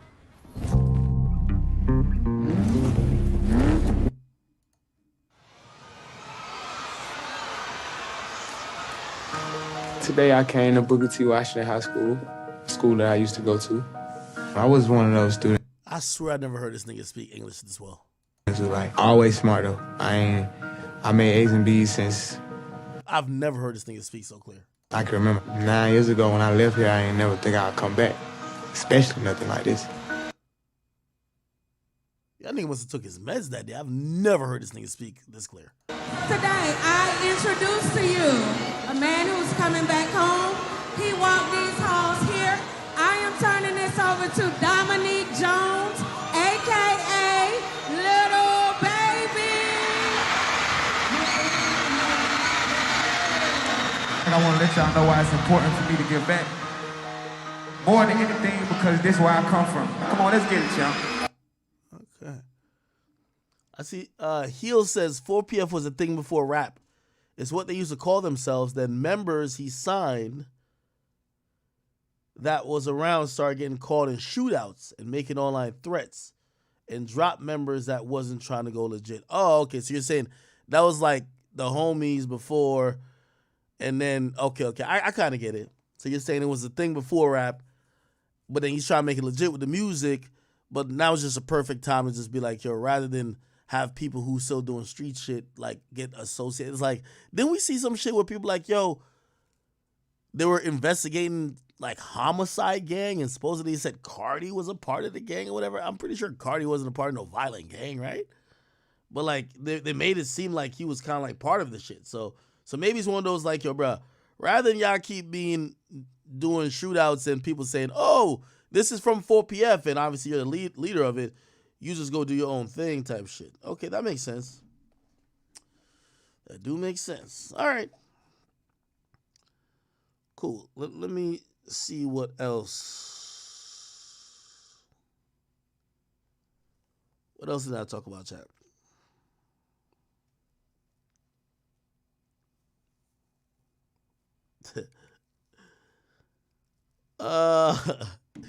Yo, chat, this was hilarious. I ain't gonna lie to you. I don't even know if this is by design or not, but nigga, this nigga finessed 2 times, literally finesse 2 times. Apparently, there's a nigga mad at finesse 2 times after he gave the same verse for 2 niggas. So he gave Fast Money Ant and TG Commas the same verse. Now, not only he gave them the same verse for their 2 different songs, he actually shot a music video for both verses, which is the same verse. Look at this shit right here. Because I know this. That nigga's that nigga, bro. Yo, listen to this video. Listen to the nigga complain. Man, look at the Trish guard tapping in, man. If you don't know me, man, go look me up on YouTube, look me up on Instagram, however you want to look at whatever. I'm just making this video for all my fellow niggas, independent people in the rap game. Do not spend your money with these bitch-ass niggas, man, because they will do some funky bitch-ass shit and then act like they so busy. So look, check this out. Cap to the left, 223 on my lap, on my way to the track. At Bill Barter for the Percocets in a backpack full of packs. Backwood hanging, high tech drinking. Hey. Big player, I'm up in the rank. Hey. Me and my pops just reunited. Yeah. And we both fresh out the penitentiary. You get that 50 cap to the left, 223 on my lap, on my way to the track. At Bill Barter full of Percocets in a backpack full of packs. Loose leaf hanging, high tech drinking. Big player, I'm up in the ranking. Me and my pops. Oh my God, you one verse having ass bitch-ass nigga, man. And then when I make the first post, let me get my shit together because I know. So these are the 2 songs. Cap to the left, 223 on my lap, on my way to the Nah, this shit sound fire though. track. At Bill Barter full of Percocets in a backpack full of packs. Loose leaf hanging, high tech drinking. Big player, I'm up in the ranking. Me and my pops just reunited and we both fresh out the penitentiary. Vice Lord in my heart, gangsta in my blood, Crip show me love. My nigga just ran off on the plug, yeah, I'm legit, still hang with thugs. Oh shit, here the next one. 223 on my lap, on my way to the track. At Bill Barter full of Percocets in a backpack full of packs. Backwood hanging, high tech drinking. Big player, I'm up in the ranking. Me and my pops just reunited and we both fresh out the penitentiary. Vice Lord in my heart, gangsta in my blood, Crip show me love. My nigga just ran off on the plug, yeah, I'm legit, still hang with thugs. I just broke a bell down in the tub, scrap with a 410, that's a judge. I just hit a ratchet bitch just because she know I don't do the kisses in the hood. Same verse, ain't it? I ain't gonna lie. I'm gonna be honest with you. It's a legendary move. Now, I'm gonna keep it real. TG Commas, whatever your name is. Hey, your song hotter, low key. So you should be happy. Your song hotter than this other song I'm playing. But I'm not going to lie. Hey, to keep it real, I can't even get mad at him. His name is Finesse 2 times. Now, granted, like in principle, this is a scummy move. You probably got paid $20,000, $30,000 for a verse. Nigga wants a unique verse, man. He wants you to put some effort in it. He don't want you to give him what you would give somebody else. And you done gave this 2 niggas the same verse. But the only thing that makes this right is that your name is Finesse 2 times. You didn't only finesse 1 time, nigga. You finessed twice. This is the definition of finessing twice. Everything about finesse 2 times is him finessing 2 times. Once I seen him, remember one time he said he had 3 bitches? Nigga, he finessed 2 side chicks. Like, I was like, damn, nigga really finessing twice. Bruh, I can't be mad at a nigga living up to his name, okay? You go do business with Finesse 2 times and you don't expect to get finesse one of the 2 times he finna finesse. I don't know what to tell you, man. Again, I rock with that song though. I think, for whatever it's worth, TG Common's song, I think it's about to go up because it sounds kind of lit. I ain't gonna lie to you. Like, it do kind of sound lit. Who dropped that song first? The TG Commons nigga. His shit dropped like 3 months ago. That's why. Whoever dropped the first, that TJ Common nigga, he's not mad, right? Nigga, you dropped the song first. Who give a fuck? Nigga, he is mad. Get my shit together. Why would he be mad? Let me look it up. Nigga, because the newer song got more views. Nigga, I'll be more mad, nigga, if I drop the song second. Cause niggas already heard this shit. Let me see. But I'll be mad. Boy, I can't lie to you. We gotta catch a fade. What would you do at? Oh yeah, he dropped the song 4 months ago, right? And then the new one, let me see, Fast and Finesse 2 times. Bro, the nigga name was Finesse 2 times, dog. Oh, and the last nigga dropped this song a month ago. Here's why he's mad. The one dropped a month ago got 3 times the amount of views as your song, but it's the same verse. So anytime niggas think about the same verse, they gonna think about the one with the most views. That's what I'm saying. So the nigga with the most views. Hold on one second. Dropped his first or last? Wait, hold on. Wait, I might have it wrong. Full of Percocets in a backpack full of packs. Loose leaf hanging, high tech drinking. Big player, I'm up in the ranking. Me and my pops just reunited. No, hold on. Never mind. I might have it fucked up. I think the one that sound good might be the other nigga's song. Let me see. Go, bitch, I ain't. No, that I ain't got shit. Oh, I'm putting L. Wait, hold on. And that's a judge. I just hit a ratchet bitch, just gangsta in my blood. Crip show me love. My nigga just ran. Cap to the left, 2, 2, 3. Oh, never mind. Nah, his verse sound better on the newer nigga song. Yeah, that beat was hitting on the Fast Money and song. On the Fast Money and song, that beat riding, bro. I thought it was TG Common's song. TG Common's, my bad, bro. My bad. That's why you mad. Yeah, nigga. If I'm Finesse 2 times, I'm gonna tell him, nigga, the nigga came at me with a better beat. Fast Money and Finesse. What would you do? Nah, this song fire. If it's you, what would you do? Like, you bought a verse from a nigga and he gave that same verse to 5 different niggas. Nah, what would you do? Nah, this shit hot. Nah, this is like free promotion for this Fast Money nigga because his song came out a month ago, got more views, 3 times more views, and it's hotter. Yeah, he not mad. I can tell he not mad at all. It's the other nigga mad. You know why the other nigga probably mad though? Because this is how rappers are. They're going to be like, yo, bro, why you ain't promote my... Because they always going to blame the song not doing the same numbers. They're going to blame it as, yo, why you ain't promote my song like how you promote that other song or some shit like that. All I want is money, huh? One chain white things. But I ain't mad. 2, 2, 3 on my lap on my way to the track. Yeah. Be a bottle full of Percocets in a backpack full of packs. Hey. Leave hanging, high tech drinking. Hey. Big player, I'm up in the rank. Yeah. Me and my pops just reunited and we both fresh out the penitentiary. I don't know, man. Not so fucked up though. If it wasn't Finesse 2 times, I would tell you don't finesse a nigga at all. So you just giving that nigga a Sabelle because of his name, bro? That's it? That's really it? Yeah. It's like That's if you, crazy, bro. nigga. It's like if That's you went. crazy, bro. It's like if you went to meet up with Yeah, Pooh. what you do? No, So nigga, you nigga. finesse I you. do forgive niggas a corner name for certain shit. If you met up with a nigga named Pooh Shiesty and he robbed you for the sneakers you were gonna sell him, you met up with Pooh Shiesty. I'm sorry. You know what I mean? Like sometimes niggas' names be telling you what they on. I can't get mad at a nigga. Like, if his name is finesse 2 times, I would know he been finessing all his life, bro. So basically, nigga, you saying that there's no rapper out there that should be collabing with this nigga, bro. That's basically what you saying. Listen, you better not be the second nigga he's finessing, because you're going to be mad. Yo, act. What if, let's say you do an interview with Finesse, you pay him. Let's say hypothetically you just pay him. Let's say Yeah. he sends you, nigga, it's not even a lot, nigga. He sends you a video, nigga. Like, yo, you know what I'm saying? He's like, let's do it on, not face to face, let's do it like on like Discord or something. And nigga, it's an automated fucking interview, nigga. You don't really even know it. I'm going to choke the L. I'm going to choke it the L. Nigga, it's finesse 2 times, bro. So you wouldn't be mad? Nigga, it's finesse 2 times, bro. So you just chalk it to the game. Like, oh, fuck it, bro. It is what it is. Nigga, you trying to do business with a nigga named finesse 2 times. Yo, Bro, chat. niggas be lying in their Yo, names. chat. Name some other rap names that basically tell you what type of time they on, bro. Name another rapper name that tell you what type of time they're on.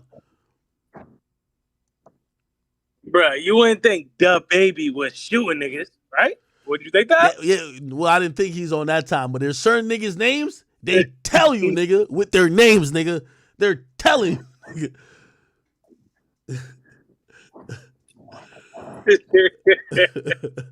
Y'all are just trolling this bitch, man. Yo, pull like this. Like if pull like this. If you told me that Spot him, got him, ran into his op at the courthouse and beat the brakes off him, bro, I'm sorry. His name is Spot him, got him, bro. Now I don't know if he's even that type of nigga, bro. But Spot him, got him. Come on, bro. Walk him down, Will. If you told me that walk him down, Will walked him down, I wouldn't be that surprised, bro. Bro, I'm just going off niggas' names. Nah, walk him down, Will is fucking crazy, bro. I'm not gonna lie. If you told me he did it, like, yo, bro, come on. If you told me that Spinner Benz actually spin a Benz, like, come on, bro. Like, come on, man. If you told me that Jack Boy robbed somebody, I wouldn't think twice. If I told you Jack Boy robbed somebody, you'd be like, yo, oh, no, what? Oh, hell no. Would you meet up with a nigga named Jack Boy if he told you, yo, just make sure you bring all the cash you got? Fuck no. Are you meeting up with a nigga named Jack Boy, bro? So, like, you not surprised Trench Baby was really a Trench Baby? No! No! Yo, listen, yo, put it like this. Would you be surprised if you get pulled over with a nigga in your car named Glock 9 that he got a burner on him? Would you be surprised? The cops ask, is there any weapons in the vehicle? And the nigga in your passenger seat name is Glock 9. Would you be surprised? I would not be surprised. Can't be surprised, man. Yo, some of these niggas' name is telling you what they about. You hanging with Trench Baby, bro? Like, come on, dog. Come on. Hey, bro. You with Glock 9. Yo, imagine a nigga call you agent and be like, yo, yeah, oh yeah, now you could cop this, you want to buy this, weed off me? Yo, just bring all the bread you got. You know what I mean? I got mad weed. Just bring everything, all your money. Matter of fact, wear your jewelry too. His name is Jack Boy. like, come on, man.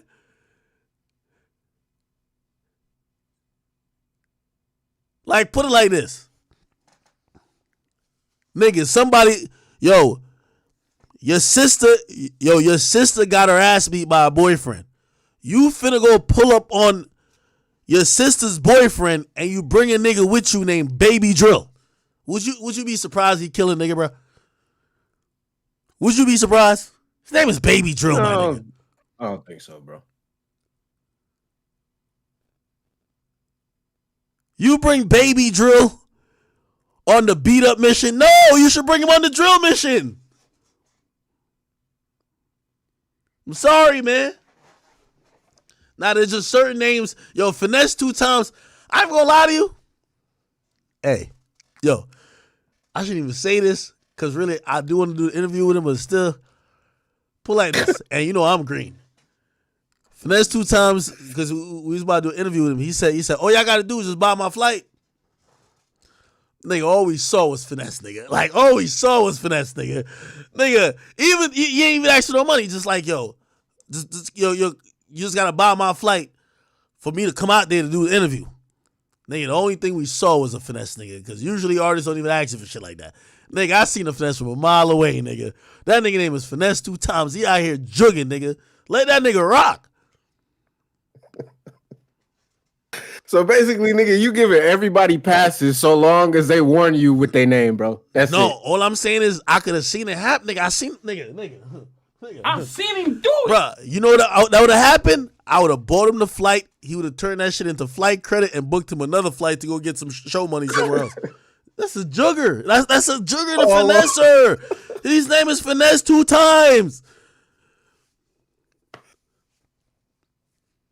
I'm sorry. I'm sorry, bro.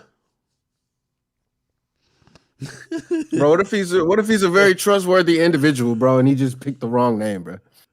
What if this nigga is an upstanding citizen, bro? Yo, niggas say, imagine your man being innocent in the shooting and his name is Gunplay. So, when you linked up with Aunt Glizzy, did you think he had the glizzy on him? Is that what it means? Like, glizzy, like... Yeah, it means a gun. Or Nigga, a hot come dog. on, bro. You know that. It means a gun or a hot dog. Pause. Well, you see, if it was like back then when Shot Glizzy dissed me, I would think it was a gun. Now I think like he probably just come with a bunch of hot dogs. That's what Glizzy mean now, right?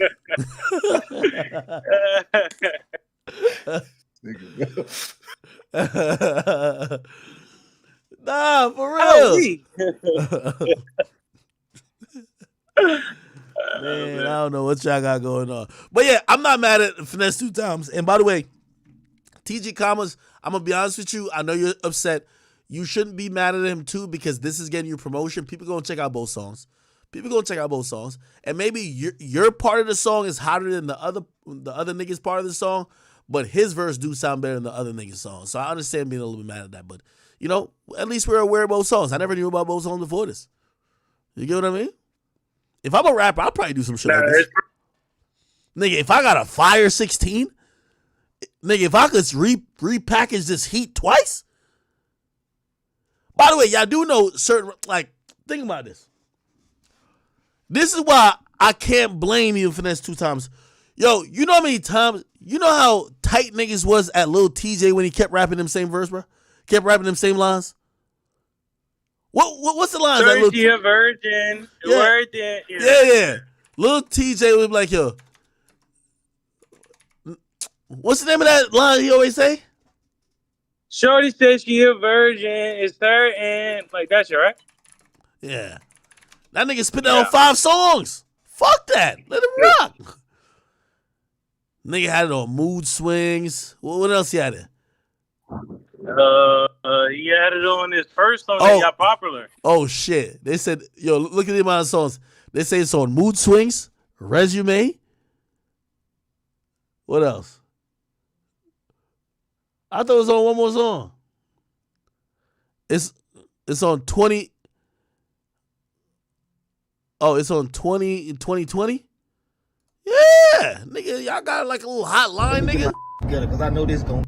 Let's see. No, this thing's mad though. Nigga, it's the whole verse though, act. That's different.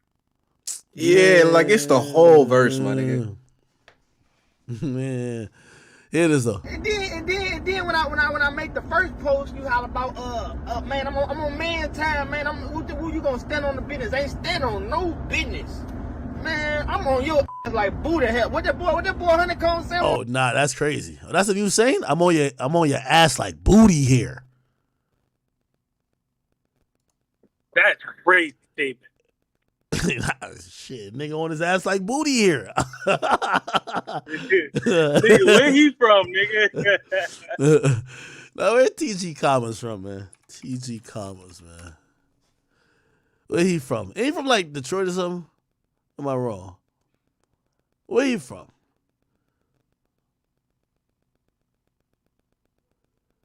Yo, his first album called Welcome to the Trenches. Then he got another album called Trench Shit. Yeah, this ain't the type of nigga I would give the same verse to, though. I ain't gonna hold you. Welcome to the Trenches, Trench Shit, and then Out My Noggin. Yeah, this nigga sound kind of serious. Nigga, why you meet up with the nigga then? He's on the internet doing all this fucking yapping, nigga. Shit, he sound like you might be trying to meet up with a nigga. I ain't gonna lie to you. Where's nigga, he from? If you trying to meet up when he went to the whole internet, nigga. He ain't trying Nah, to bro, you not finna link up and finesse a nigga named Finesse 2 times, bro. It's not finna happen, bro. All right, let me see. Where is he from? Nigga, you click on his profile. He says his nickname is Lil Trench. Oh shit. He says you should really feel honored to get trenched on by the trench god. Oh my God. See, he's a trench god. Oh, he's from Baton Rouge. Oh yeah, I wouldn't play with no nigga from Baton Rouge now. TG Commas from Baton Rouge? Yeah, I won't play with him. It makes sense now. Holy. He on YoungBoy comment with that fucking ass on here comment. Yo, why you got Finesse 2 times in a cop outfit like this, bro? Yo.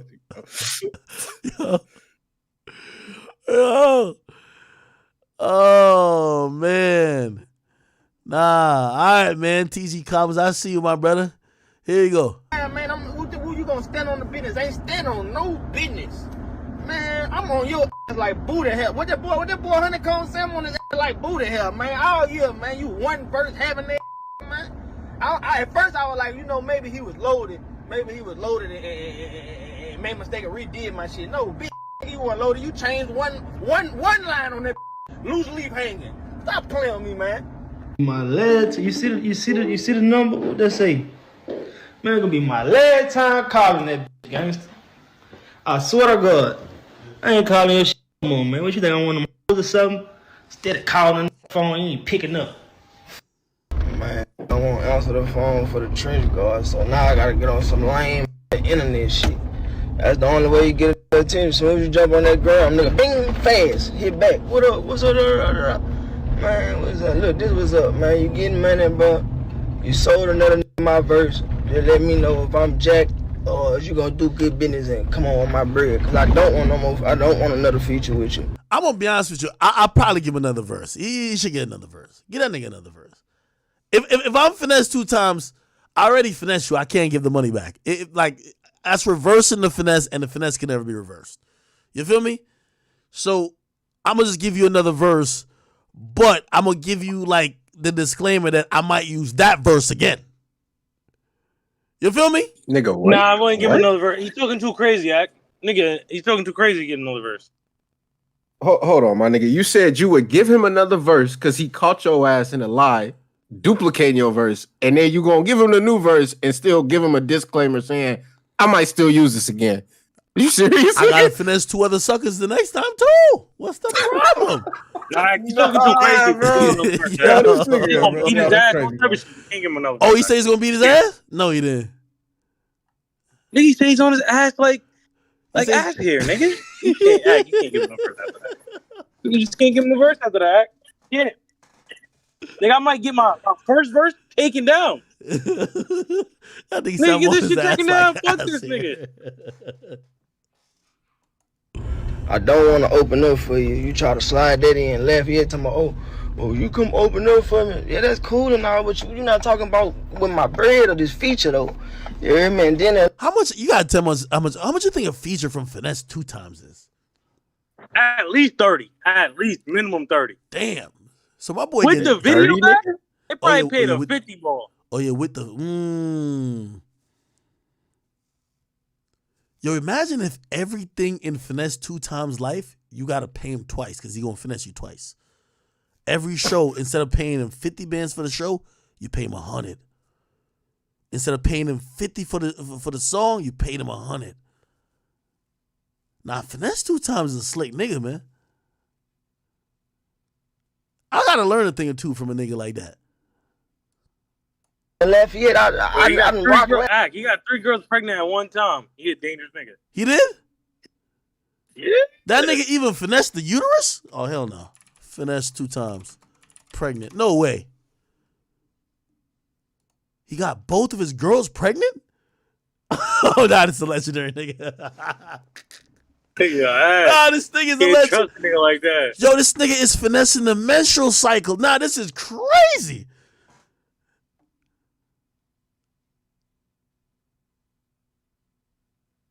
No way.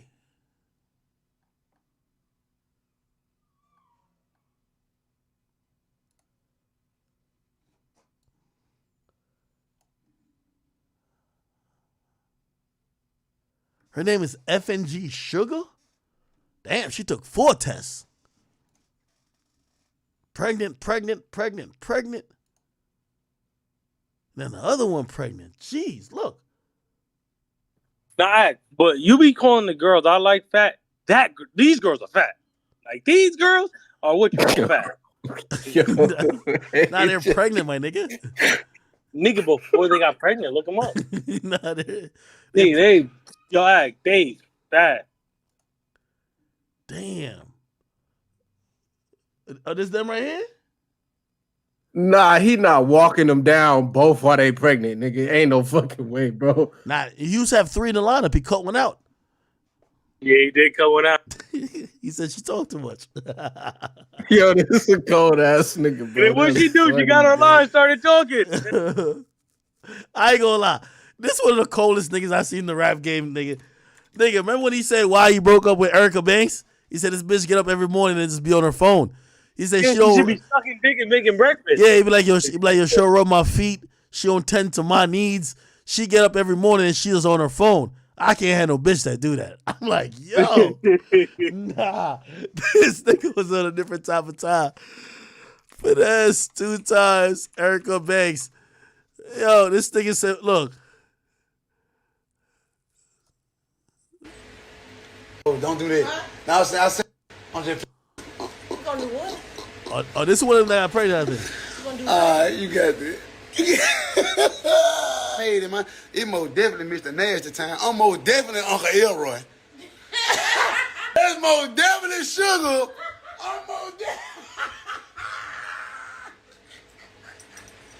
I'm most definitely Uncle Elroy. Come to the door. Honey pack, y'all. When I get on a honey pack, Sugar be like, why you gotta take that? You cheating. You cheating. So get what? She eating the honey pack, but I ain't. Yeah, she trying to, yeah. But get what? I don't need that. Come here. Get up there. Don't. Nah, this nigga crazy.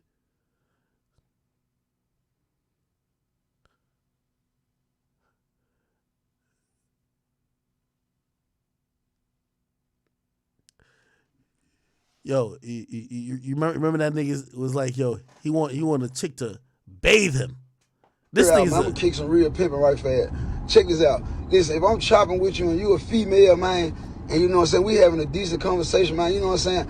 I'm an older nigga, man. I ain't now one of these young new dumbass rappers, man. You know what I'm saying? Don't be calling me gang. Don't be calling me no motherfucking simp. Don't say boy, please. Don't. I take offense to all this shit. I don't play like that. Don't play with me like that. Like, don't do that. Like, I'm a grown motherfucker. I'm a cold-blooded man. Like, I ain't no young nigga. I ain't no little. Don't do that. You know what I'm saying? And cause I'm looking for a woman if I'm talking to you. Like, I ain't looking for no motherfucking man. I don't need you hollering about gang this and simp this and boy, please this. And I'm looking for a feminine female, man, when I'm chopping it with you.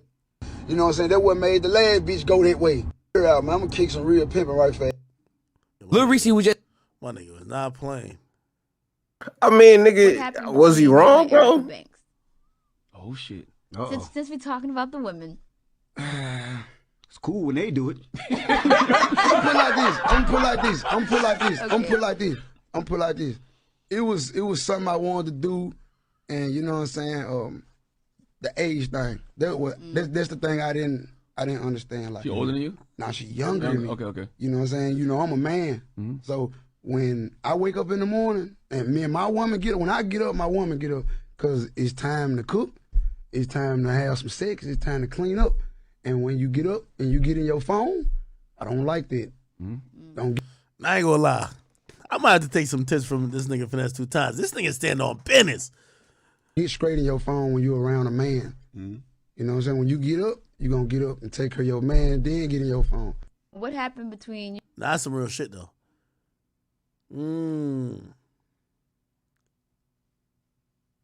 All right. So what I'm saying, like, is this nigga telling any lies, bro? I heard no lies, nigga. I ain't gonna hold you. Yo, he really got 2 of them pregnant. Yo, what did the third girl say about him?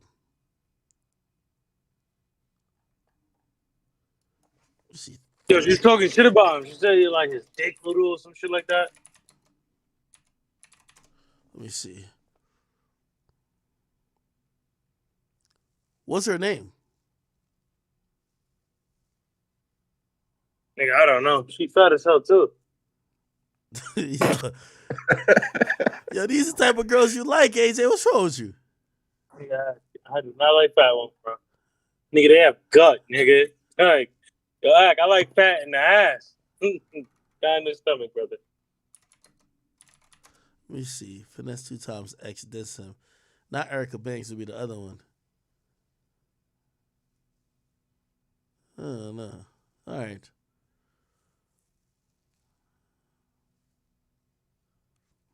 My man got the whole poly relationship on lock. Bro, that shit ain't even poly, my nigga. That's just a straight up harem, nigga. I ain't gonna hold you. Some real shit, though. Okay. All right, when you gonna get a lineup of 3, man?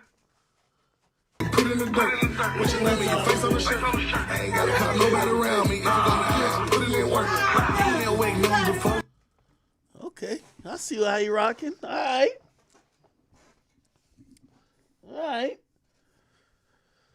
All right, man. Let me see what else is going on out here in this world, chat.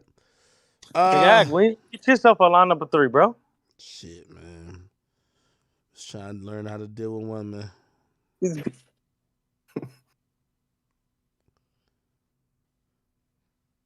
All right, let me see. I think I got about like 2 more topics for y'all, chat. Let me see. You talk about Young Miami yet? Who, Young Miami? I feel like it's old at this point. I feel like it's old. Anyway, I might even just give her some smoke just because. Okay.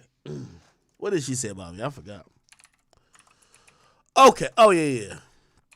YouTube. We're already on YouTube. So anyway, chat, do y'all remember Young Miami hit me with this weak-ass diss? This is academic. She dissed me in a song. The shit was so pathetic because in reality, nobody checking for her on some music shit.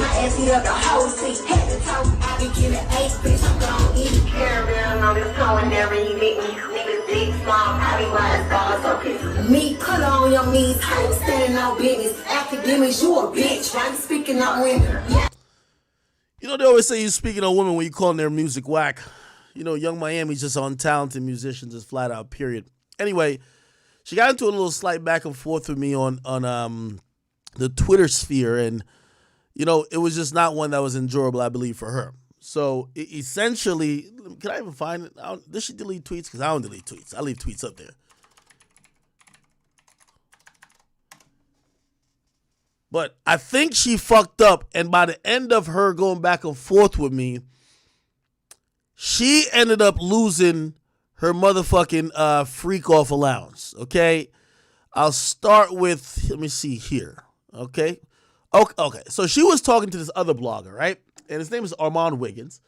And she was basically talking all this shit, saying he's failed in that life, reporting on a bitch that's winning in life. Yo, man, I ain't gonna lie, man. Yo, all y'all, like, hyped up whores can't be acting like you winning, man. Y'all done sold y'all soul for little to nothing, man. Y'all getting pissed on and just used in y'all either 20s or early 30s, man. That ain't no goddamn win. You're a glorified escort. A prostitute, a sex worker can't tell me that they're winning and I ain't winning. I'm just sorry to tell you. If you getting ran through basically because the nigga got some bread, I don't give a fuck if it's P. Diddy himself, nigga. You out here getting pimped out and prostituted and pissed on. So anyway, she started talking crazy to this dude. And she had mentioned me earlier, I forgot, saying some whatever shit. So, she had quoted this. She said, this was the hilarious part. She said, failed, because the dude quoted my video, and he said, you failed at everything. And she said, failed, I got more money than both y'all. Young Miami, you know that's fucking cap. Nigga, you made more money off music than I got, nigga. Are you fucking out of your mind? We not talking about the money that Diddy doesn't give you to fuck the shit out of you. But stop playing. Again, I don't know what type of blogger you think I am or what type of money you think bloggers is making, but nigga, I done robbed all of y'all budgets, including yours, nigga, so stop playing like this. I be just laughing at all y'all rappers. I can't speak for no other blogger. I'm doing great. Okay? But at the end of the day, so she said, failed, I made more money than both of y'all. Cap. Ain't no way you made more money off music than me. That made it my career. Facts.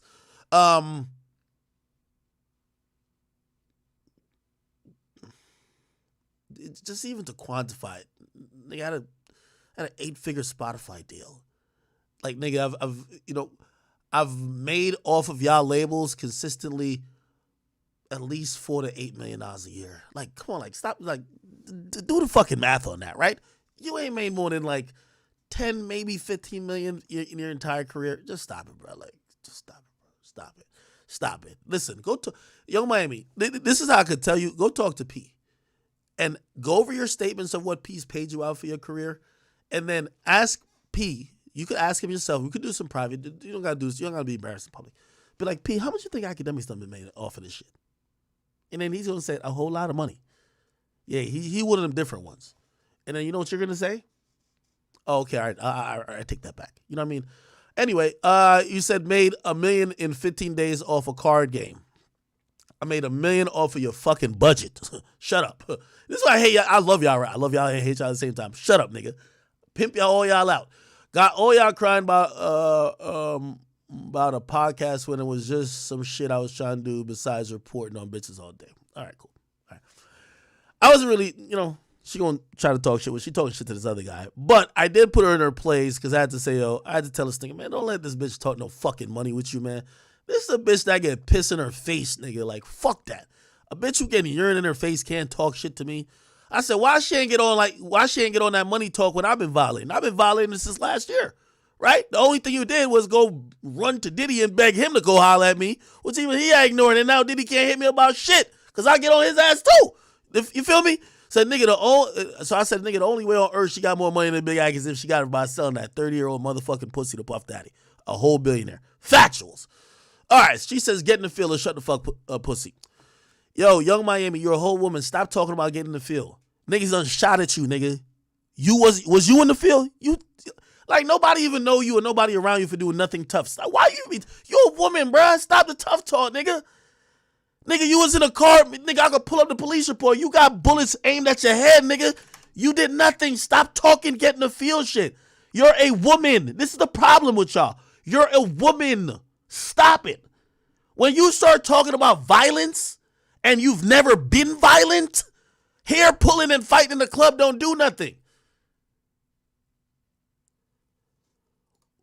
When niggas had a problem with the nigga you was fucking and shot your car up and you was snitching like a motherfucker, don't nobody want to hear about, like, bro, you was pregnant, nigga.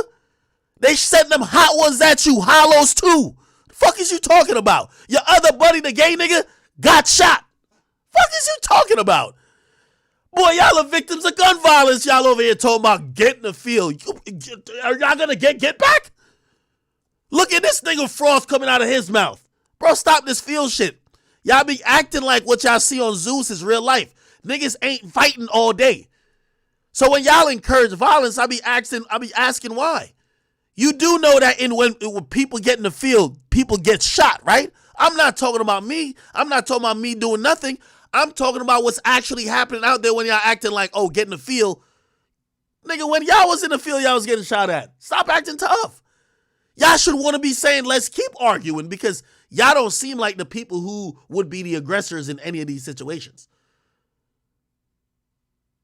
This fat flaming nigga up here got shot. You got shot at. Just shut up. Just keep it like that, bro. Just like, bro, nobody know gangsters. It's cool. Nobody want gun violence anyway. And nobody want violence, period. So you a woman. Stay in a woman's place. Get peed on, bro. And that's not a woman's place. That's just your place. They say you a bitch, pussy. Then she brought up this thing. She's like, let's talk about you. You not no bully, bitch. Okay, so she bringing up this thing where I was talking about Tyga and Tyga dating Kylie, which, again, of course, blogs are never going to be fair, but cool, whatever. Anyway, it was false information. I think I even sunned the fuck out of her. What did I say about it? You got two people who done got shot at, man. Yo, Young Miami, go be a mom, bro. You see, when you talking like that, that's why you got your car shot up, man. You was probably talking like that to the nigga who was beefing with your nigga, because I heard why nigga shot your car up. I heard why. You was talking shit too. They filled that G-Wagon with so much gunshots, niggas. I'm glad you wasn't hurt. Just stop the tough talk. Come outside, all this type of shit. Bitch, you ain't do nothing to the niggas who did that. Them niggas was almost smoking on that Young Miami pack, gang. You a woman, though. We supposed to feel bad for you, but you keep acting like you a man. When you telling people to come outside, you acting like a man. That's like a woman squaring up with a man saying, let's fight. But if I punch you in your mouth, you're going to be like, oh, no, I'm a woman, right? So which are you? You a gangster or you're not a gangster? Because if you a woman, we want to have some pity for you because you was pregnant and get your car shot up. But if you a gangster on that come outside shit, nigga, well, you ain't sliding in the niggas who shot your car up. You dumb pussy, right? Come on now. Let's keep it factual. Anyway, I had to just remind this bitch. Oh. Here we go. So I had to tell her, I said, hello, Carisha, man. You know, I said, listen, whatever you can say about me, I done explained already. I'll explain again, it don't matter. But I said, when your nigga been pissing in your face, I said, when your nigga that been pissing in your face, I'm talking about Diddy, when you gonna respond or when he gonna respond? Because you been Diddy's side bitch till now and you ain't claiming no more where your sign at. We all remember you holding up a goddamn sign talking about Go Poppy. Where your sign at now? You see, that's the problem with bitches like you, man. The nigga who you been really getting paid to fuck, as soon as he get in trouble, you run for the hills. But you the biggest one acting like you love the nigga. You don't stay with no type of, as soon as you see stormy weather, your ass is out of there. Now, granted, you know, again, first of all, I don't give two fucks about you nor Diddy. So, you know, I'm going to just keep it a beat about whatever. But anyway, you should be the most quietest person right now. And this is why you finna lose that goddamn freak off allowance, man. You gonna lose that freak off allowance. Because Diddy right now, that nigga losing all his deals. He's trying to bunker down, keep it quiet for 6-7 months, pop back up with some good initiative. He gonna change his whole motherfucking, I'm telling you how Diddy gonna come back. You know what he don't need? Is a loud black bitch making all this noise trying to beef with Act, knowing Act gonna bring up all this shit consistently. So then she gonna say, stop talking about me. So he said, stop talking to me about Diddy, bitch. Talk to him. Big back. All right, cool. I'm going to talk to both of y'all niggas until I hear otherwise. You addressing me, so I'm addressing you, pervert ass bitch. You a fucking creep. You ain't better than the next bitch, weirdo. Let's talk about you, you sick bitch. So she puts up a fake tweet. Man, you put up a fake tweet, man. Diddy done got a whole rape charge. Not a rape charge, let me be very clear. He got a whole rape case in terms of a lawsuit for them raping some 17-year-old that they supposedly ran train on. Come on, stop playing. And that's an actual underage person. Like, stop playing. That's a fake tweet. Or not a fake tweet. And this was a hack tweet, actually. Everybody know that. Cool. So then she retweets somebody who posted the audio. Again, I don't even care about playing the audio because the audio is from my video talking about Tyga and Kylie. I ain't even going to play it, though. And she said, fat, funky, dirty ass bitch, you a loser. We streaming Kai, old wash bitch. You know the funny part about this? These bitches actually think I'm in competition with Kai. Shorty, you could even make it on Kai's stream because he's not going to be streaming with a loser like you. You feel me? At the end of the day, what Kai do is an amazing stream. Kai's the best streamer. But I'm not in competition with him because what I do is definitely different. He's the best at what he does, and I damn sure the best at what I do too. Okay? Regardless, put it like this, Young Miami. The reason why, and I'm going to tell you what's going to happen, nigga. Let me give you 3 options that's going to happen. Mark my words. Everybody can write this down. Y'all either finna get dropped because you suck. You've been losing fucking money for everybody. Okay? So you either get dropped or y'all going to separate. I'm giving y'all 12 months. Factuals. Mark it down. Rewrite it. I'm telling you what's going to happen. JT going to do her thing and you're going to keep sucking cock and get pissed on because that's your only fucking talent. That little piece of shit reality a podcast you had, that shit ain't coming back. Because you're too fucking lazy to do it on your own. You could keep your shit going on because for whatever reason you did have a buzz doing that. But you're too fucking lazy. Just like you're too fucking lazy to help your fucking teammate out to make some fucking bars. You didn't write shit, you didn't do shit. You're just a fucking waste of skin. That's a fact. I'm telling you this because I'm not making up shit. I'm telling you this because I've heard everything behind the scenes. So everything I'm predicting here, just give me the year and tell me if it don't happen.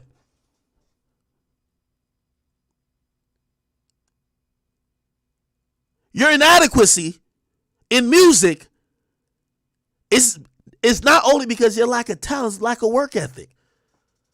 How dare you even have the confidence to not be talented, not write, not do anything?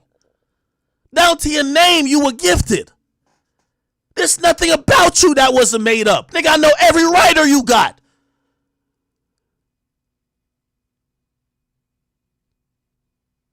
You forgot they done told me that they gave you the paper to read off and you couldn't read it. Are you dumb? How you gonna argue with me? Yo, here's the lyrics. It's a hit. Trust me, just read it. Bitch sound like Florida Power 105. Like, come on now. You got coached through everything in your life. Failure. You are a failure.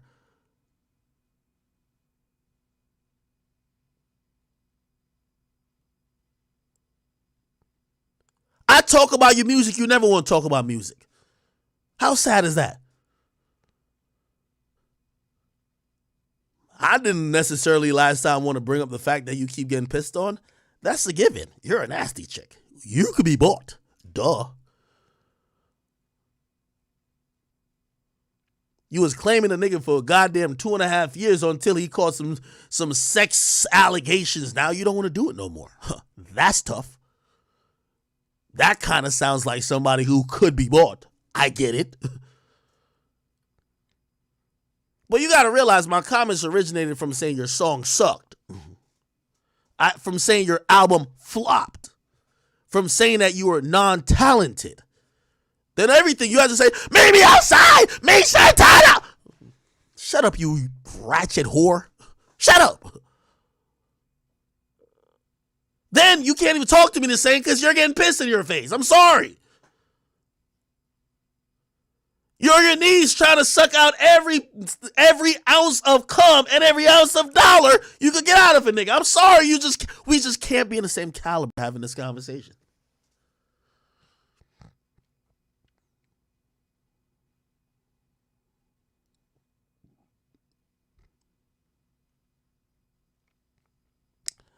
So I know the end is near for y'all. And then your alternative career, you're too lazy to continue because let me give you I'm gonna give you a hint. Diddy ain't doing nothing with Revolt for a good while. You should take that podcast, have some initiative, film it from your home or film it from a studio. You claim you got all the millions. The shit's already a hit because women like going on there to talk about getting pissed on just like how you enjoy it. Just do it. Do it more than once every 3 months. Probably work out for you. But you won't. You're just fucking lazy. You're the epitome of the modern day 2024 woman who rather get it laying on their back than get it while standing on their 2 feet. That's why we can't respect you. Only work you want to put in is sucking cock. Not on that mic. Either one of them, in the booth or not in the booth.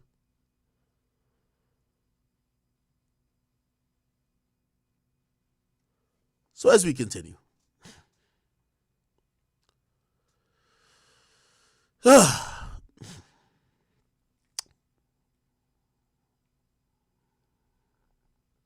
Oh, I think this was an attempt to try to. This is what they used to do. Oh, let's try to get him canceled. Special message from Rumble to you. Fuck you. The fuck? Shout out to Rumble, man. Twitch don't give a fuck. And Spotify, me and them, we have a mutual agreement that we'll only speak nice to each other. Okay? Love you, Spotify.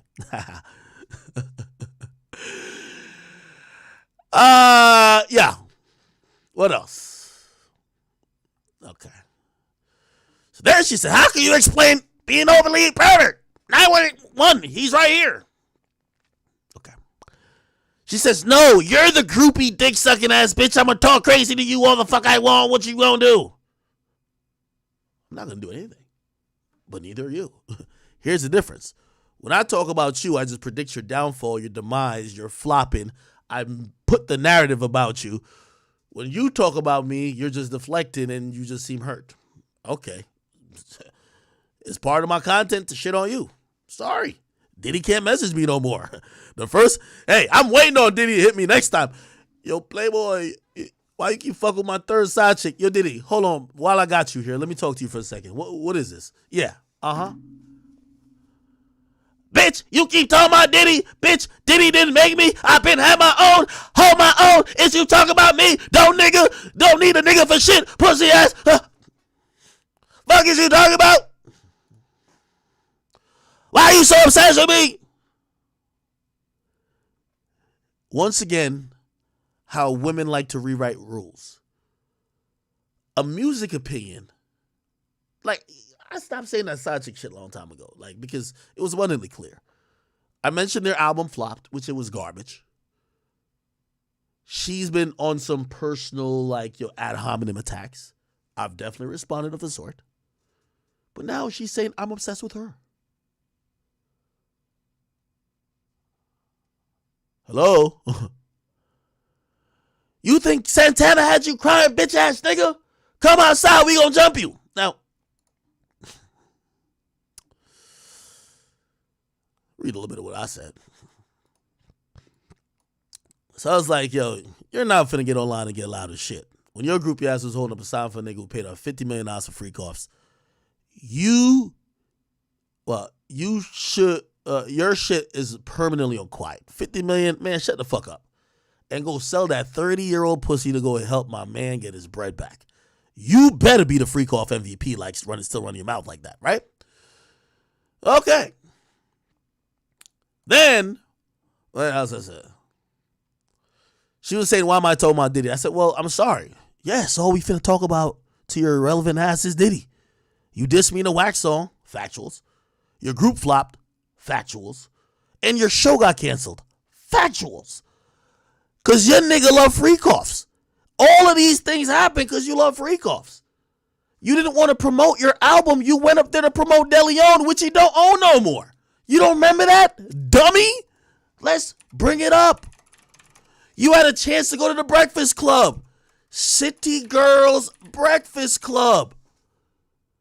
And when your groupie ass went up there, you had a De Leon bottle. You were trying to get camera time because you couldn't wait to go home to get peed on. This was 2 months ago. Fast forward, Diageo, Diddy, De Leon, all D's, triple D's, pause.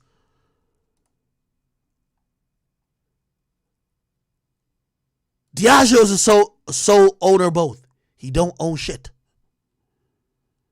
Just showing you how much of a pawn you were. She said, why are you so obsessed with me? I said, well, nigga, I ain't gonna lie to you, man. You're on mute since the freak off exposal. Then you diss me. Don't play victim. This is what they're good at, right? Just acting like it's act, just beefing with what. No. You were on mute. You didn't want to say nothing. But then you dissed me in a song, which is not even right after when I talked about your album. You dissed me months later, which goes back to you being a lazy sack of shit. You love getting it while laying on your back rather than actually stand on your 2 feet and put work in to go get whatever you got to get. You're just a lazy person. That's why you're fucking group, and that's why musically everybody surpassed you. You're lazy. You rather follow a nigga who's already made his fortune, who's already a billionaire around the world, and be a side chick than actually be active and putting hard work in for your own career. That's a fact. So you were quiet when he got exposed, but then you dissed me in a song that was just far too late from even our back and forth. It didn't even make sense. So I said, don't play a victim now. So I said, how many niggas is, I'm trying to ask just some general questions. How many niggas urinate on you, Carisha? Where's your sign at? I don't see it no more. Did you leave that nigga because he got sued? What happened? Where did y'all find the dozens of alleged niggas who fucked you in the freak off? Because that's what happens in freak off, right? Don't play victim now.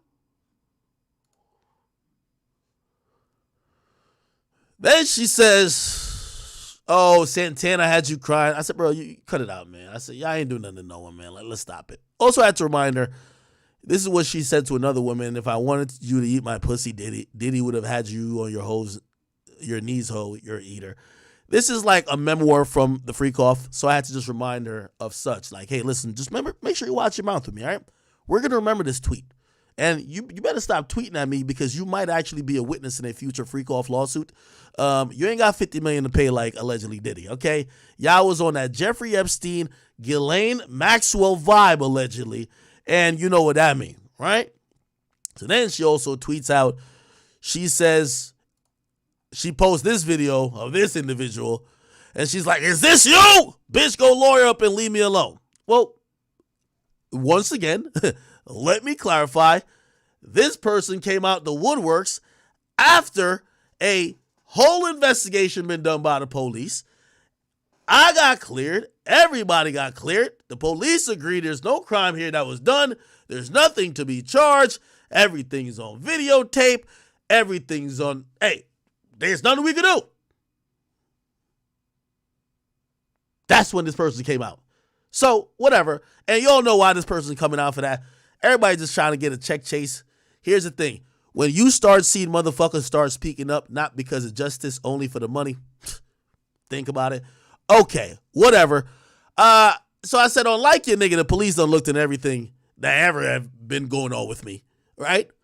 Everything's on video, 100% clear. Now, about your nigga, I don't know about that. Listen, I'm not paying out a motherfucking thing. I'm not paying out $50 million for shit I ain't do. What about your nigga? Anyway, it continued. I think this might be the last one, where I basically told her, man, listen, we're tweeting like late night. I said, listen, you finna lose your monthly week off, your monthly freak off allowance fucking with me. Because now you about to have Diddy trending again tomorrow. If I'm Diddy, you know what I tell you, to shut the fuck up and keep making that whack ass music and keep selling that overused box. You supposed to wait at least 6 months for people to forget about Diddy, then you could pop up with him on a golf cart on Star Island acting like nothing happened, and y'all go bad together, or y'all go together real bad. You feel me? But now again, you got him trending. And I'm sorry, Young Miami, every time you mention something to me, I'm going to have Diddy trending. Because at this point, you're just a goddamn urinal. Because I don't have any more reason to speak about you because your music isn't infectious. It's not doing anything. So I've got, and by the way, just for the record that we could put this on public record, I've gotten off anything I need to say to Carisha. She's no longer relevant in the music scene. I don't feel the need to get on here every day and diss her. So I hope this will be the last time I'm mentioning her. She doesn't have a hot song, nor an album, nor anything musically why I would ever discuss her. She's a byline. She's a side piece. She's on the sidelines. She's just Diddy's depends. His urinal. That's it. And unless she says anything about me, I don't really got, like, I'm not gonna keep going at her, but I had to let that be known, right? And yeah, I think we think we're at a good medium.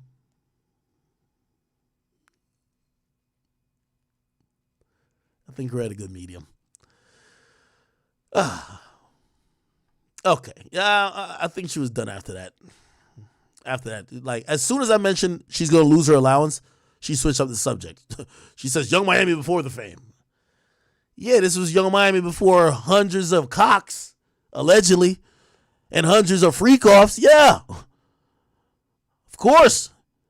Of course it's the 30-year-old woman trying to rewind the time till she's 18. It's okay. Listen, aging's a beautiful thing.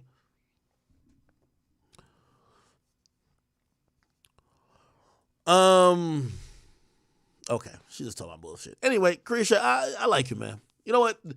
Put it like this. I'm gonna be honest with you. I'm actually not even like, for the people who think that like I hate her, like, nah. Listen, she has one of them little nasty ratchet mouths, but I have one of them disgusting mouths too. Pause. In terms of being able to talk about people. And yeah, yo, Carisha, listen. There's nothing musically maybe you could talk about, but you know, if you know when the dust is settled, you ever want to have a conversation, and we could have it on camera off, we could. I don't care. I'm not that mad at you, but I will put you in your place every single time. All right. I wish you well, and listen, when shit is going awry, all Diddy needs for you right now to do is stop tweeting. Okay? Please do. Okay. Was that the only thing she said about me? Yeah. It's interesting how like upset she gets when I mention just the music aspect of shit. Like, bro, your music sucks. Without a doubt, you're getting dropped in the next year, or you're gonna have to separate. Musically, you're at a deficit. I'm not saying these things because I say they sound good. I'm saying these things because, and if you.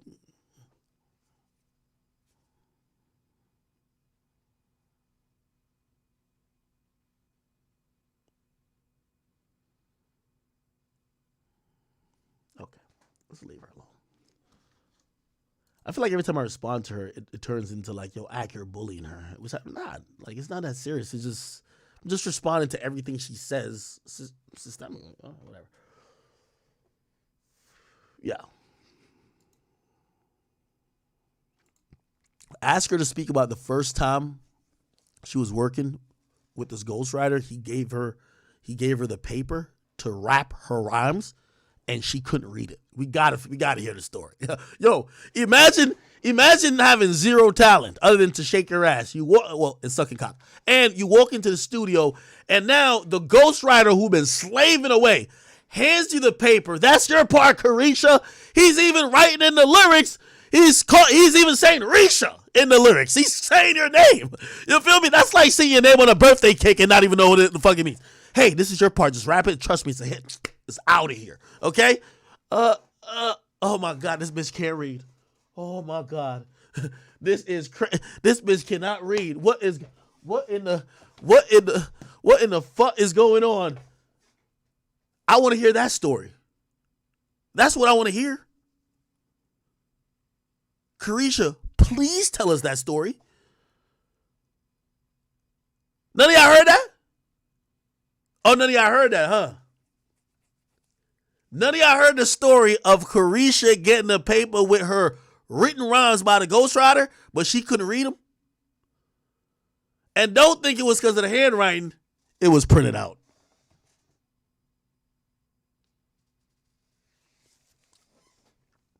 Do your homework on that one.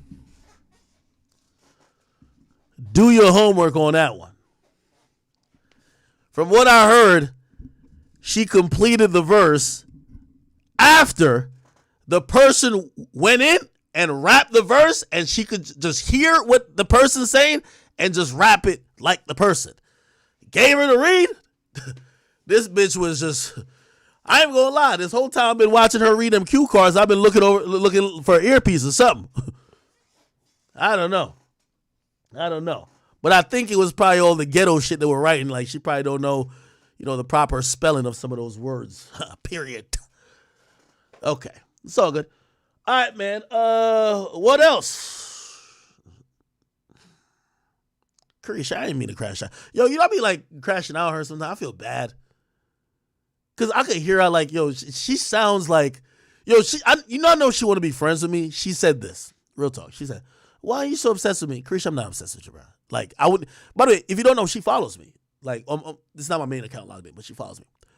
And then she had said something to me And I was like, oh, she actually do likes me.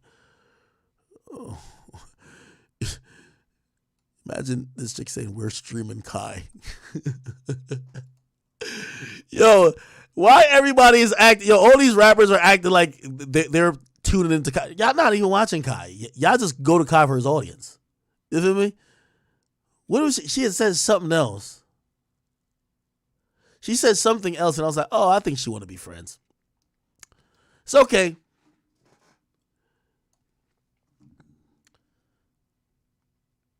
All right. Am I done here, or let me see. Oh, hey, Act. What? By the way, Blueface updated his story about like 25, 30 minutes ago, responded to Soulja. With another voice call? Yeah, yep. Bro, he's blogging from jail. I told you, on Schoolyard Crib. Bro, that nigga really blogging from jail. Jail can't be that fun if you send out a daily voice note, though. All right, let's see what he said, chat.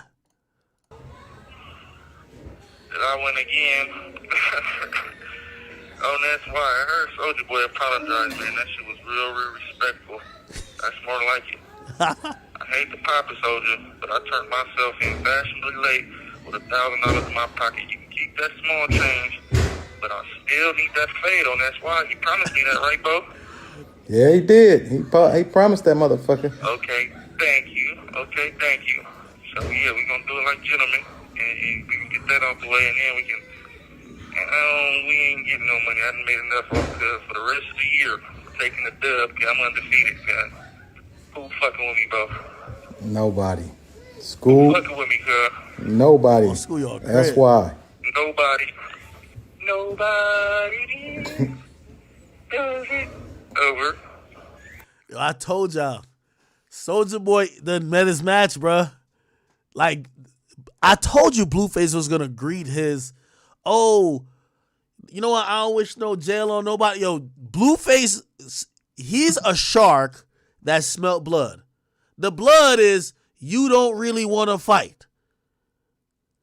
Because he smelt blood, he's going to forever bully Soulja Boy over the fact that Soulja Boy don't want to square up.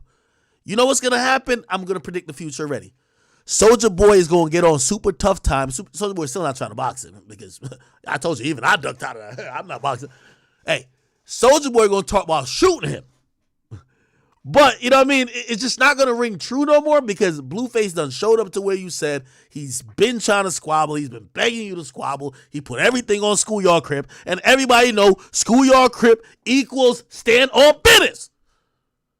So we just got to keep it a beam, man. Like, yo, Soulja Boy, for the first time in his career, has to learn to take the L. Ignore this guy.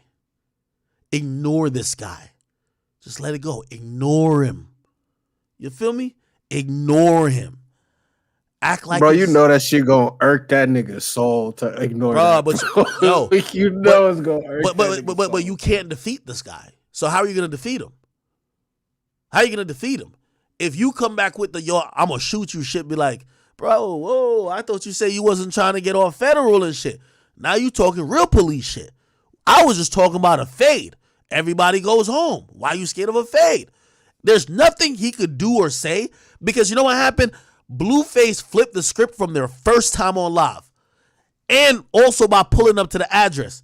Put it like this. If Blueface never pull up to the address, Soulja Boy can say, man, I ain't about to get into it with his clown. He just want clout. Man, I told that nigga one time to pull up to the address. He ain't never pull up. Blueface said he pulled up twice, to the park and to the other address, and went live at one of them. You can't say nothing about him no more. Like, the nigga doesn't put you in a position where you either got to crash out or you got to ignore him. Sorry. So, again, we're going to see how Soulja Boy ups the ante, but it's going to be off his own ego because I don't think Soulja Boy could handle online L's. You can't handle when people speak about him ill or trying to check his gangster or doubt, his sincerity online. But I'm going to be honest with you. I keep telling you, Blueface is on a crash out mission. And until Blueface gets a long sentence, he's going to come back out even worse than before.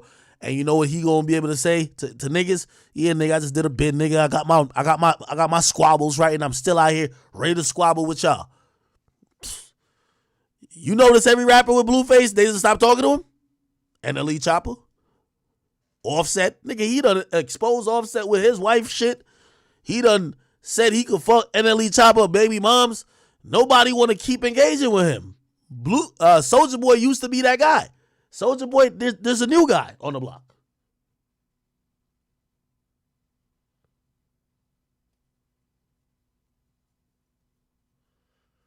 That's how it goes. Yeah. Okay. All right, man. Hey, Blue, if you see this, don't stop blogging from jail because we need content. And you are funny. I'm just saying, when you say, I love it here, I'm going to assume you don't really mean that because you keep calling and sending messages to outside jail. If you were loving jail, like they do a real good job in jail, I hear, of keeping you in the dark about what's going on in the real world. They don't even really try to let you know what time it is type shit. Like they want you to just be in this whole different world and not be concerned with the free world. And you consistently keep sending messages to the free world. And I clearly somebody who is telling you what's going on in the free world. So it is what it is. Now he did link to a YouTube here. Let me see what they're promoting. Shit. What's the YouTube promote? Let me see. Crap. Oh, he put the thing too close. Can't really see. Oh, visit link. Oh, it's to the Barbie song. Okay, got 4 million in 2 weeks. Yeah, it's all good. All right, we'll see. All right, people. I will be getting off of here, man. Listen, I done gave y'all about damn near 6 hours. Well, actually 5 hours and 48 minutes, which if you minus the time that I took to like do intros, about 5 minutes and like 30 minutes. So thank y'all for rocking with me today, man. We're trying to get back to a level-headed cohesion where we're at a place of doing topics, having some fun. There's always going to be some drama that's going on that's not topic-wise. We're going to try to address those two like before stream or whatever. We're trying to not have many streams where it's just derailed completely by other ancillary things, right? Because there's always going to be things, unfortunately, we're just at the point where some bullshit's going to pop up here or there. Let's try to stay on track. I appreciate you guys for rocking with me today. I appreciate you guys for rocking with me and always, and also in the last couple weeks, man. I've been appreciating how you guys have been checking on me, just make sure I'm good, and I'm here for y'all as well. Yeah, somebody said go live again tonight. Wait, what's going on tonight? By the way, shout out to all my mods. Shout out to all my chat queens. We have some amazing chat queens in here, which we love. Shout out to all the people who have supported, even if you're currently because some people do be, I've realized there's a section of the audience, like they're supporters, but they're like upset. We love you too, even though sometimes I cuss you out. Okay. Somebody said, what? I have what? What are you talking about? Okay. Anyway, Hemi Lifestyle, thank you for the donation. By the way, did I read all the donations? I think I should have. Somebody says, talk about Boston Richie and a underrated. Ooh, all right. Let me get more information on Boston Richie in that situation. I hate to find out information like that on live because I'm only going to hear about the rumors. Let me find some more information about it. Y'all want me to talk about Boston Richie and that? By the way, people wanted me to talk about the G Herbo. Y'all hear about the G Herbo thing? I didn't talk about it, but it was like, they're like, G Herbo messaged a transformer. I didn't talk about that. Corey, thank you for the buck. Homies over 3 or 4. Thank you for the 2. And somebody says, being in the house made YB gay. His wife made him switch over. Daddy Logic, thank you for 5. No, listen. What I'm saying is that he didn't want to. I understand making violent music about killing people is kind of inauthentic when that's not your life and your mindset every day, right? Somebody says, yo, let's go over the Ice Spice paperwork. That'll be the top of the agenda tomorrow. Ice Spice paperwork. You say Ice Spice lawsuit. Sorry. The Ice Spice lawsuit, you got a paperwork. We'll talk about it top of the stream tomorrow. And somebody says, do you think people exaggerate Gunna's success at the moment? Thank you, Bozo. He said, besides Fuck You Mean, none of the songs did well from that album, and the 3 songs, including the Turbo song and Afrobeat song, failed to chart anywhere. It still remains to be seen, but that song was really successful. But content-wise, I think people did enjoy it, even if the other songs didn't do as well, right? Isaiah says, that other video, he was holding up to his lips so his man's lips don't touch it. Okay. All right. Okay, brother. Hip Hop Dungeon said, nah, man, I've been smoking since 16. I ain't never think about no weird shit like that. These people using it as an excuse. Gabe XYZ says, man, most new weed strains make you very aroused. Oh, okay. Cheflon 15, thank you for the tweet. Says, yo, can you talk about, or we talked about a 42 Dugg thing. And somebody says, Playwright Cardi says, don't forget, Act, they like the same thing. It was talking about the Wiz thing. And by the way, that's not the real Playwright Cardi. By the way, when I find out new information, I'm gonna in the next couple of days, I'm going to try to get some real solid information on Cardi. As soon as I get it, I'll let you guys know, okay? I'm really on that. I might even tweet it out before I even say it on stream. So watch my Twitter, okay? Somebody said, I'm glad you mentioned those dusty SSA chains around her neck. Shit sound like putting dishes in the dishwasher when she's moving around. We're talking. That's talking about what was Shorty's name again? Let's talk about Kershaw and Rock and anything but the norm. Thank you. It says they have to call Gunna in the case because he's the one that could prove. Well, the co-founders have proved that YSL is a gang.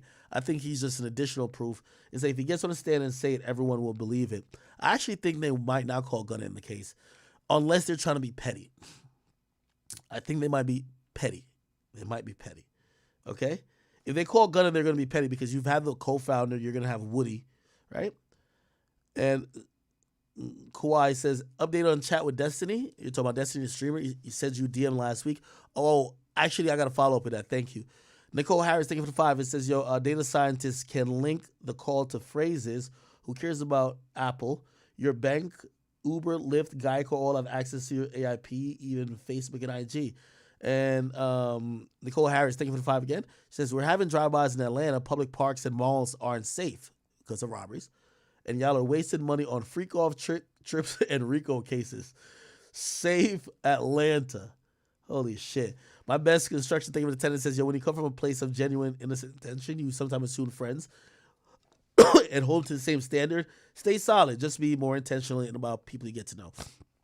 Just about that. Again, I don't think it's not expectations. Is like, my nigga, I'm expecting people around me to be normal. Okay, I'm gonna just say that.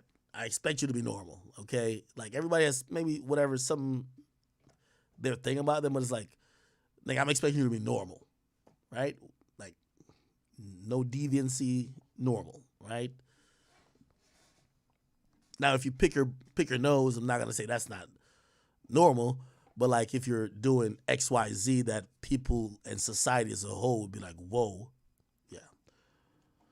All right. And somebody says, background check for every motherfucking body. You're right about that. PCG Nino, thank you for the 5. It says, sorry you had to go through that. And let me see, is there anything else I didn't get to? I feel good today about today's stream. We got through a lot of shit.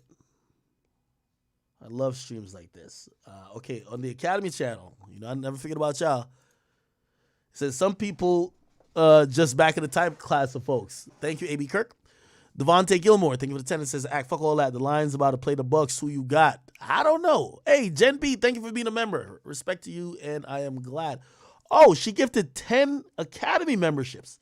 Yes, on the Academy pages, on the Academy page, if you watch me from there, you could become a member. Also, the VOD stays up on there too. So, I know you watch on King Academics. That's the most active YouTube right now.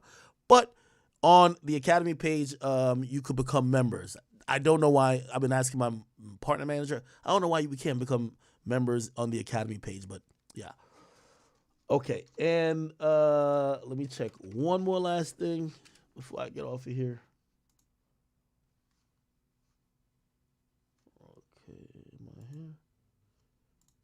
Wait, somebody says what? We didn't talk about what? You said, oh, we didn't even talk about, we talked about your crush, Pasisha, or whatever you want to call her. Carisha, we talked about her. Hey, we're starting with, what's the name tomorrow? Don't you worry. Okay, the only thing, and I'm gonna ask Rumble this, because if I miss a Rumble rant, I would like to be able to recall it later if I didn't see it in time. Okay, we'll figure it out. By the way, I added a couple new Rumble mods, so if you guys are new to Rumble, make sure to make an account. I am adding moderators to make sure we keep the peace in there. And again, just thank y'all, man. I love y'all. I appreciate y'all. Thanks for being there for me. I know y'all have seen me at some of my like severe highs and my severe lows. I know no matter what, you guys are there for me. I feel comfortable enough, whether it's having extreme laughter, extreme, despair or pain. I've cried with y'all. I've laughed with y'all. And that's just what life is, man. I appreciate you guys watching. And I'll see you tomorrow, okay? Chat Nigga hoodies. We're having Chat Queen hoodies and Chat Nigga hoodies. They will be dropping first time in like 4 or 5 years. They'll be dropping, I think February 1st. They'll be dropping, okay? All right. Love y'all. I will talk to y'all tomorrow, okay? Bye.